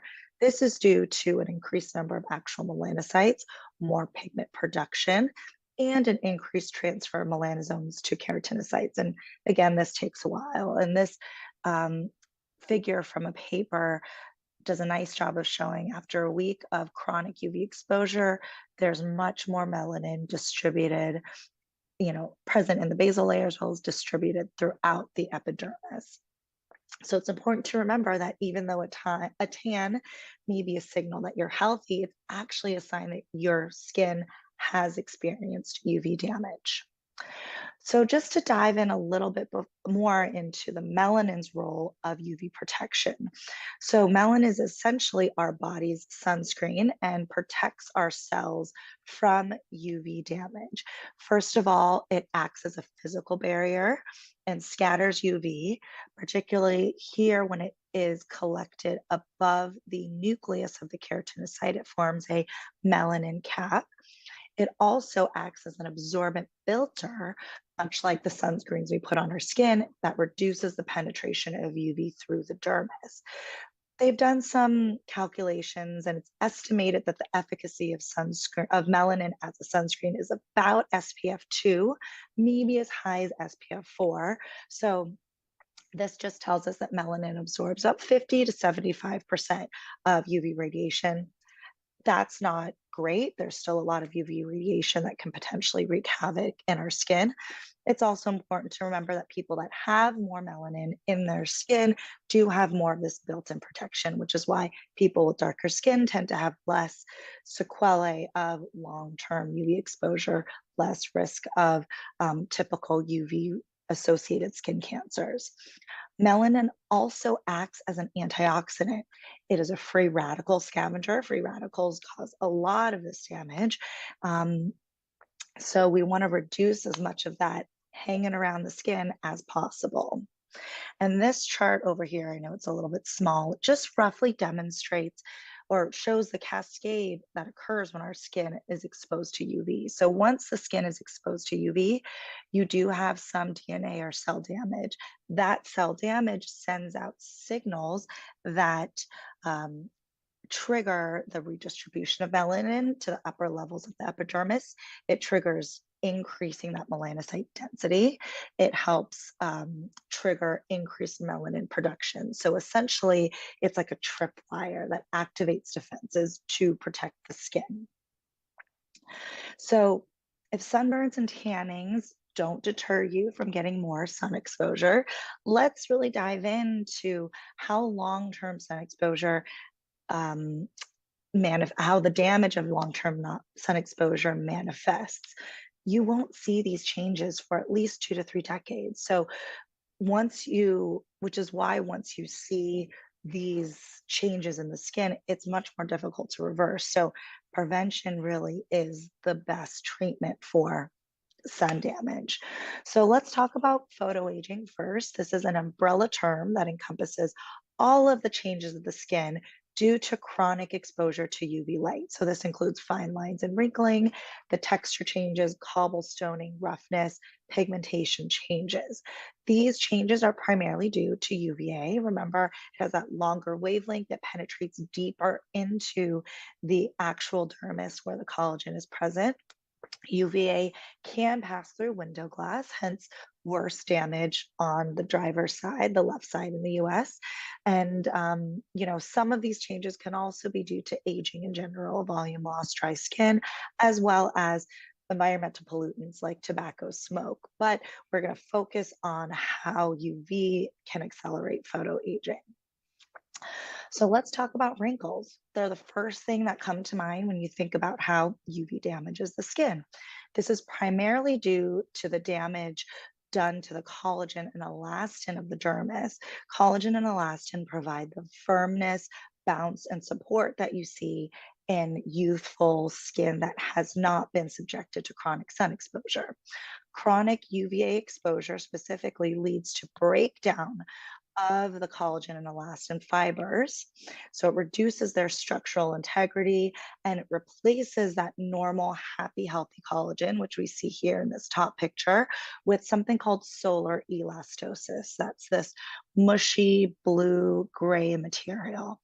This leads to the texture irregularities you see in sun damaged skin, so wrinkles as well as that kind of cobblestoning that you can see in very photo damaged skin.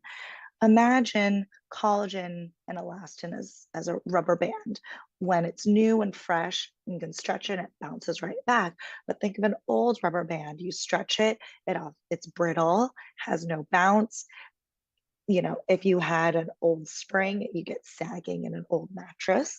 So this shows, you know, this histologic photo of how much solar elastosis is in the dermis should demonstrate to you how difficult it is to treat photo age skin once it gets to this point, because essentially you would have to do procedures that completely get rid of the solar elastosis and stimulate new collagen production in its place. So again, prevention is much, much more effective than treating these effects after the fact. I won't go over this chart extensively, but it's just to illustrate to you the complex cascade of events that occurs when your skin is exposed to UV. So underpinning photoaging is a chronic inflammatory response to UV light. Once the skin is exposed to UV, there's a signaling cascade. You can see it's quite complex that results in increased degradation of collagen and elastin, as well as downregulation of new production of collagen and elastin, again, which leads to wrinkling and sagging that we see in photo damaged skin. This is a really nice study from the British Journal of Dermatology from 1999. They biopsied skin from sun-exposed and non-sun exposed areas, and they compared the microscopic findings.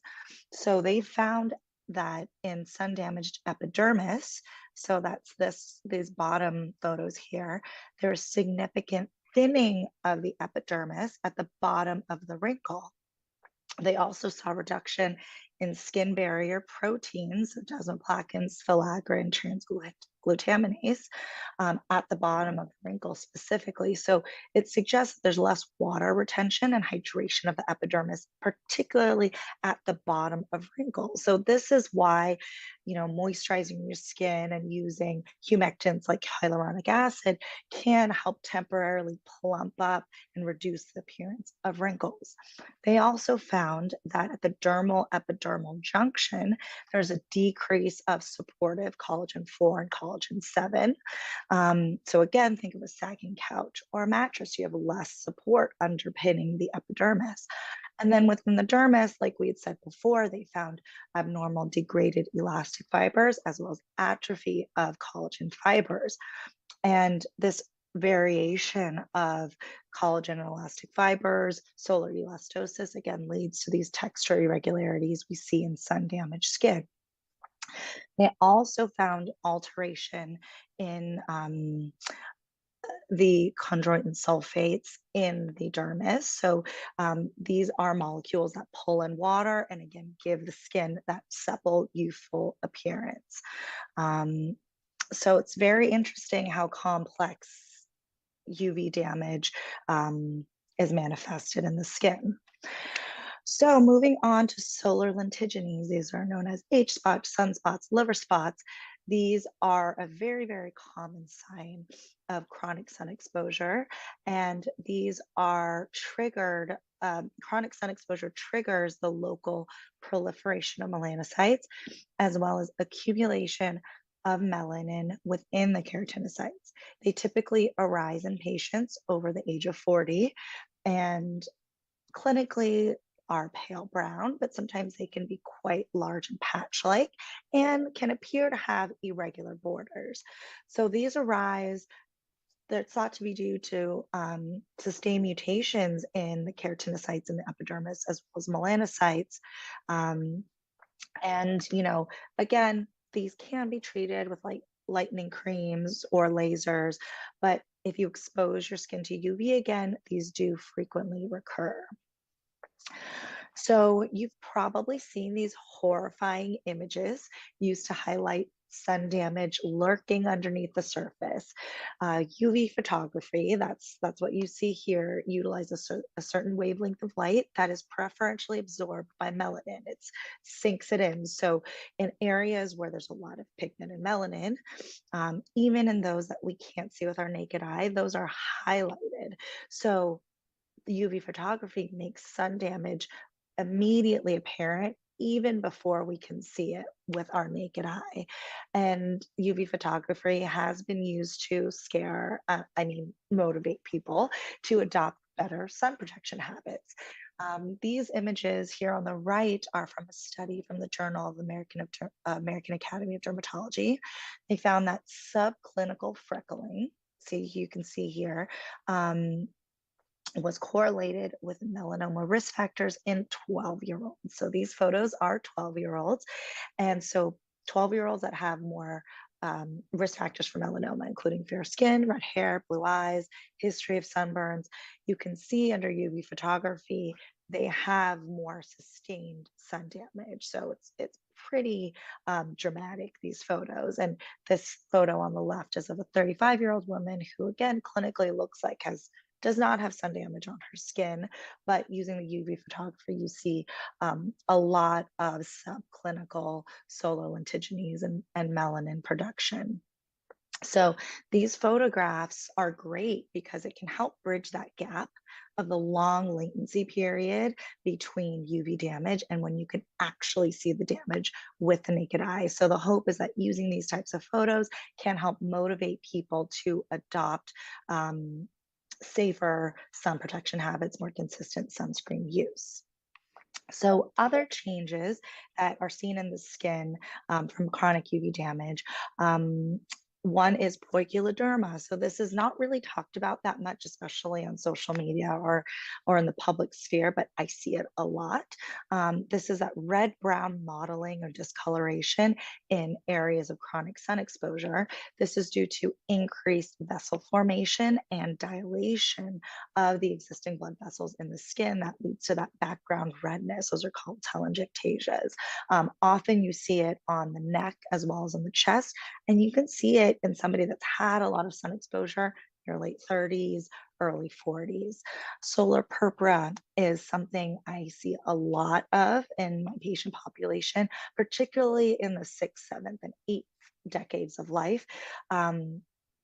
It's essentially easy bruising, but the reason why you're having easy bruising is because you have increased capillary fragility due to decreased structural integrity of collagen and elastin. So this is how I explain it to my patients. Think of the supportiveness of raw pasta or spaghetti versus the supportive ability of overcooked spaghetti. So solar elastosis essentially has the texture of cooked spaghetti, does not provide any support for the fragile vessels in the skin. So even the slightest bump can lead to bursting open of these capillaries and a bruise. And I tell my patients, there's nothing we can do to prevent this from happening aside from me inventing that time machine and giving your younger self a sun hat and some sunscreen. So let's switch gears and talk about how chronic UV damage leads to skin cancer formation. This process is called photocarcinogenesis. And in a nutshell, it's a stepwise accumulation of specific genetic changes in a single cell. Once that single cell gathers enough mutations, it begins to divide rapidly, unchecked in a process called clonal expansion. And then after decades, that's when you can see a clinically apparent tumor. So just remember, every time you tan or burn, these DNA mutations are accumulating in your skin cells, forming what we know as DNA photoproducts. UVB is primarily responsible for the process of photocarcinogenesis, although UVB, there's more research coming out that shows UVA can play a role as well. So this is a nice chart that shows the mechanism our skin have adopted to help protect or prevent this photocarcinogenesis cascade. So hair is meant to block UV from even reaching our skin. Once UV does reach our skin, that's when pigmentation, epidermal thickening, and antioxidant enzymes are meant to help prevent UV damage. Once the cells do sustain UV damage, there are cellular repair mechanisms, cell cycle arrest, or even apoptosis or cell death to prevent those mutations from persisting in the cells in the body. Once those mutations are persistent in the genome, the body has immunosurveillance mechanisms that try to remove those mutated cells. So patients that are immunosuppressed do have a higher risk of skin cancer because of the loss of those immune surveillance mechanisms. So this just shows how many protective mechanisms we've developed over the course of evolution and how important it is to help support these mechanisms by preventing UV from hitting our skin to begin with. So these are photos of patients with oculocutaneous albinism. These patients have genetic mutations where they do not make any melanin, so therefore do not have that built-in sunscreen in the skin.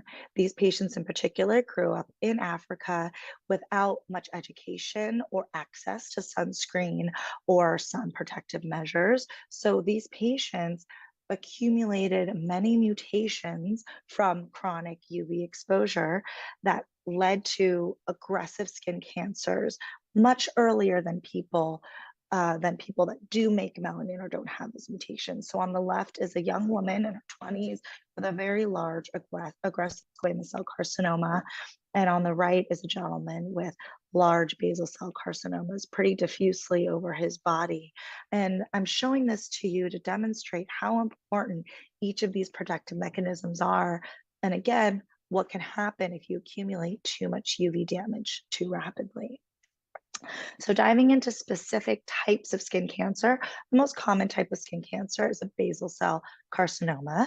This comes from mutated basal epithelial cells, so the cells at the base of the epidermis, thought to be due to mutations in the patch tumor suppressor gene.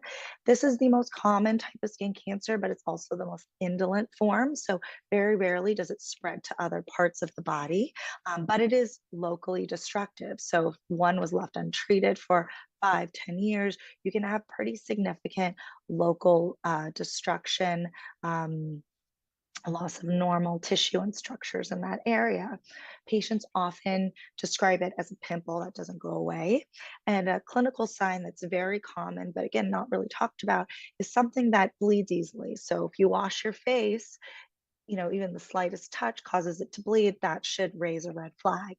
Microscopically, you have these blue tumor lobules within the dermis.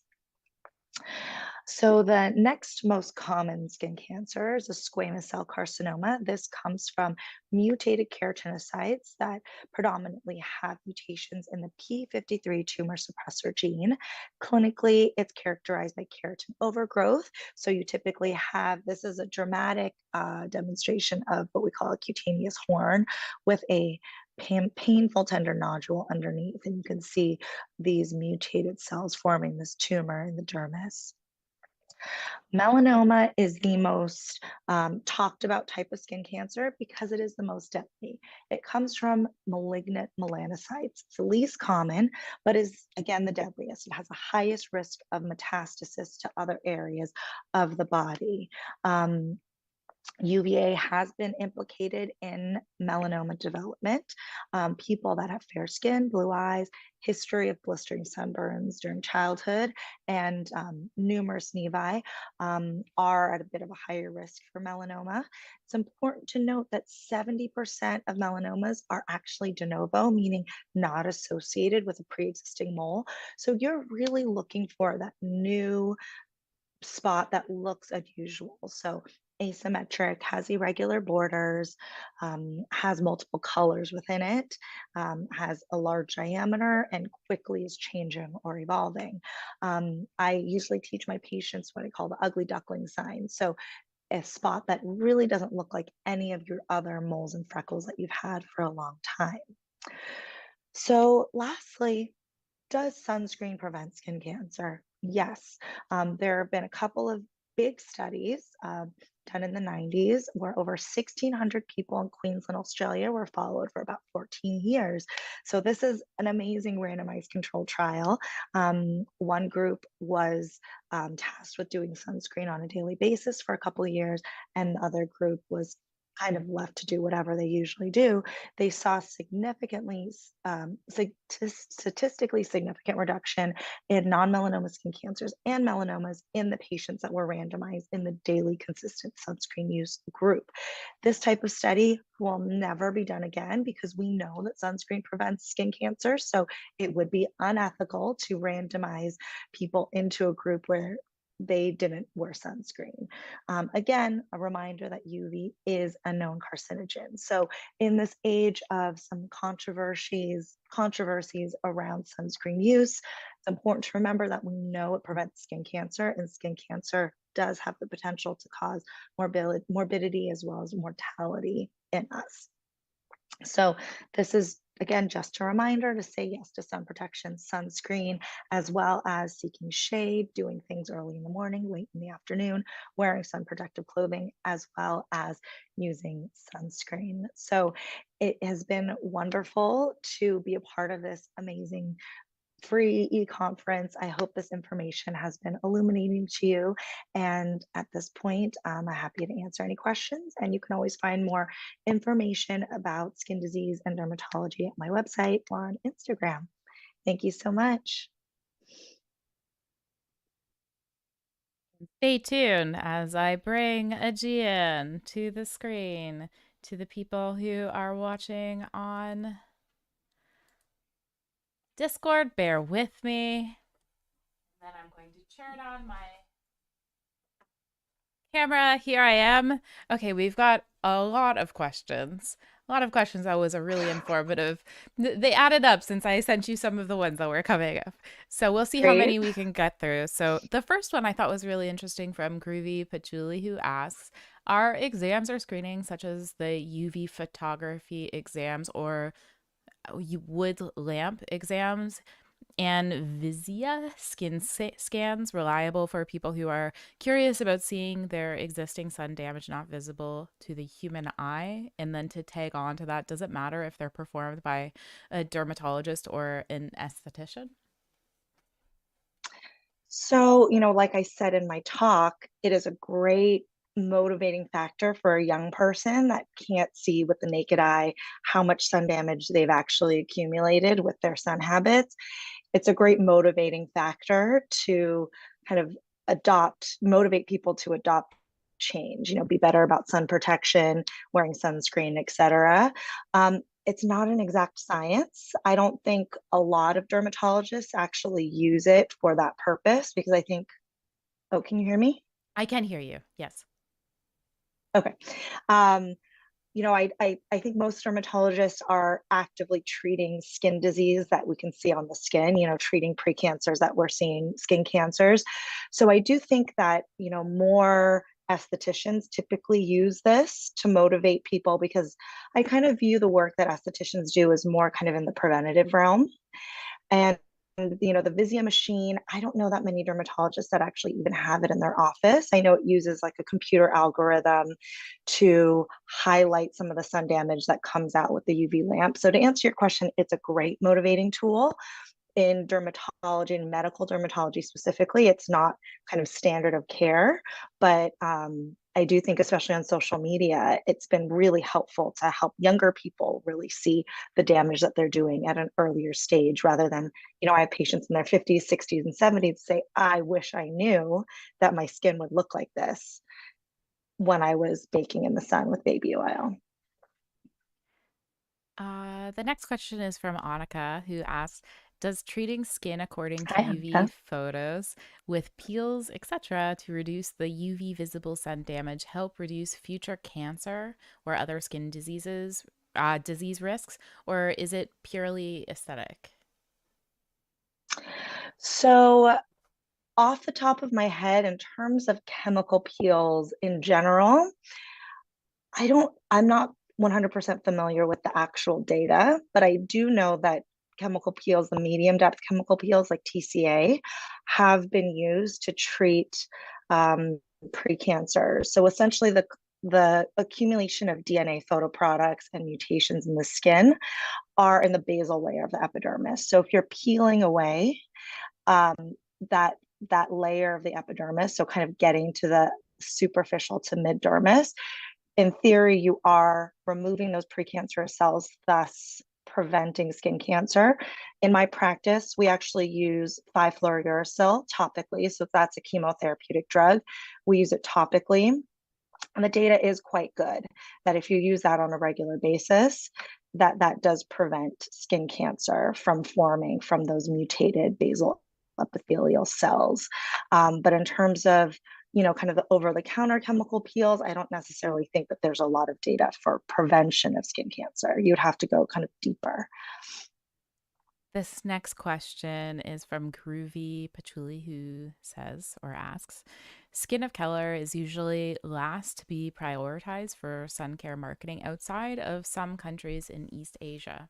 However, skin of color is more likely to show aesthetic signs of sun damage, such as solar lentiginous. I'm clearly not a Lentiginous. Thank you. I'll Oh help my you gosh, out. how embarrassing at an earlier age. To a large extent, many robust in-office procedures addressing the appearance of sun damage are off limits for skin of color or very risky, and not all dermatologists and estheticians are trained on skin of color. Besides prevention, what is some advice Aegean can give for skin of color related to sun damage? So that's a big topic, and I agree with all of those points that skin of color is very overlooked in terms of marketing, especially for these kind of solar damage consequences, especially solar lentigines or sunspots is kind of an easier way to conceptualize it. I will say definitely going to a practitioner that has a lot of experience. And again, that's hard to gauge just from an online presence. So I definitely, if you have friends that have gone to somebody, they're happy with that, or if the person themselves has darker skin color, I think they'll even be more aware. So it really depends on what community you're in. And I think Real Self is a platform that kind of reviews people that practice aesthetics, typically plastic surgeons or dermatologists. So that might be a good resource for kind of vetting who may have better experience with skin of color. You could see where the person trained. So I trained in the Bronx in New York. So just geographically, there are going to be more people of color. And I have more experience treating people with that. And in terms of specific procedures, so glycolic acid peels are actually very safe for people with skin of colors. I use that a lot for my type 3, 4, 5 patients that have post-inflammatory pigmentation, melasma. So that's very safe. I would say as a guideline, if somebody's offering you a TCA peel, nothing deeper than a 10% is probably wise. So don't be doing the purple peel. Don't be buying the crazy TCA 35% peel off of Amazon. You should, again, be having a practitioner do it. And then I have no financial interest in this company, but VI Peel is a very popular peel. It's a commercially made peel that's available in a lot of dermatologists' offices because it was formulated by a woman. I'd say she probably has type 3, type 4 skin to be safe for people that have darker skin tones to treat hyperpigmentation issues like melasma and acne scarring.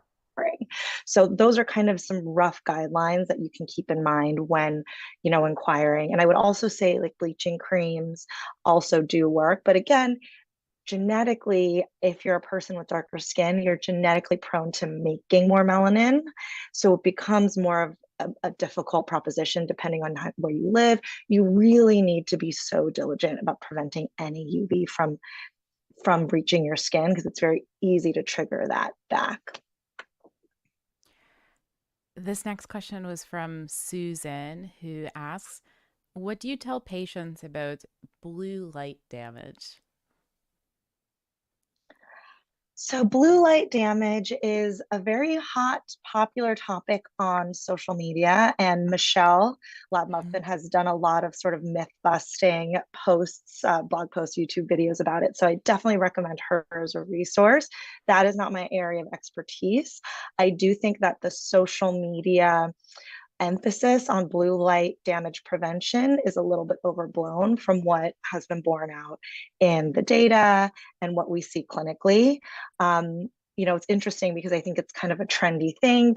Companies are finding, oh, let's market this. It's a new twist, because people are bored and, know of sun damage and UV damage.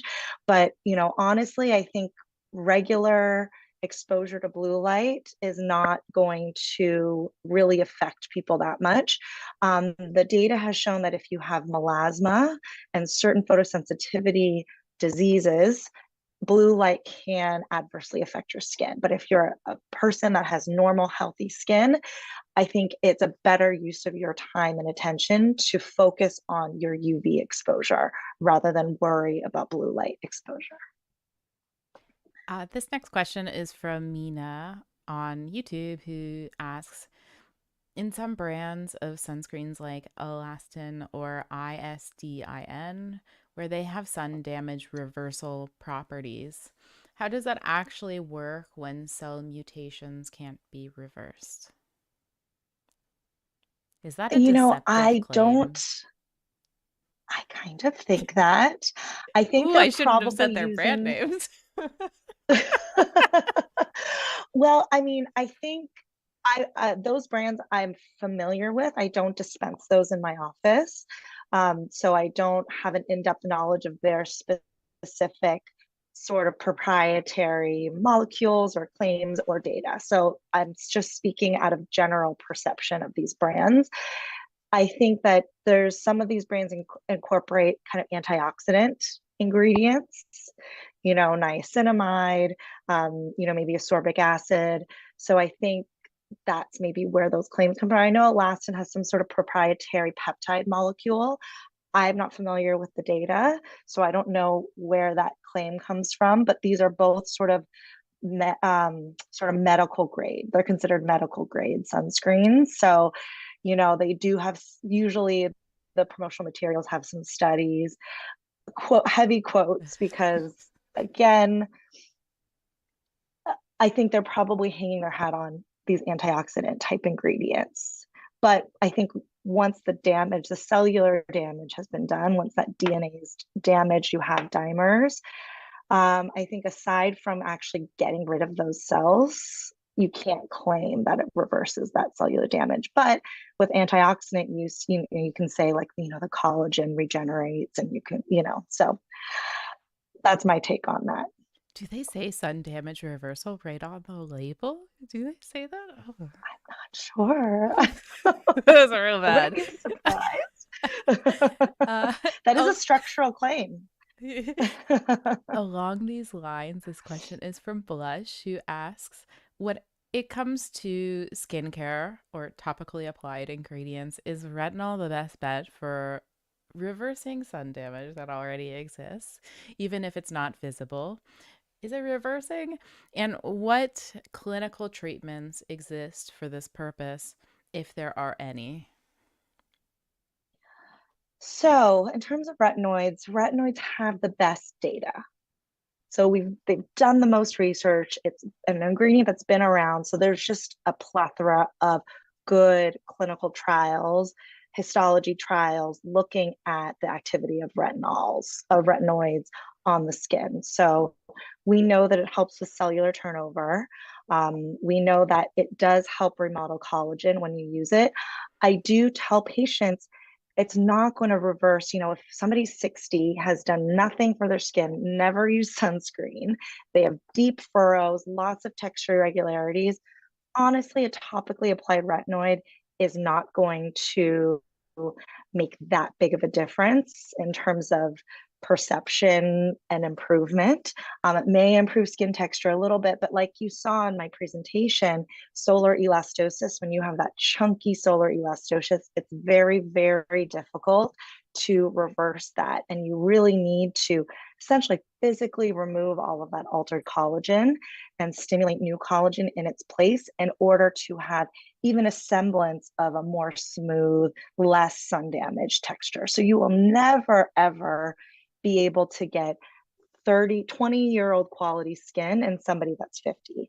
I would say the only treatment that I've seen really the best results in terms of reversal or repair are fully ablative laser treatments, which essentially is using a laser to fully remove the epidermis, because that, and the superficial papillary dermis. So it physically burns off all of that. So that requires about 1 to 2 months of downtime. I mean, like vinegar soaks, your entire face is burned off. It's very uncomfortable.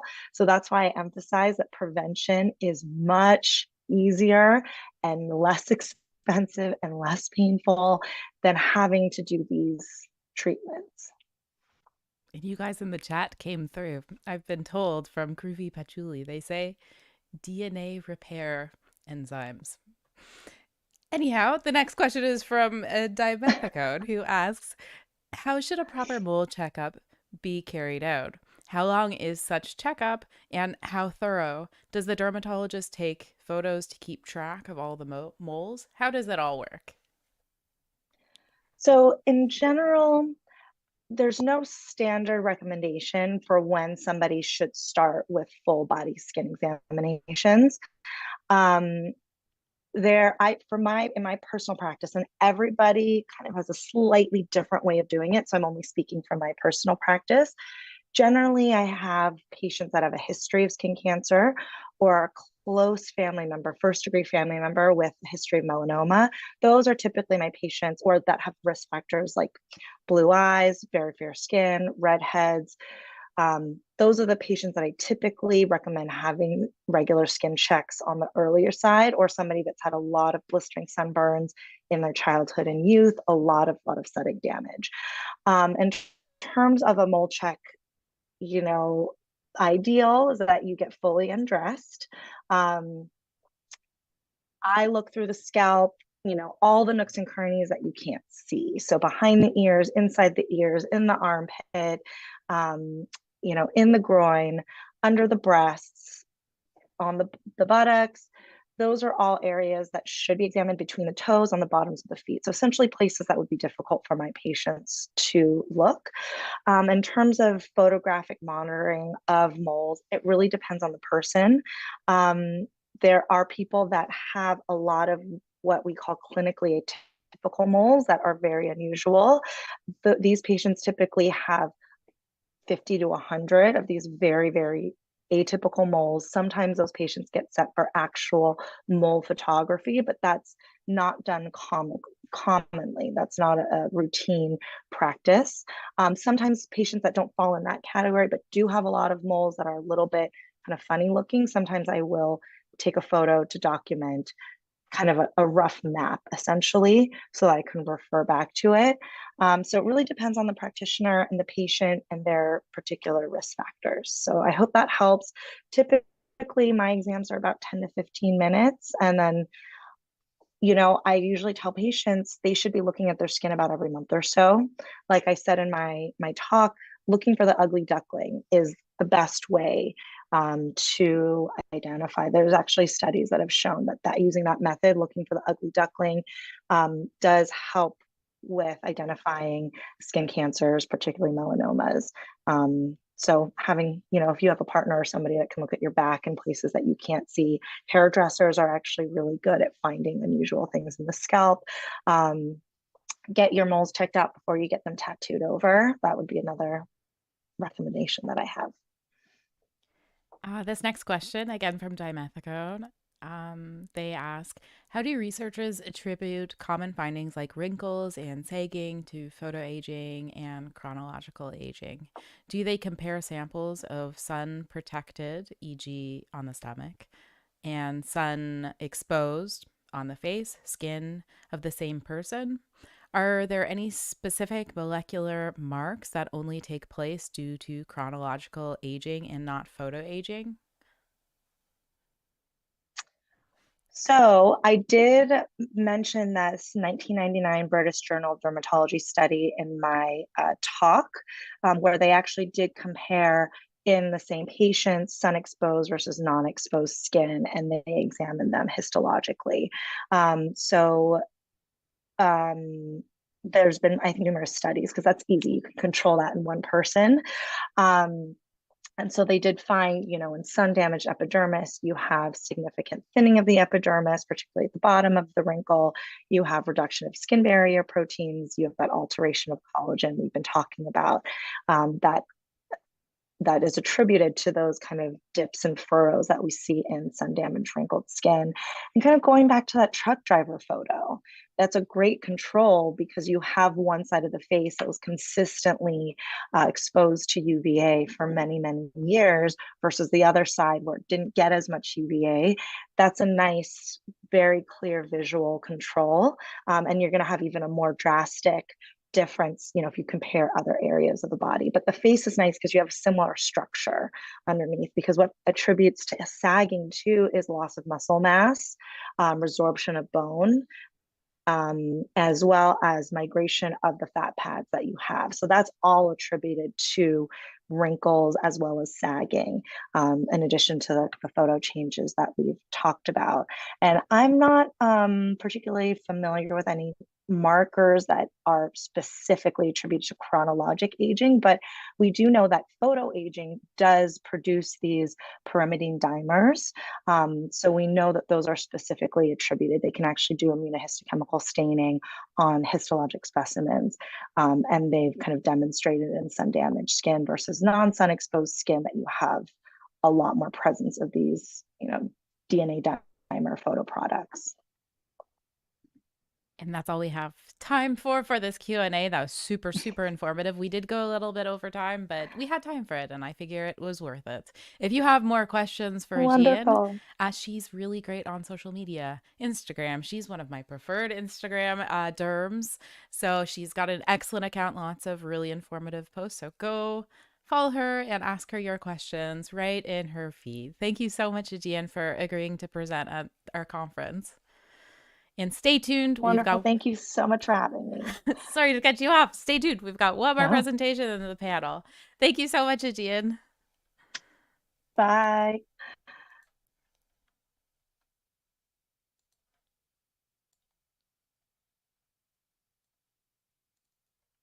Our next presentation, a pocket talk by Procter & Gamble, is by... Bear with me for my friends on Discord as I get the stream going. Jennifer Marsh. Jennifer has been working with P&G for 27 years in a variety of roles, including consumer research, product development, and technology development.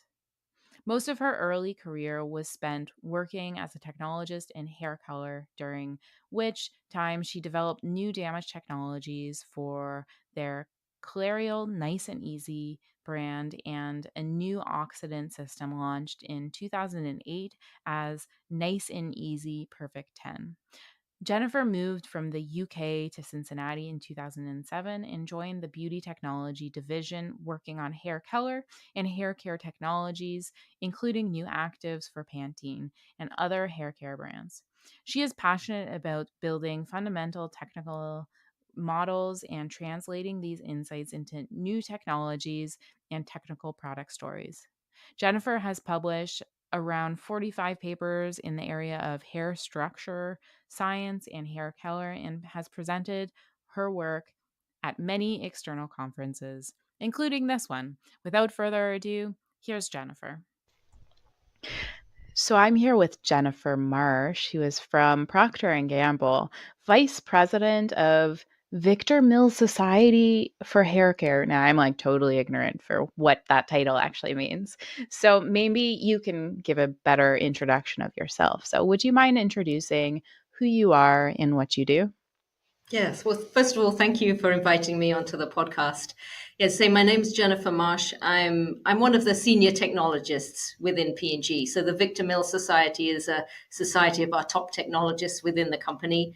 And I've been working in P&G for 28 years, 27 of those in the hair care space, and very much looking at materials and mechanisms to try and figure out how can we develop technologies that delight the consumer. And so, from this answer here, it might be obvious what the talk is going to be about this afternoon. We're going to be talking about how UV impacts hair, and a quick thank you to Procter & Gamble for sponsoring this section and also by doing that supporting this E-Summit. So thank you so much to Procter & Gamble. My first question is, why does hair need sun protection? I think because we're out in the sun all day or every day or many different days, because hair is dead. Once it comes out of the scalp and it grows, and hair grows about 1 centimeter a month. And so this hair that you see on your head has been exposed to the sun on a very frequent basis.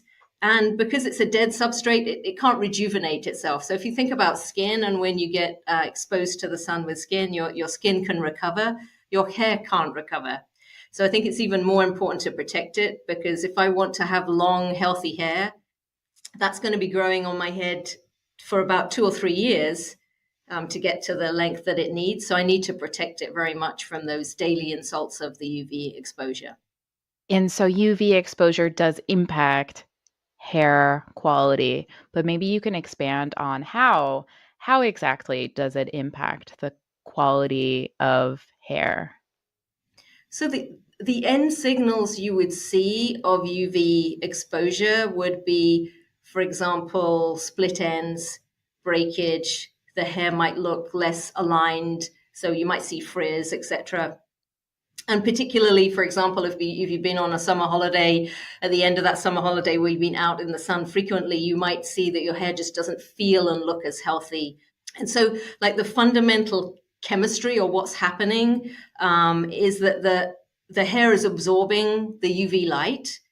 You're creating kind of a hair with energy, or the molecules have energy, create these excited states. And those excited states start to create reactive oxygen species. So you start to create chemistries that will break down the bonds within the hair. So as you break down those bonds, and then you come along and you brush, comb, sort of flat iron, do all the things that you do naturally, you've essentially weakened the hair structure.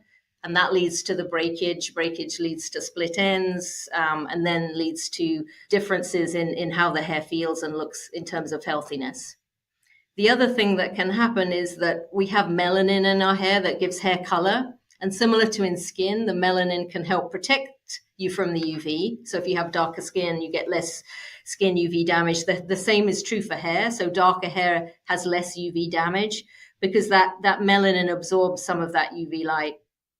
So the consequences, if you have lighter hair, sometimes you'll see the hair get lighter. So in the summer, you'll go out, you have the ends start to get lighter. That's, again, a signal that you're degrading the chemistry of the melanin and degrading the chemistry of the hair. And that's leading to the consequences of you're seeing breakage and less healthy hair. Super interesting. Super interesting to think about how UV damages hair versus skin, which our attendees for this conference are going to be learning a lot all throughout the day. So a different angle here. So that leads me to my next question. Is there an effective way to protect hair from UV damage? And then also, how is the approach for protecting hair different from or even similar to what we would do for protecting skin against UV damage? Yeah, so if we think about UV damage to skin, so these and versus hair, the essential chemistry processes that are going on are very similar. So again, you're absorbing the UV, you're creating these reactive oxygen species. These reactive oxygen species are then setting off different consequences. In the skin, that's going to be things like irritation and sunburn. The skin gets red. You might see then protection of your increased production of melanin. So you see tanning, so your skin gets darker. And in the skin case, though, that skin will eventually, because it's a living tissue, will regenerate itself. So over time, you'll see the skin go back to its normal color. You'll lose some of that redness over maybe a week's time frame. If I think about the hair is because it's a dead tissue, can't rejuvenate itself. So you have to think about the strategies differently to protecting hair, which is more of a dead tissue versus skin, which is a live tissue. The other thing to consider is surface area. So how much skin have I got to cover and protect versus how much hair have I got to protect? So in a skincare context, typically you'll use UV absorbers. So you'll put on skin UV protection. So what they're doing is they're absorbing that UV light that would normally be absorbed by the skin, and you're essentially destroying those UV protectors and not creating those reactive oxygen species. That same approach doesn't really work with hair, because hair has got a very much higher surface area. And you really then would need to overload it with all of these UV absorbers to really get adequate protection. And it doesn't feel very good. So you can do it, but you'd have to put on so much of these UV absorbers just that the hair just feels sticky and greasy and oily and really unpleasant. So that strategy that you use in skin doesn't really work in hair. And we've done a lot of research to say, are there other approaches to protect the hair? And really what we identified was that you could have contamination in hair, particularly low levels of copper. And I'll tell you later where that's coming from. But the basically acting as catalysts for that reactive chemistry. So rather than stopping the absorption of the UV, when you create the reactive oxygen species, you're preventing the catalytic formation of more and more reactive oxygen species. And we've shown that low levels of copper, and it's well known in the sort of scientific literature that you'll just accelerate all of that damage with these low levels of metal contaminants. And in hair, this copper is coming from the tap water. So you're washing your hair every day. There's low levels of copper in the water that come from the pipes and the hot water systems, and the hair is essentially absorbing those catalytic metals. And because it's dead and not rejuvenating itself, it can't get rid of those metals. They just accumulate over time. Whereas in skin, that's not such a problem, because the skin is constantly rejuvenating itself. So it might absorb some copper from the water, but then all of that top layer of the skin kind of comes off over time. So what we showed was, okay, if that's the mechanism, these contaminants are accelerating that chemistry that's damaging the hair. How do we remove them? And again, once you go into the literature and we consulted with some external experts, you essentially use something called a chelant, which is a molecule that specifically goes and finds the copper in the hair, doesn't get distracted by calcium and other things that might be there, complex it, and then come back out again during the rinse phase. And so that was kind of quite a lot of research just to make sure you could find the right material that was going to do that. So we created a chelant. It's called histidine. It's an amino acid, has the appropriate properties to penetrate into the hair quickly, find the copper, complex it, take it out. And then by doing that, you're taking out the accumulation of these catalytic materials that are going to damage the hair. And would this be the main route of protecting hair against UV damage? Are there anything else? Like, for example, even just like wearing a sun hat, something like that. What's the influence there? And for the complex, is for Procter or for Pantene, I'm assuming it's in Pantene products. Which products is it in? But also, would it be mostly in rinse off formulations, I would imagine? Yes, so we have put this chelant across Pantene shampoos and conditioners, because in both of those, you've got the chance to complex the copper and remove it. And so it works very effectively from a rinse off. So every time you wash, you accumulate a little bit of copper, but then every time you wash it with the Pantene, you also remove it. So you stop that accumulation. Also, you can wear a hat. So again, you're stopping absorption of UV. You can cover your hair with a hat, etc. is going to help very effectively, because then you're just going to stop the absorption of the UV. We just can't wear a hat. People don't wear a hat every time they go out in the sun. So yes, if you're going to go out in the strong sun, I would recommend you wear a hat. But, there's also protection just from the daily use. I go to my car or I go out for a walk in the park. You can be exposed to a certain amount of UV. And so with everything that we've just been talking about in mind, how do you measure for efficacy of UV protection in hair care? So I think one of the advantages of working in hair care versus skincare is you can get hair because it's a dead tissue. So we can take hair from consumers. They sell us their ponytails when they want to cut their hair. So we can take that hair and then create an environment that's similar to the conditions that you would have if you went out in the sun. So we have a box that you can put the hair in, expose it to sunlight that would be equivalent of being out in the sun in the midday. And then you can go and technically measure the changes to the hair. So we've said that exposure to UV will break the bonds in the hair. So I can go and measure that bond breakage.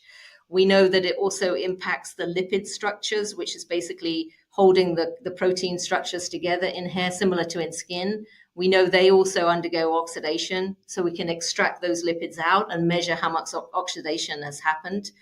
We can also measure the effectiveness of the chelants that we're adding into Pantene to protect that by seeing how much of that damage we can reduce by using Pantene. So you would do a protocol where you'll wash with a competitor shampoo versus Pantene shampoo with a chelant, and then look at the outcome in terms of the amount of bond breakage and lipid damage as an endpoint after exposure to the UV. We can also directly measure how much we can control uptake of that copper. So we can dose copper into the water at a level that would be similar to a consumer's home. And then at the end of 15, 20 washes, measure how effectively we're removing that copper from the hair. And then we know the more we can remove it, the better we're going to be in terms of damage protection. Because one of the important things about this oxidative chemistry is that these metals are what we call catalytic, which means you only need a very, very small amount to get a lot of extra radical damage, because they form a radical and then they rejuvenate themselves and then they form another radical, and kind of that's the definition of catalytic. So even at the ppm level, you can see the consequences on consumers' hair over multiple cycles. And this is something that you'll see kind of in a chronic sense rather than an acute sense. I think the other thing you can do in a product is you can use conditioners and other, we have other products within our lineup that as you get dry hair or you get split ends or the hair feels damaged, you can also use those products to help give protection and, make the hair feel and look healthier. Okay, so I have two more questions for you that aren't scripted, but I'll ask them anyway. So second last is, do you have any final take-homes that you'd want to leave with the audience here today, and or any nuggets of information that we haven't had a chance to cover, but you'd like to just get it out there? I think we don't really appreciate that hair needs protection from the UV. We know very, very well how skin needs protection from UV, and we use products and we take care of our skin when we go out in the sun. I think you don't appreciate that the hair is also getting damaged over time, and there is things out there we can do to protect the chronic damage. So using products that can minimize the creation of this reactive oxygen species, I think is something that I'm not sure people are aware that it's even possible. So I think just kind of making sure that, yes, UV will damage hair, and there are solutions out there. They're different solutions than we use for skin, but that's because skin is very different, and with the strategies we're using are different, but we still have solutions out there that we can use. And then my last question is for audience members looking to learn more about some of the things we were talking about today. Do you have any resources that you can point them towards, or any journals, maybe Journal of Cosmetic Science, or maybe there's something internally with Procter & Gamble? Yeah, so we've published this work pretty extensively. I think we have 3 publications, maybe 4 publications that cover the different mechanisms. We also know that these metals interfere with the damage from hair color, because hair color, when using a hair colorant, you're also using oxidative chemistry because you're using hydrogen peroxide at high pH.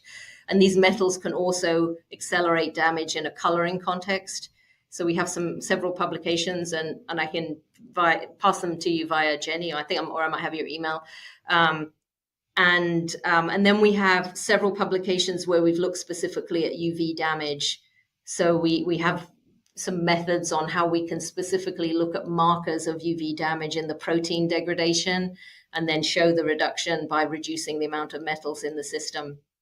So there are several peer-reviewed publications, most of them in the International Journal of Cosmetic Science.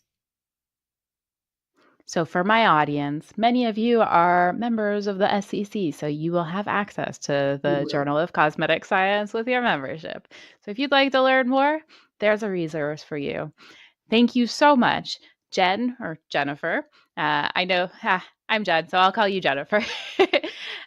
This was such a pleasure learning from you. Massive thank you again to Procter & Gamble or Pantene. Should I say Pantene or Procter & Gamble? I've said Procter & Gamble throughout this presentation. So maybe I'll just say massive thank you to P&G for sponsoring the E-Summit as a Pocket Talk sponsor. It's because of sponsors like you that we're able to make this summit free for everyone. Thank you so much. I think that was great. Before we take a break, as we get ready for our closing panel, I just have one speaker on this panel to introduce. The rest of them have been introduced, Michelle, Carl, and Stan. So our final speaker in this panel is Meredith. Meredith Petillo is the Senior Director of the Technical and Regulatory Services at the Nonprofit Trade Association, Independent Beauty Association. Meredith leverages over 15 years of experience in cosmetic regulatory affairs, legal advertising claims, product testing, and product development to support IBA member companies with regulatory and technical solutions in order to grow and thrive. She joined the product development team at Bare Essentials, where she established an in-house regulatory department. She was responsible for all regulatory compliance activities and product testing for the US and international launches for Bare Minerals, Buxom, and MD formulations. She then returned home to the East Coast working on North American regulatory affairs for Banana Boat, Hawaiian Tropics, and Schick at Energizer, now Edgewell. She then joined Reckitt Benckiser's, I'm sorry for the mispronunciations, legal department as advertising claims manager. At RB, Meredith developed claims testing protocols, supported NAD challenges, and was responsible for legal approval of all claims and advertising materials for RB's health and hygiene portfolios, including Mucinex, Delicim, Airwick, Lysol, Veet, Clearasil, Durex, among many others.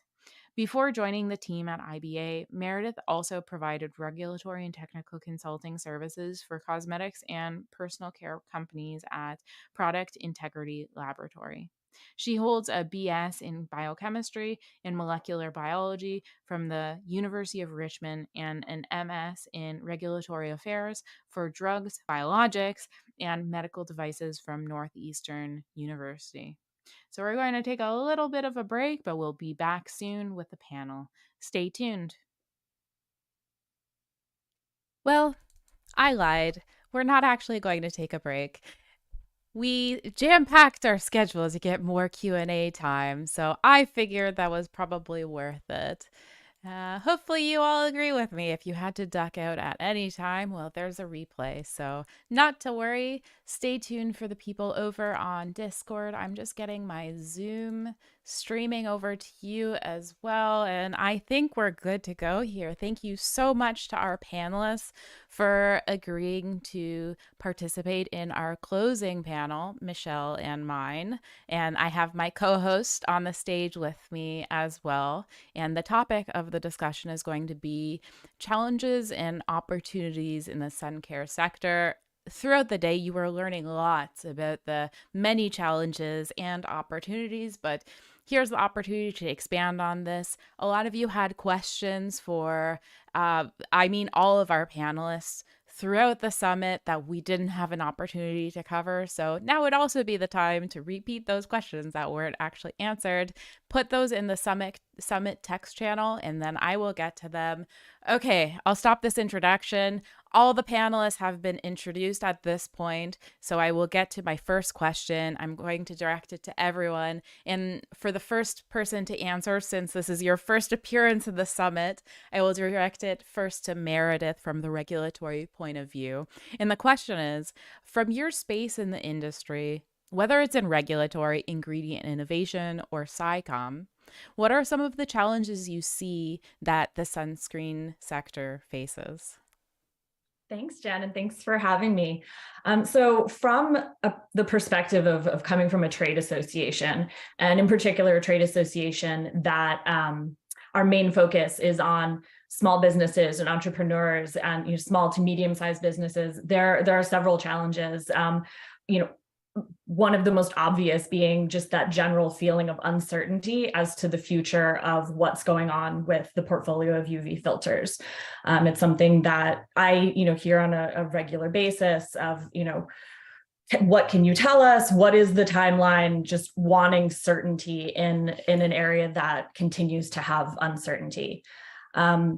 Similarly, I hear often challenges about the increasing state and even local level regulatory legislative activity, specifically about sunscreens, also layering that with the fact that so many brands that have sunscreen products also have cosmetic products.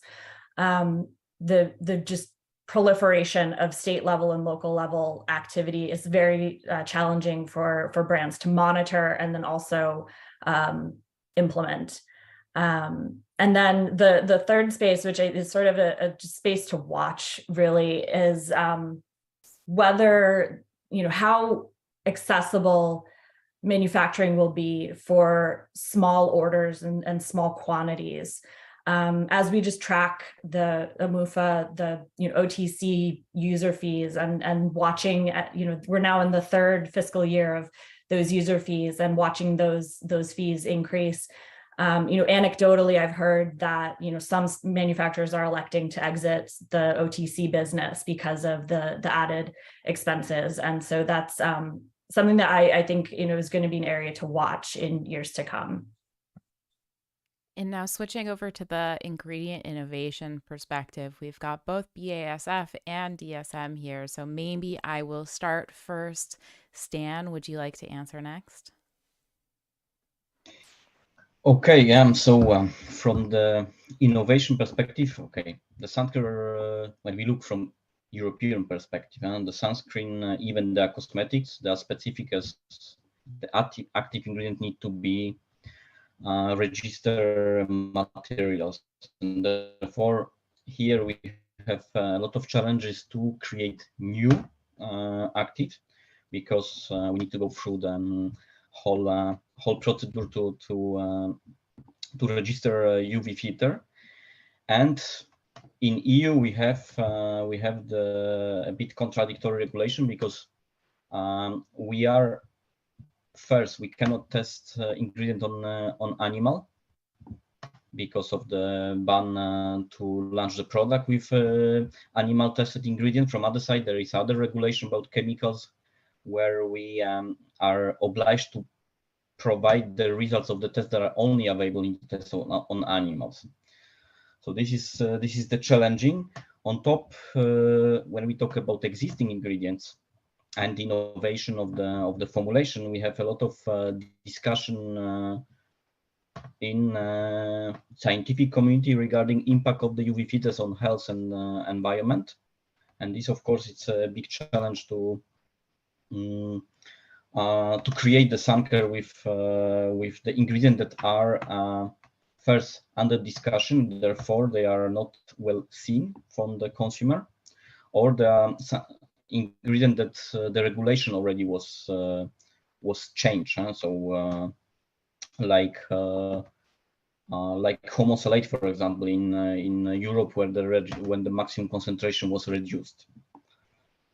And what are the challenges? Well, discussion about environment. So we have a lot of discussion about environment on UV filters and the impact potential environment, and it's also impacting the formulating of the new Suncare product. Carl, would you like to go next?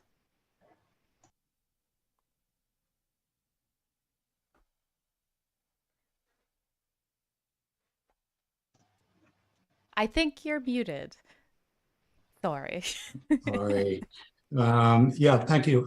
So innovation is really critical, as you know. Currently, we are trying to defend the safety of the existing ingredients, and that's going to take a while from various fronts, and both the human and the environmental side. But I think, we really need to be a little bit more practical in terms of how we look at sunscreens from a regulatory perspective, in terms of how we manage risks. Having come from the Environmental Protection Agency, where we devise risk management processes for chemicals, I think there's a lot that can be learned from other parts of the government, including Europe, in terms of looking at new alternative methods, which include in silico modeling, in vitro methods, which really don't incorporate animal testing to the extent that they currently are required for FDA drugs that are basically sunscreen skin actives. So I think there needs to be a really practical look at how we can devise a program that does not sacrifice safety, but also acknowledges that new, more efficient UV filters that are sustainable can be brought forward with regards to a new paradigm, which includes all these other, non-animal testing and sophisticated Tox 21 test methods, which are incorporated in all parts of the world. Like EPA uses it all day long. Europe also does, and there really isn't an issue in terms of having margins of safety which are not sufficiently broad enough to cover the various types of individuals that are using the product. So I think, one, a call for reform in terms of how we regulate, more risk management, practical sense in terms of, these are special case drugs. They're not genotoxic for the most part. Looking at maybe a tiered approach in terms of a risk management program, which is much more streamlined, using more modern methods, which then can be used to bring more modern sunscreens, and also having the incentives there beyond the current 18-month, and maybe expanding that a little bit more, to a 36 to 48-month exclusivity for anyone who brings new ingredients forward. So I think there are a lot of components that need to be addressed, and starting with the basic ones in terms of, getting rid of where the no animal testing where it's not really required, and where other tests can be used in place would be a great place to start. And from the Sci-Comm / maybe consumer perception point of view, Michelle, what do you think? So I think the challenge is pretty much, it's always kind of been misinformation. I think it's getting worse though, because there are all these new challenges with algorithms. So for example, with things like TikTok, and with the sort of collapse of the tech / media industry, I think it's just turning into a situation where things that are misinformation are just much easier to make. They go viral much more easily. There's a lot less money and resources in doing good journalism and good science communication. And with the rise of generative AI, it's just going to make it a lot easier to make unvetted content and pump that out really easily. So, I mean, there's always been a lot more time and energy required to do good Sci-Comm, to really vet your sources, get accurate information, make it understandable. And it's always been kind of disadvantaged because it is always more complex to explain, the actual science rather than just give something really one-sided. So I guess it's just the gap between good information and making crappy, simple misinformation is just widening. And yeah, it is actually a bit of a depressing sort of time for science communication, I think. And I I just wanted to say a couple of things. Well, first, Michelle has been up all night long. I think have you gone to bed? Because she's based in no, she's based in Australia. I'm based in Canada, so we tried our best to make it work. But unfortunately, what works best for me is not what works best for her. So that's commitment. Thank you so much, Michelle, for collaborating with me on this conference. And then, like, speaking of misinformation, I know I bring this up a lot, so I just might be getting on my soapbox and being annoying, but like misinformation is having a tremendous impact on the cosmetics sector, including on the sun care sector. And I just always like to point out what's happening with the filter bans in Hawaii, where misinformation and straight up pseudoscience, because that's what it is resulting in bans that are limiting what people in Hawaii can use and may actually make the sunscreens available to them less safe. And I say that in the context because they have less filters available, and so they might be less aesthetically pleasing, and so then they may not be as likely to wear sufficient amounts because there's white cast. And all this is because we are misusing or misrepresenting science when sunscreen filters are not causing coral reef bleaching. So why are we going that route and banning it? Okay, well, I'm going to just stop talking though, because I'm not a panelist, and get right to my next question. So the next question is, how do these challenges impact products on the market, consumer compliance, and the sector as a whole? Michelle, do you want to start this one off? Well, I think you covered the Hawaii situation really well. Yeah, but I mean, that's only one example of how misinformation is impacting consumers and also products on the market, and therefore what industry can put out. I think there's also been a big rise in dishonest claims playing to this misinformation and these misconceptions from consumers. So there's the rise of claims like reef safe, Hawaii compliant, 100% mineral, even though it contains lots of SPF boosters, as the presentation from Stan went into detail about. And this marketing just adds to this misinformation loop. So in my talk, I talked about this misinformation feedback loop where consumers who are misinformed end up demanding marketing and products and legislation that is also misinformed. And then that ends up teaching consumers that this is supposedly correct, like it legitimizes the misinformation. And then consumers, of course, also become content creators. And so they also produce more misinformed content, and they also seek out and follow more creators who are making this misinformed content. So it's just this like building feedback loop. In terms of how consumers are using products as well. So it's not only just the products on the market that are changing, it's also how they're using it. So for example, I guess with buying, lots of consumers are picking products that might not necessarily be the best option for them. Like you mentioned, Jen, a lot of people are choosing mineral sunscreens because they think the law is making them choose that in Hawaii, but a lot of consumers are thinking that this is safer, that it's more protective, which, as I'm sure everyone here knows, is just not true. Organic sunscreens are far more protective, or they have the ability to be far more protective than mineral sunscreens because there is just so much more flexibility with them.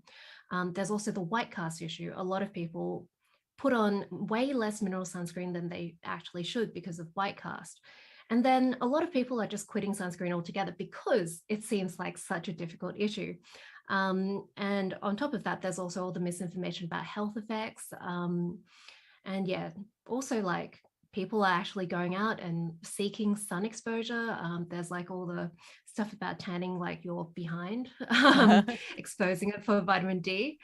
And yeah, that all just leads to it's really sad. Like people, like we've made all these strides in science and in health and medicine, and people are just, because of misinformation, just like losing all these amazing advances we've made. So yeah, it is a really, really big problem with misinformation. And unfortunately, that does drive where the industry goes, because there will be more and more dishonest actors playing to this marketing if we allow the misinformation problem to get bigger. Peridium sunning. It's the new coffee, I guess. I think that's what the wellness community markets it as. Carl, do you want to go next? I think you're on mute again. keep turning it off, so I'm going to leave it on. So the misinformation creates uncertainty with the consumer. And the issue here is one of compliance. Because there's uncertainty, maybe they won't use the products that they really need because they're not sure if it's safe, it's going to create an issue with the environment. But I think education and awareness is very important. So with the environment, obviously the Hawaii situation might be helped out by the National Academy of Sciences and Engineering Medicine report, which has called for the development of risk management and risk assessments that are based upon methods which are to be developed, eco methods on which will show the toxicity. Also, it'll spur some research that's actually ongoing right now with exposure monitoring in terms of how much is actually in the environment. So once you are able to ascertain the actual toxicity and the exposure, then of course you can determine the risk and implement the appropriate risk management practices that are needed to mitigate those risks as necessary. But at the same time, I was listening to the Personal Care Products Council had a recent summary of habits and practices of U.S. sunscreen users in the United States at the American Academy of Dermatology, and 20% of the population does not know that a sunscreen is a drug. Okay, more people don't follow the directions. They don't understand that you need to reapply the sunscreen as FDA requires. So if you read the back of the label, it says reapply every 2 hours. And I don't think anybody is doing that unless they're really hardcore with regards to either getting wet and really following the regimen. So I think a lot of education and awareness is needed for people to really understand that SPF 100 is not going to protect you all day long. You still need to reapply depending on if you go in the water, sweat, etc. And really understand exactly what it is that the sunscreen does in terms of protecting you not only from sunburn but also from the harmful effects which cause skin cancer, and then also having a program in place for people to recognize when they need to see a dermatologist and how to self-assess whether they have issues with skin. So it's a very wide amount of work that we still have in front of us, and I think we're starting right now with the right idea in terms of getting those studies done for the environment that FDA has required for absorption. And I think in the end, this will hopefully lead to further innovation and new sunscreens, which are much more efficient and also sustainable. Now, there's been some really great questions coming in the Q&A. I just wanted to let everyone know who is attending, who's in the chat. I will get to your questions. My questions for myself are rather short, so we will have hopefully lots of time for yours at the end of my questions, though. Okay, Stan, would you like to go next? Okay, the challenge is we have discussion about UV filters and we see what we can see is reformulation of them and its impact. So you already mentioned the case of US and the particulates only or inorganic only filters that may impact the compliance because of the white cast and sensorial. That's not easy. When you look from perspective of other regions, we have also discussion about UV filters that were commonly used and then they are reformulated. So when we are not using commonly UV filters that were liquid or they are liquid, then we face the issues or the challenges with the solubility of other UV filters. So we need to have more oils, and this can also impact the compliance because can be that the products will be more oily and therefore less wish to be applied by the consumer, and it's unfortunately can also impact the protection that is provided. And last but not least, Meredith. Those are some great responses, and needing to find something to add is challenging. But an impact that comes to mind is the potential for consolidation in the marketplace, because especially you mentioned Hawaii and these bans that are either in effect or that are being proposed at a more and more frequent pace. it's not realistic for many companies to make particular formulations for certain states. It's not how they are set up to manufacture, and it's not how retailers are set up to distribute. So the notion that, oh, well, we can just, have a different product for this state, it's incredibly challenging. And if you're seeing more and more divergence, there are going to be companies that can't do that and might exit the sunscreen market with those products. So you'll see fewer and fewer products that are available, limiting the consumer's choice. Especially with e-commerce, it's just not realistic to say, okay, I've got this formula for these 10 states and this formula for those states. And then, especially considering the global footprint that so many brands have, being able to manage the formulation and the testing and the regulatory paperwork and filings that go along with all of that would be a huge task and at a tremendous cost, especially for smaller brands. I could see the consumer's choice shrinking as you see more of this regulatory action, because it just makes sense to formulate for the most strict set of regulatory requirements, which would then mean, if you had lots of options in your portfolio now, you might reduce that number moving forward. Okay, another question that I will direct to everyone.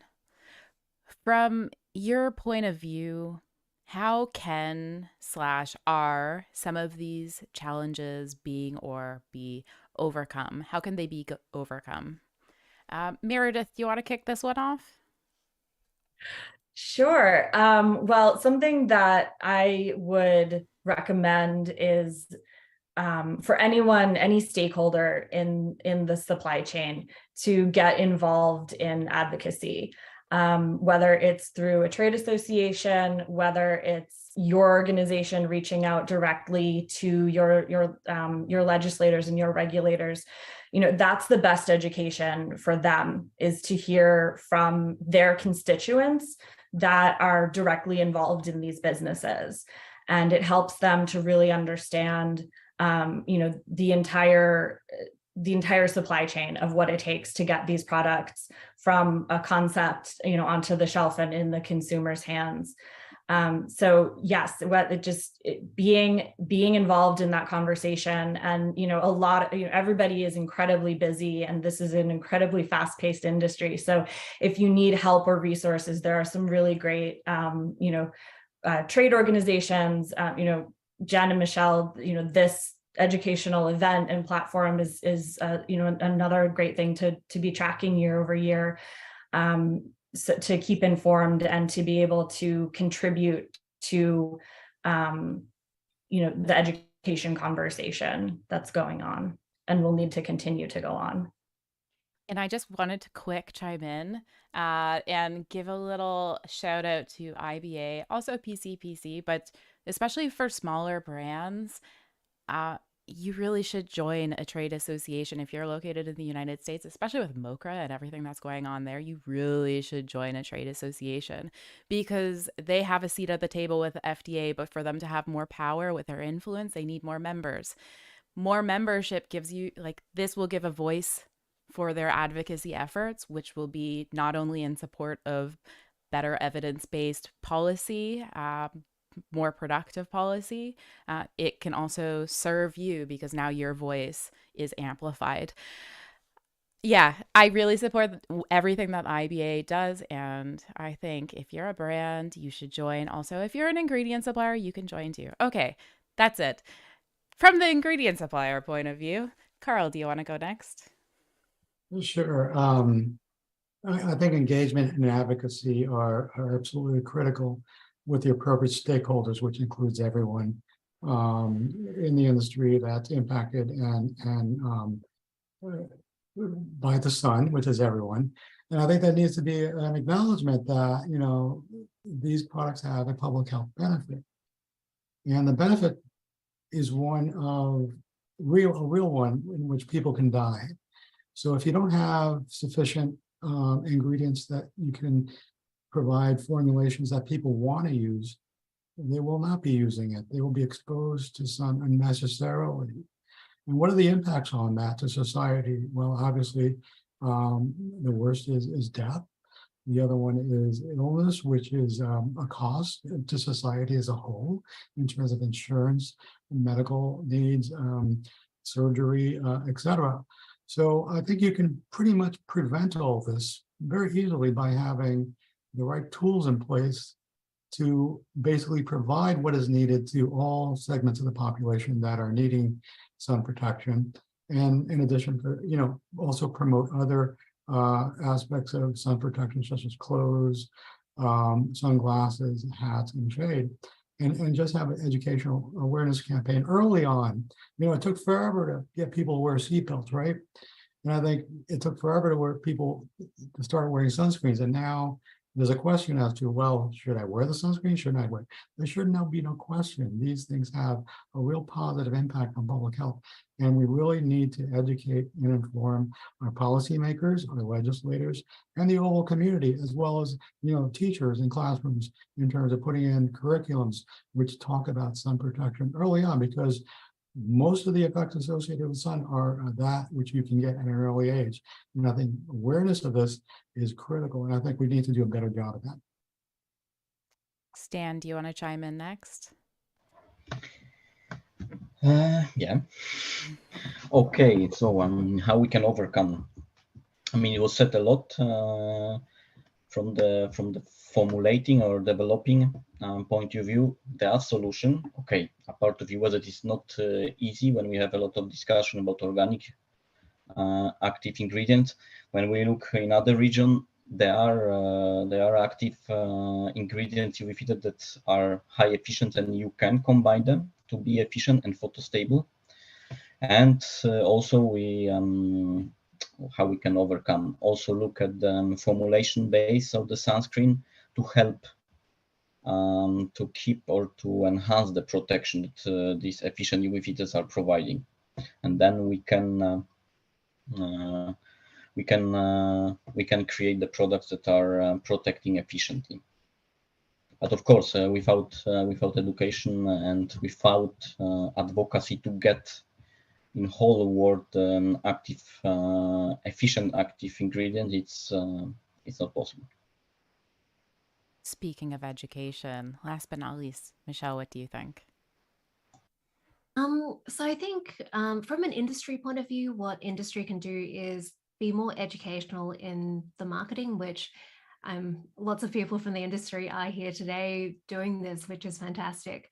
I think also more investment and support for science communication in general. So for example, through Beauty Sci-Comm, which is the initiative Jen and I have started.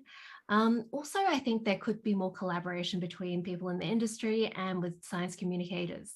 So it can be financial support, it can be paid collaborations. It could also just simply be alerting science communicators to relevant information. So sometimes finding information is really difficult, especially before like these sorts of events came along. And I remember actually having someone from BASF reach out to me and go, hey, we've got this resource, have you seen it? And that was super helpful. From a consumer point of view, I think what consumers can do is keep brands accountable. So ask them hard questions. If you see something dodgy, like call them out on it. If you speak up, a lot of the time marketers will just assume that there are lots of other people who agree with you who are just not speaking up. So it is like a more impactful sort of thing to do than you would think. Also, as the consumer, share good information when you find it, and also learn about spotting misinformation so you know not to share misinformation, because that is what pushes information in the algorithm. I think more importantly, I think like you just kind of need some standardization and regulation from the government. I think a lot of this sort of thing has to be done top down. Obviously, we don't have anyone from the government here, but I do think lobbying towards that is really important as well, just having more enforcement of existing regulation. And consumers can actually file complaints in a lot of countries. So if you see dishonest marketing, you can actually go off and find the relevant authority and file a complaint. Some of them will actually follow up. I've had some get through, so that was nice. But yeah, a lot of the time, if the FDA doesn't know about it, for example, then they're not going to do anything. So yeah, I think being annoying can actually be useful.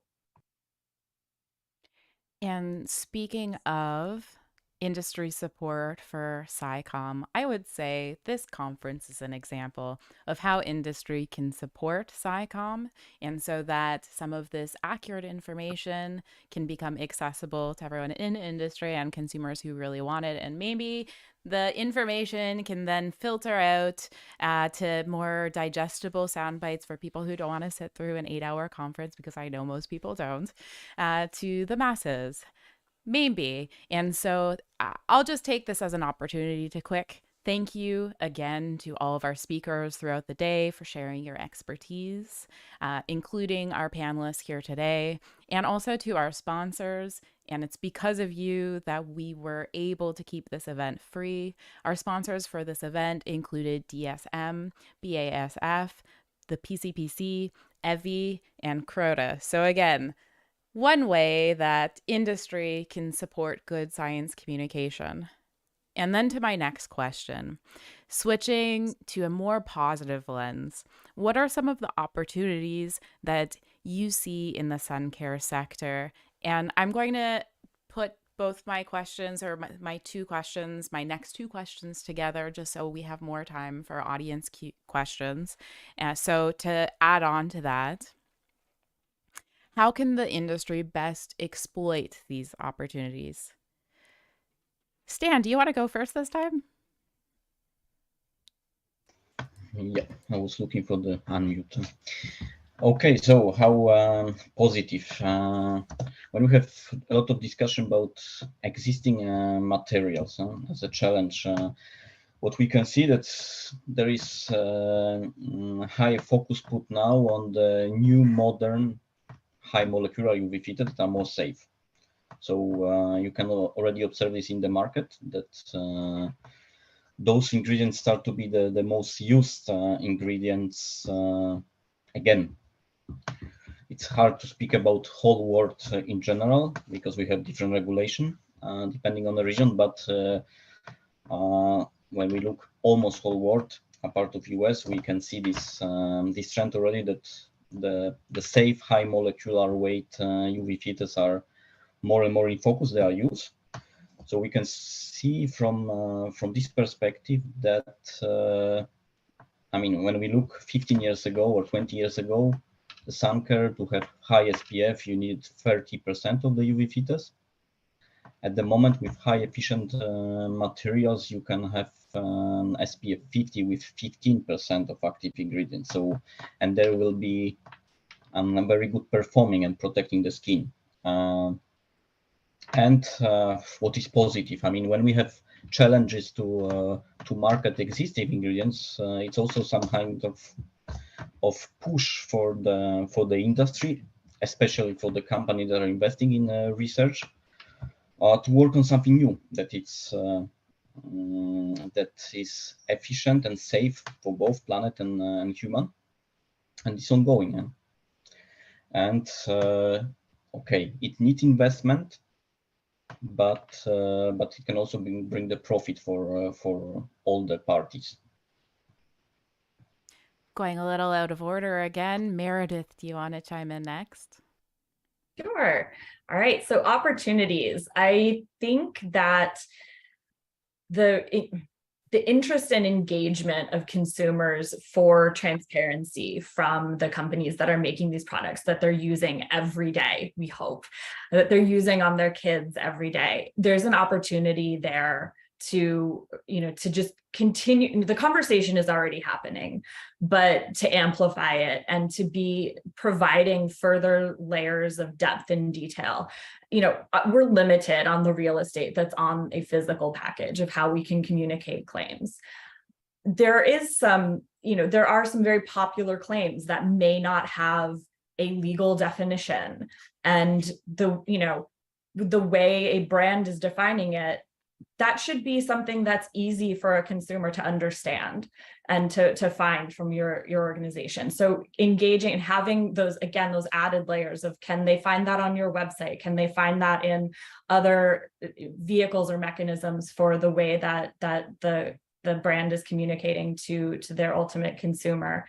And putting these complex concepts into consumable and practical terms that, again, I just think the opportunity is really there from both a consumer perspective and again, from the advocacy perspective to give those practical toolkits that will help to address some of the many challenges that we talked about at the beginning of this conversation.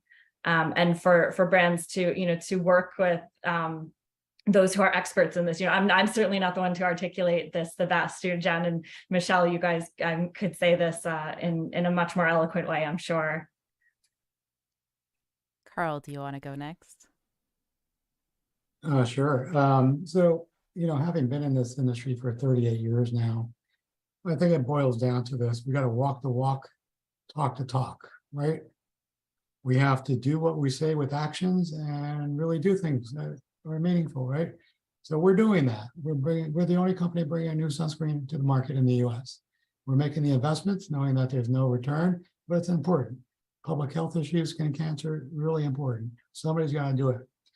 We also have a Safer Under the Sun initiative where we provide, we work with the Skin Cancer Foundation to provide free cancer screening with dermatologists all over the US for free. This is something which increases the awareness of sunscreens and also the awareness of skin cancer. And it provides a service for all people everywhere, needy or not. And then, finally, the educational awareness, participating in events like this, going to Congress, advocating. These are really important things. And we want to bring everybody along with us and not just be the only voice. So I think walking the walk and talking the talk is what it's all about. And last but not least, Michelle. Yeah, I think Meredith said a lot of the things I was going to say, but yeah, people are really interested in sunscreen. People care a lot about it. It's one of those products where you can make a lot of people care about it because there's so many aspects to it. There's the skin cancer aspect, there's the photoaging aspect, there's the sunburn aspect, and there's also so much science behind it. So I think it's one of those topics where people are really interested and it's a really good opportunity for science communication. And science is also really cool at the moment. People care a lot about science. I think it is partly because of the flood of misinformation that people are really grateful when they find someone who will explain things in a way that makes sense to them and is backed up by evidence. I think people really treasure it when they can get good information, and especially when you can recommend, say, a sunscreen product that does actually work for them. I think, for industry, it's really good to be more transparent now. You have all this opportunity to show people your data if you have it. If you do have science backing up your products, if you have evidence, then people are going to be interested now. And like Meredith said, there's so much more real estate to be able to show off your data. There's social media, there's your website. There's so many different mediums to do that in. And collaboration is a lot easier now, especially post-pandemic. Everyone's learned how to use all these tools like Zoom to make content and to collaborate over different continents, even if it is currently 5:30 a.m. over here. But yeah, I think there are lots of opportunities, even if, I don't know, I do get quite depressed thinking about the state of misinformation, but there are lots of opportunities at the same time. And I think we should really embrace them. So I have one more question before I flip it over to Q&A. So you in the audience, if you have questions, now's the time to put your questions in the Sunscreen Summit text channel. That's where I'm keeping an eye, but I do recognize some people had issues getting on Discord, so I have one eye over on the YouTube chat as well. Okay, my final question is, do you have any final take-homes that you would like to leave our audience with for the summit here today? Take homes or maybe a call to action. Either would be good. Meredith, do you want to kick this one off? Sure. So take home would just be this particular product category has had tons of activity for many, many years and will continue to. So you have to stay current. You have to engage with the right subject matter experts, whether those are your in-house teams or hiring third parties, just to stay on top of all of the entire regulatory landscape here in the U.S. and the international markets that that are important to your organization, and as Carl said, to get involved, to walk the walk. It's very important. This is a category that has public health. Everything that Carl said, I echo that. And so please, stay up to date on the regulatory affairs and make sure your organization is involved in the conversation. Carl, would you like to go next? Well, I think just do it, right? That's what it's all about. I mean, we obviously are here on a Sunday, giving our time because we're passionate about this. And I think we have a very large audience that's also interested, which just demonstrates that this is something that people think is important. And if it is important, let's just do it. Let's just get on with what needs to be done. Let's create innovation. Let's educate. Let's do everything that is required in order to address the public health issues associated with this. Very simple. Don't overcomplicate it, and just do it. Stan, do you want to go next? I mean, it's hard. You said you cover a lot, but I mean, what I can say, use the sunscreen. Huh? I mean, there are plenty of products that are really good performing, and so look for the sunscreen with high performance against UV. Maybe more than I got this question before even. If we should look at the trends when we talk about serious things like protection, and this is also the point. And the first and main, whatever is the regulation in different regions. I mean, the Suncare are protecting our skin, our health against skin cancer. So this is the main goal, to have efficient product to protect. And if it's trend claim about packaging or this or other sensor is less important than efficient protection of broad spectrum protection against UV.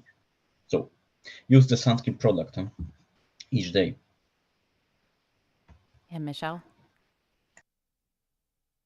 I feel like I don't really have too much to say here. I feel like I've said a lot already, but I guess the people who are here are probably all doing the right thing. I think most of the people who are here are trying to learn more. And I think, yeah, if you have other people who are in your industry or other consumers, your friends, yeah, encourage them to also question things and look deeper into what information they've given about sunscreen. We're going into Northern Hemisphere summer. There's going to be a lot of sunscreen scare stories, and yeah, just spotting misinformation often purposely tries to trigger emotions. So yeah, tell your friends to pause if they see a news story that makes them feel strong emotions, and check before sharing. And now we have the open Q&A. So if you have questions, put them in the chat and I will ask them. The first question is from IHJ, who asks, why does the AAD still state on their website that chemical filters absorb and physical filters reflect? It's hard to talk in clinic settings about the safety of chemical filters because of the way it's stated. It supports derm clinicians who still push that narrative and perpetuates the chemical versus physical filter messaging. Is it because it's hard to officially change the messaging? Anyone want to chime in on that? Maybe Michelle or Stan, or I don't know, Carl, if you have any thoughts on that.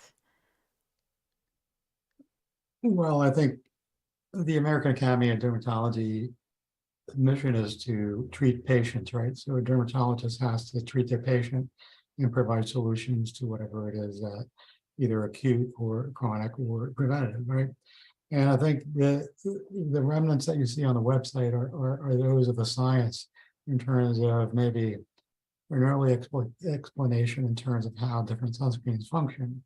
The organic ones absorbing energy and releasing, and the inorganic minerals basically not working in the same way as those that are organic. But I think, that's a good point, and I'm on the photo dermatology society, which is a subset of the AAD. And I think that's something which I'll bring up in terms of an awareness, because they may not be aware, okay, in terms of what that messaging does. And it's a very good point. Whoever brought that up, give you kudos. And I'll bring it back to the photoderm society, which can influence AAD. Especially when I think, and Stan, please correct me if I'm wrong, and please expand on what I'm saying, that inorganic and organic filters have comparable absorbances? I mean, if comparable, I mean, both are working because they absorb UV radiation.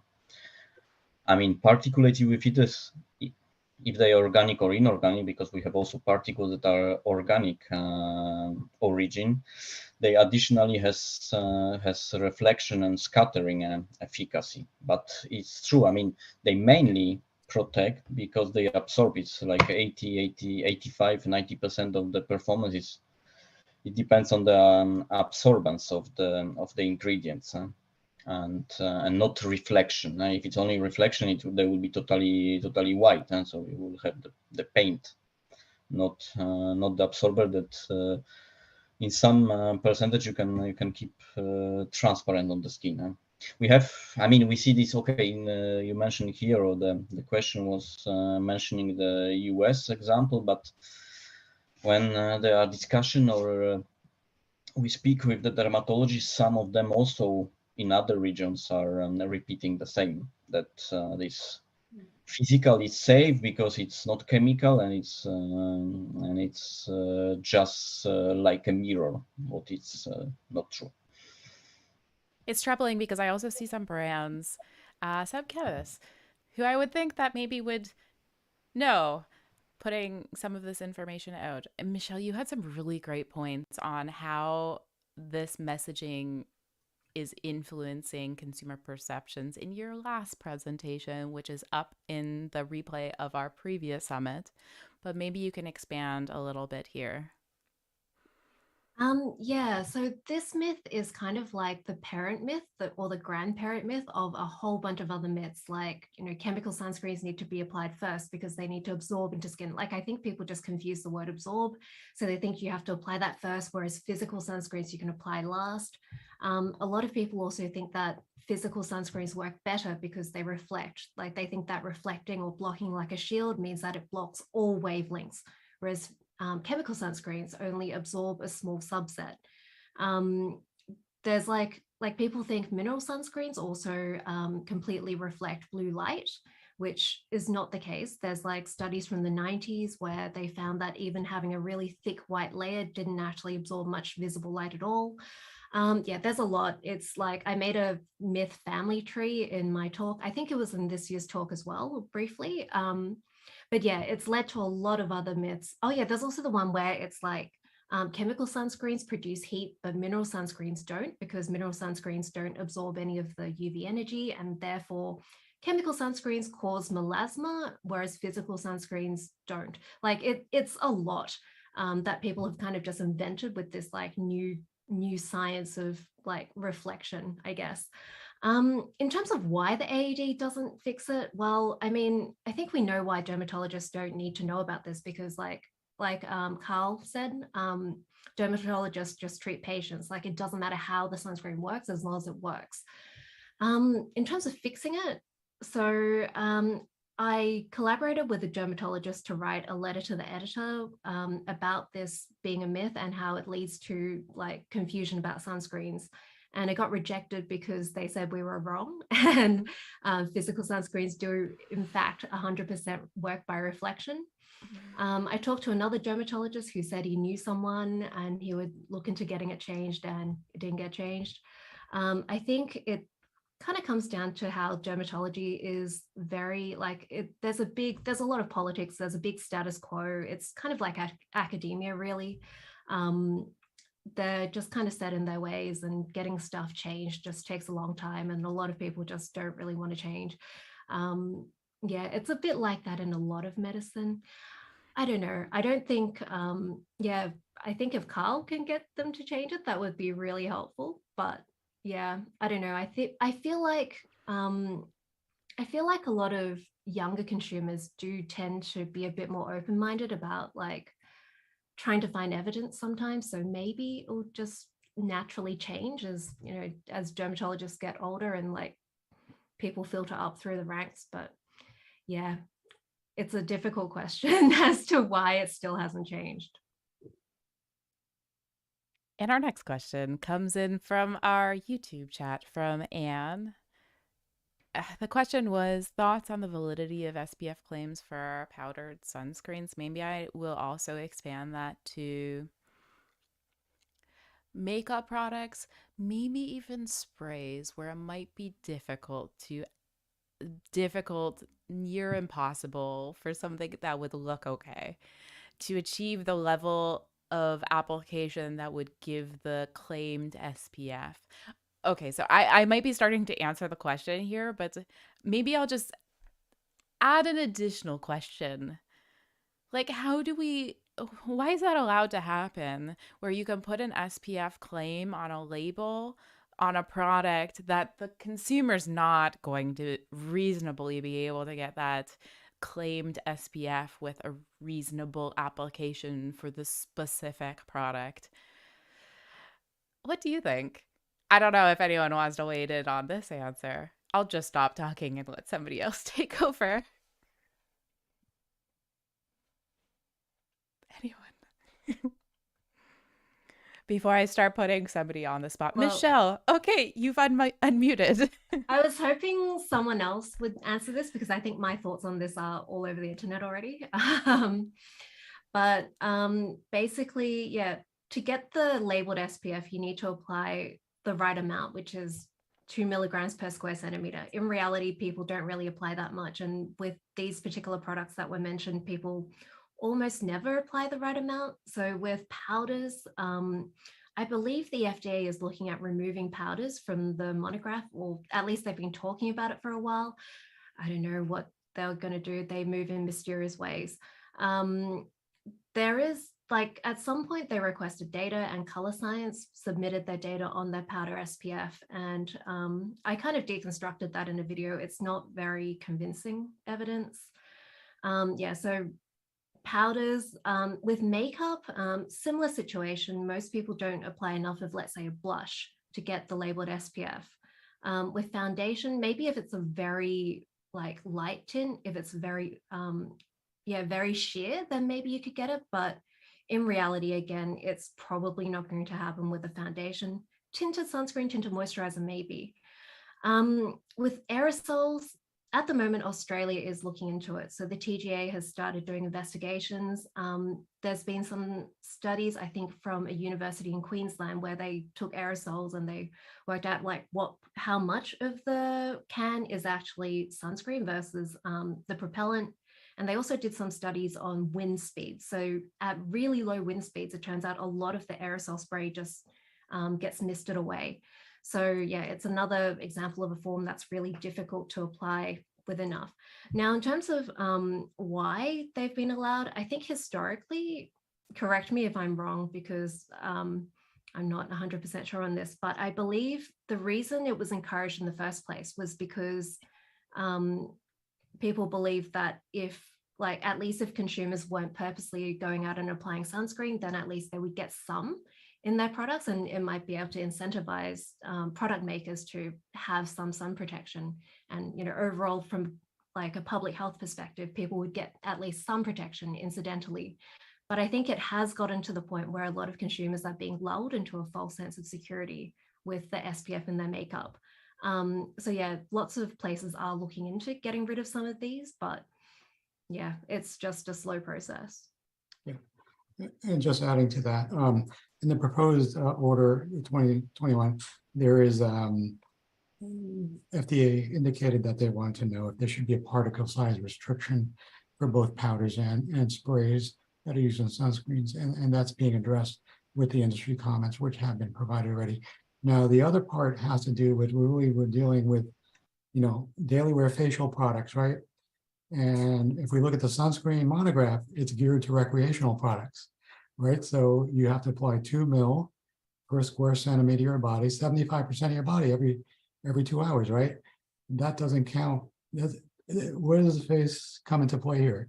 So it's really not part of the monograph. So if we wanted to do it right, we would have the portion of the monograph addressing the facial products and the recreational full body products, right? And that would be a much more easier way to deal with this rather than trying to put the square hole in the round, peg or whatever, the other way around. So basically, it's a disconnect in terms of how these products are used and what the intent of the monograph is in terms of focusing mostly on full body recreational products versus daily wear, which you just apply once a day and you're done in the morning and then you wash it off later in terms of makeup and stuff like that. So it's a problem that needs to be fixed. Anne has another really good question. I think this is much broader beyond sun care. How can we communicate the unsettled state of science with respect to the health and environmental effects of sunscreen ingredients to the public? Yeah, that's a really good question. And also, risk benefit. There is a little risk for some of the things, but perhaps, especially when we're talking about the benefits associated with sunscreens, the benefits far outweigh any potential risks. Okay, I'm not going to answer the question. Anyone? Carl or Stan or Meredith? Michelle, too, you can answer. Anyone?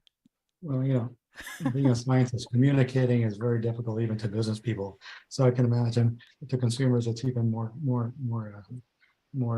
of a challenge. But I think you have to put into perspective in how they can translate it into things that are meaningful to them in terms of the benefits, in terms of what is the outcome in terms of skin aging. That's one aspect. The other one is skin cancer, right?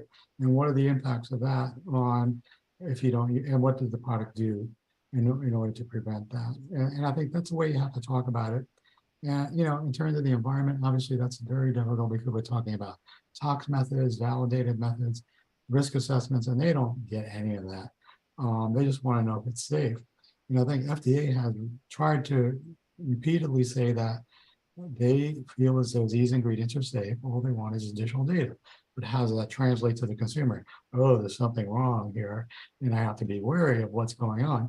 So we have to create a messaging that's clear, that doesn't have any unintentional consequences, and it's continuously reinforced through various types of communication methods, at different levels, because not everybody understands at the same level.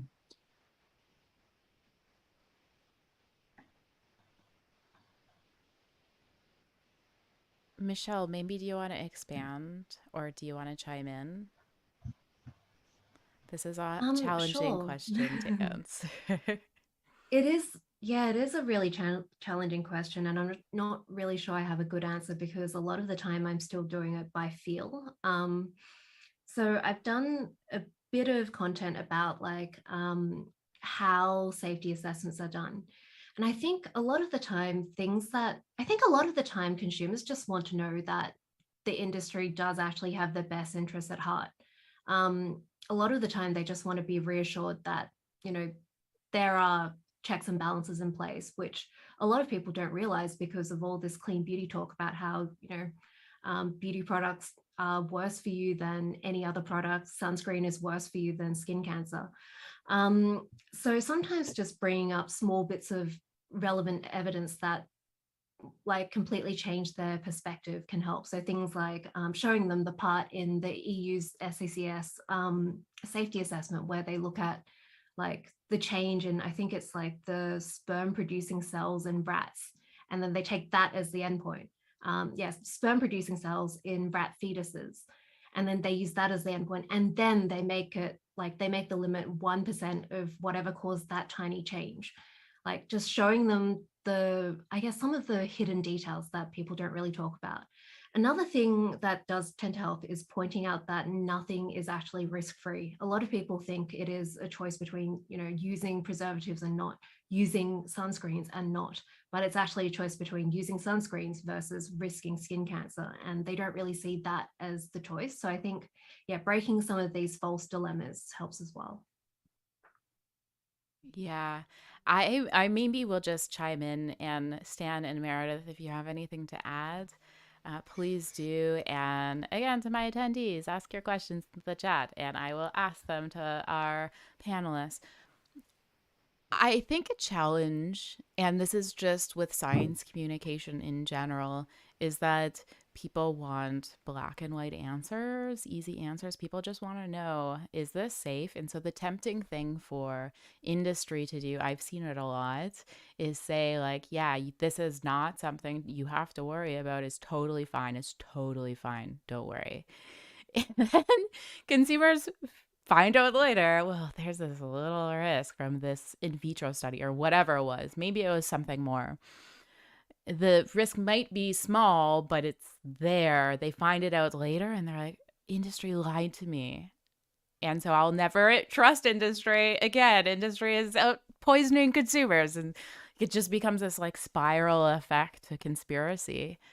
So like the challenge for science communicators is communicating uncertainty, communicating the gray, because it's complicated. Unfortunately, the reality, we can't just say, yes, your sunscreens are 100% safe, because there is a little bit of uncertainty, and like actual scientists will generally feel uncomfortable with those blanket statements. So yeah, figuring out a way to get consumers better, or sorry, I shouldn't say consumers, it's everybody, getting everybody better at accepting uncertainty, because unfortunately, most things in science are a little uncertain and you're just going to have to get over that. Anyone want to add? And we have one more question. Okay, one more question from Jean Pinto, who asks, do cosmetic products claiming SPF need to follow OTC rules, and to which extent? And I suppose this is a question that's going to be different from market to market. Carl or Meredith, do you want to chime in from the regulatory point of view? If you have a claim of SPF, that basically makes the product a drug. And it falls under a sunscreen monogram. So you have to do the sunscreen efficacy testing for SPF in order to substantiate whatever number it is and what you're claiming to say. And there's no two ways about it. It's a drug and you have to comply. And if you don't say SPF, then it's not a drug, it's cosmetic. So you don't have much of a choice here because it's rules and regulations. Just to expand on that, and that covers the product and the manufacturing facility. So if it's an OTC drug, it's an OTC drug, and it is made under the same GMP requirements as other OTC drugs. The fact that it's a dual cosmetic sunscreen, yes, it has cosmetic claims and functions and properties, but as exactly what Carl said, from all of the regulatory perspective, everything from manufacturing, labeling, et cetera, has to comply with the drug regulations in the United States. But yes, it does change. In Canada, it could be a DIN product, an NHP product. In Europe, obviously, it's classified as a cosmetic. So it depends on the jurisdiction as to what that regulatory classification is. But generally, it's the highest, if it falls into multiple categories, you would comply with the highest regulatory classification. And we have one more question before we close this panel from Eve, who asks, what about UVA safety? Many sunscreens still have lower UVA screening than UVB screening effect. Stan, maybe this is a good chance for you to chime in. I mean, yeah, so we know more and more that the UVA is one of the, to protect against UVA, it's crucial to protect our skin, because as you can analyze, the skin cancer are caused by a radical formation in the skin, and those are mainly created by UVA radiation. It's true that the big number of, not saying that of course the UVB is also impacting directly the skin cancer formation, but UVA here is important, and indeed there are still the most of the product protect not equal protection against UVB and UVA, and it's also caused by the reason that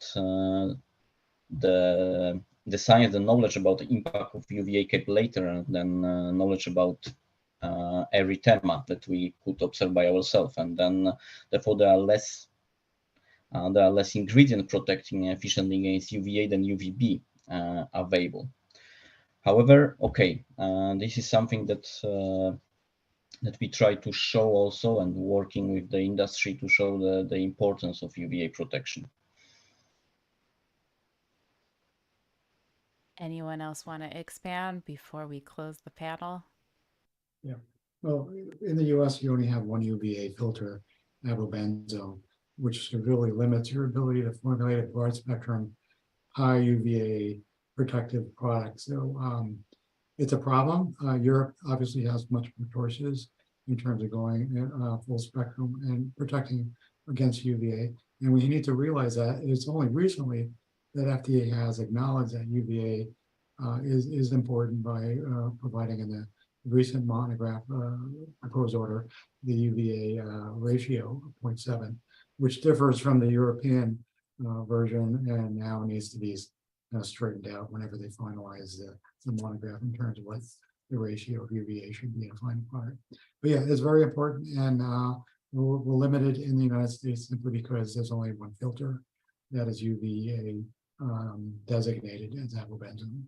So very important, and we have to do something about that. Okay, well, with that wraps up the second annual Sunscreen E-Summit. We'll probably do it again next year if you guys liked it. I hope you did.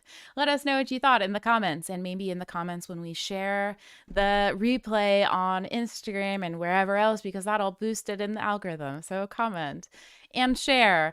There will be a replay. I'll be publishing it on the EcoWell blog tomorrow at the very latest. If you want to support what we're trying to achieve with our free e-conference series to democratize accurate information for the cosmetics industry, please share. Also, if there's little snippets of some of the learnings from today, share that with your network.